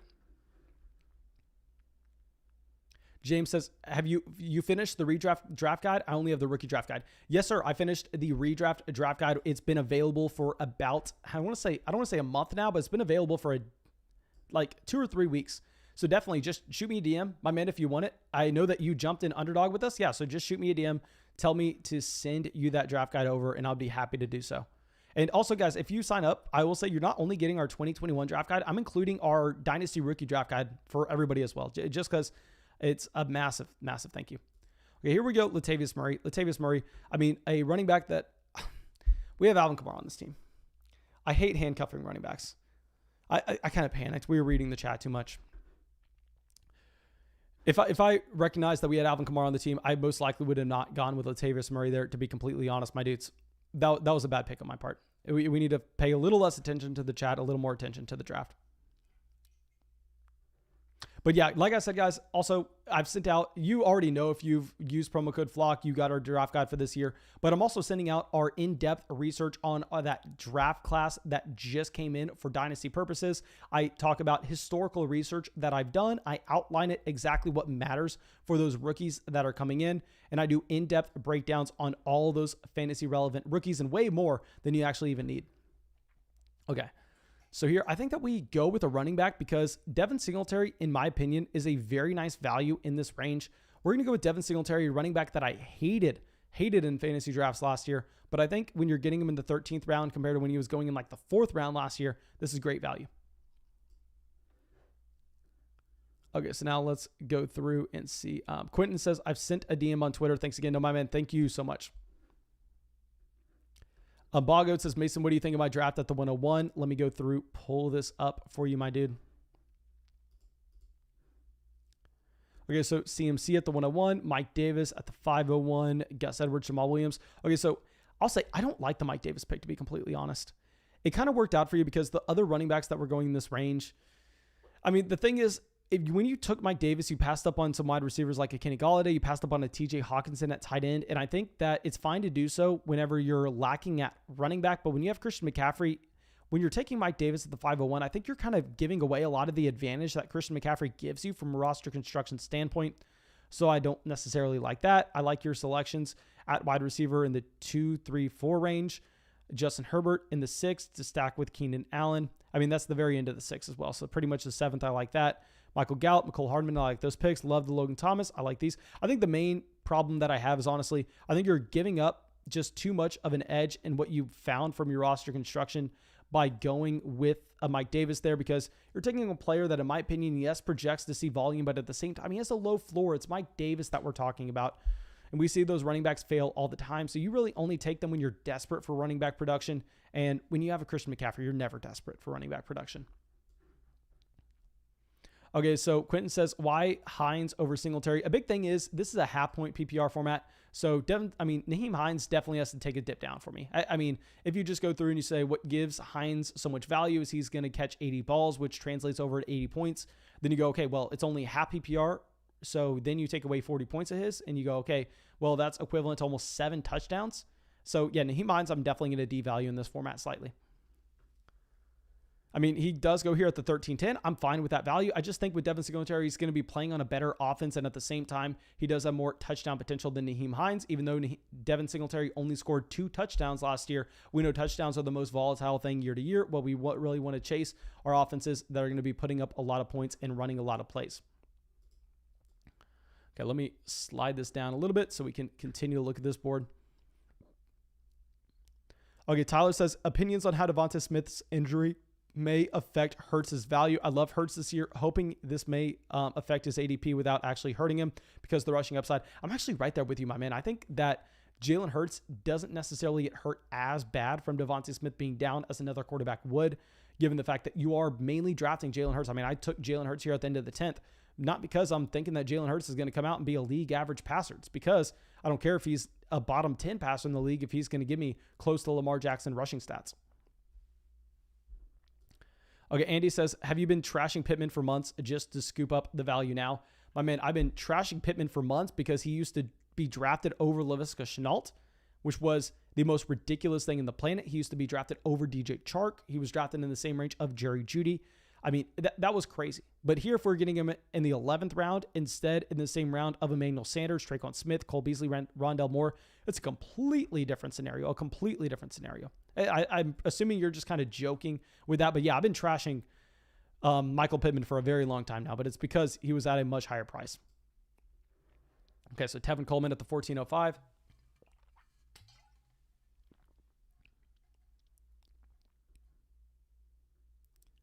Quentin says Fulgham is a big sleeper again. Actually, that's a pretty good call. I mean, with Travis Fulgham, he's playing on a team that has Jalen Reagor, who's a complete bum, to be completely honest. He's playing on a team that now has an injured Devonta Smith. So Travis Fulgham looks like he projects to see snaps. Obviously, he was productive at some point, and oh my God. How many people were watching the channel and a part of the flock back when we were screaming to sell Travis Fulgham and people were telling me that I was the dumbest person on the planet? I mean, those were the days when people were just telling me how dumb I was to be fading Travis Fulgham, the GOAT Travis Fulgham. Okay, so here, let's go through. We have a really balanced start. We have 1 quarterback, 5 running backs, 6 wide receivers, and a tight end. We are going to be taking T.Y. Hilton here. T.Y. Hilton does project to see a significant amount of snaps. I understand Carson Wentz going down does hurt T.Y. Hilton, but I think in a best ball format, it's actually going to be a fine pick to be made there as our wide receiver 7. And I think we only need to draft 1 more wide receiver. We need to draft 1 more tight end. Actually, we could go 2 more quarterbacks. I don't know if we're going to go with another wide receiver. We have to reevaluate this because actually, I guess we could go. We still have the flexibility. We have 4 more rounds to go. We're fine.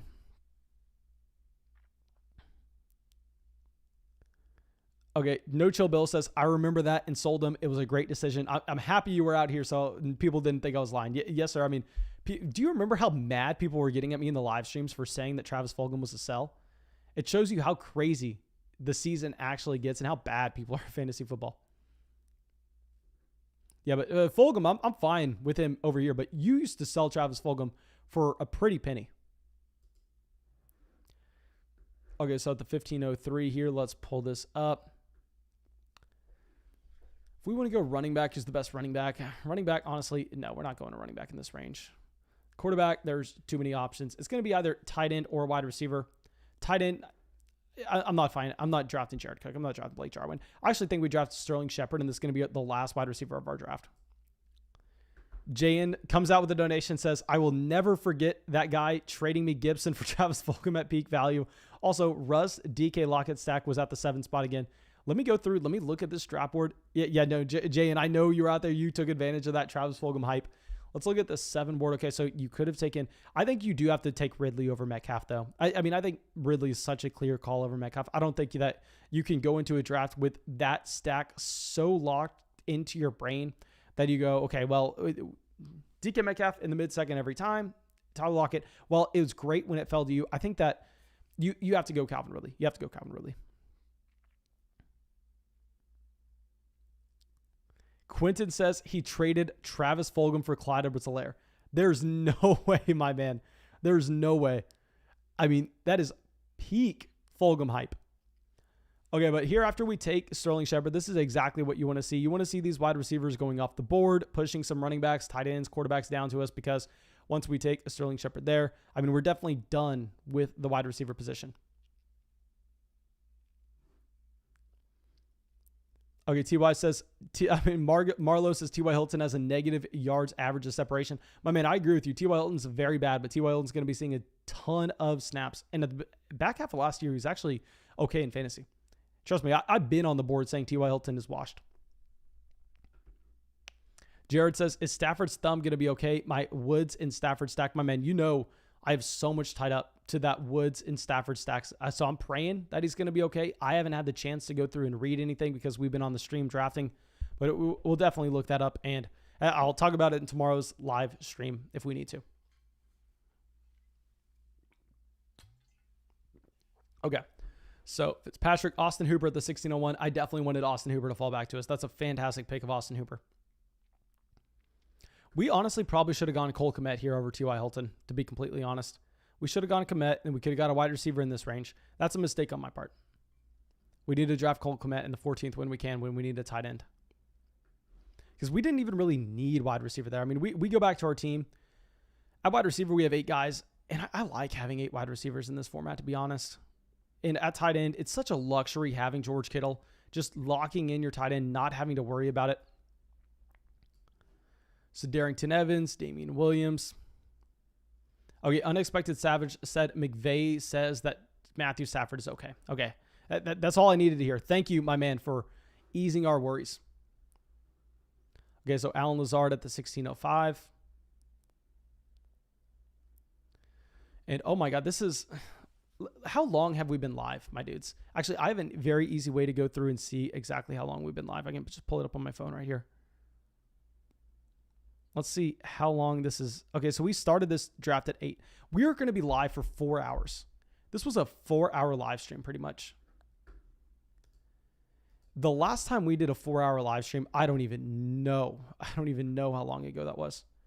I mean, my God, dudes, please use promo code FLOCK on Underdog. Support the channel. I don't know what else I can do.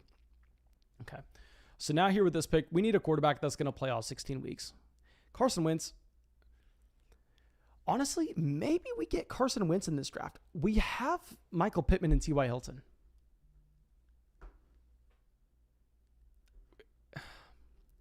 I hate having to say that out loud. No, we can't. We can't, just because the way the best ball setup works. We need someone that's going to be starting the entire time. So instead, we're going to be going with a Zach Wilson. We're going to get Wilson in the 16th. Possibly I shouldn't have gone with Shepard. We could have possibly rolled with 7 wide receivers and gone 3 quarterbacks here. We're really putting a lot on Jalen Hurts, and I'm fine only going 2 quarterbacks when we get a Dak Prescott, a Kyler Murray. I think it's actually optimal to only go 2 quarterbacks here. But when we get a Jalen Hurts in the 10th, I think we honestly need to go 3 QBs. So we can get another tight end. We can get, the thing is, do we want another running back? Are we comfortable with the 5 running backs that we have to only go 5 RBs? I think actually we put ourselves in a dumb spot where we possibly should have passed on Sterling Shepard. There we should have possibly gone with an Austin Hooper instead for a tight end. Then we could have gotten 2 quarterbacks. That's what we should have done. We shouldn't have gone with the 8th wide receiver. That was a mistake on my part. But like I said, guys, in these drafts, my favorite thing to do is just point out my mistakes. That way, hopefully y'all don't make them. Okay, so here when we are on the clock, we have 2 more picks to go. We have 5 running backs. We need another running back. We can't go into this season with this group of running backs. We are going to be going with Malcolm Brown. Malcolm Brown, I do really like, and I think we want to get some more exposure to Malcolm Brown. I mean, this is a running back that Detroit tried to sign 2 years ago when he was a restricted free agent. Then he gets brought back to LA, where he steals touches away from the combination of Darrell Henderson and Cam Akers. And if he can steal touches away from Cam Akers and Darrell Henderson, I am certain that he can steal touches away from Myles Gaskin. So we're going to get Malcolm Brown in the 17th round. We need another tight end, but the tight ends there, honestly, all kind of the same. We're going to get one in the 18th. Okay, 565 likes in the live stream. This is the most likes we've gotten on a live stream in a very, very long time. Okay, so I know Nathan said he wants us to go with Xavier Jones, and I know most people probably want Xavier Jones there. We actually just took Xavier Jones in a draft earlier tonight, and I think if we're trying to mix up our exposures of these running backs later on, definitely Xavier Jones is the best option to be had if you're talking about a running back that is projecting to see touches. But the problem is, I am almost certain that they're bringing someone in. They're bringing someone in LA that's going to wipe away Xavier Jones. So I think at that point, we're looking at Malcolm Brown as a safer running back too. So yeah, I mean, in a vacuum, I think they're kind of neck and neck. So I'm just going to be going through and I'm going to be trying to split half my teams with Malcolm Brown, half my teams with Xavier Jones. I think there's really no right answer there. Okay, so now Jason says Garrett Dokes will be the starting running back in Miami. My man, no, that is just a hype player. Not expecting them to do anything whatsoever at all. Quentin says you need a tight end. Yes, sir. We are getting a tight end in the last round of this draft. I agree with you on that one, my man. Quentin also says horns down, Boomer Sooner. Jayan, you know what to do. Get him out of here. Get him out. I never want to see him ever again. Banned for life. Try to find his fake accounts. Try to find the burners. Get them out here. Just like this one. And my man, I hope you enjoyed this live stream. I believe you said you were thinking about doing Patreon later on. And if you sign up for Patreon, you're getting blocked on Patreon. Of course, Shan, don't kick him. Of course. I'm sure you know that by now. But no, do not boomer sooner. Get out of here, Aaron and Quentin. Hook 'em horns. Jayen's already in here. Okay, Luke says, we broke off-season records tonight, boys. Last time Mason had a stream this good, it was last season. Yes, sir, and it's going to be like this every single night. I don't know if I can do 4 drafts tonight just because I will literally roll over and I'll die. I would definitely have to start a lot earlier if we were going to do that. Maybe if y'all have this much of a demand for it and we get a crazy amount of people signing up for Underdog with promo code FLOCK, we'll continue to do it. But yeah, for now, I think we're going to probably just cut it to doing 2 to 3.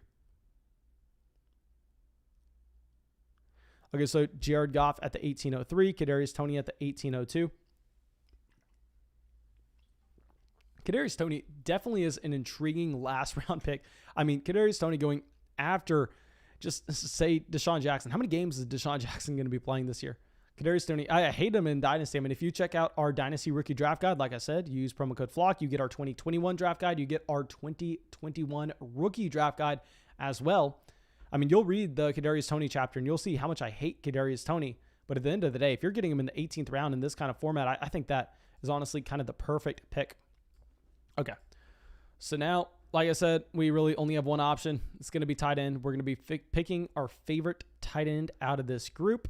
We have George Kittle, so not necessarily really ever expecting this tight end to play.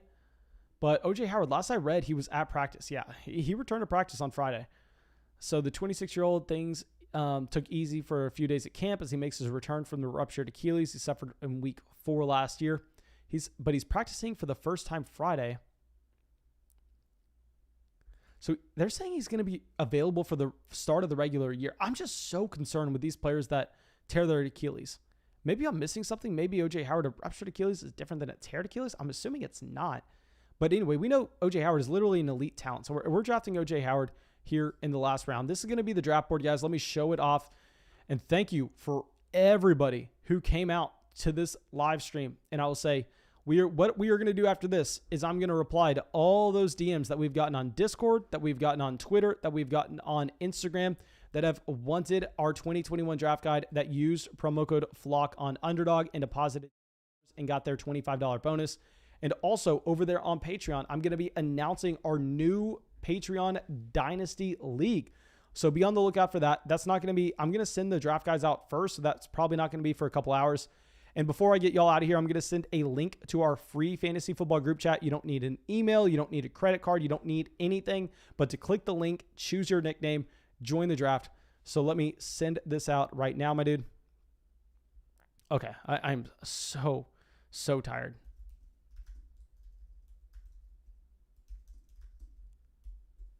Okay, so I just sent this out. Marlo, my man, you better be out here. Sent it out. And yeah, that's all I got. Thank you so much for using promo code FLOCK on Underdog Fantasy. Nothing supports the channel more. We'll be back with more live streams tomorrow night to get more drafts going. And yeah, thank you, my dudes, and have a great day.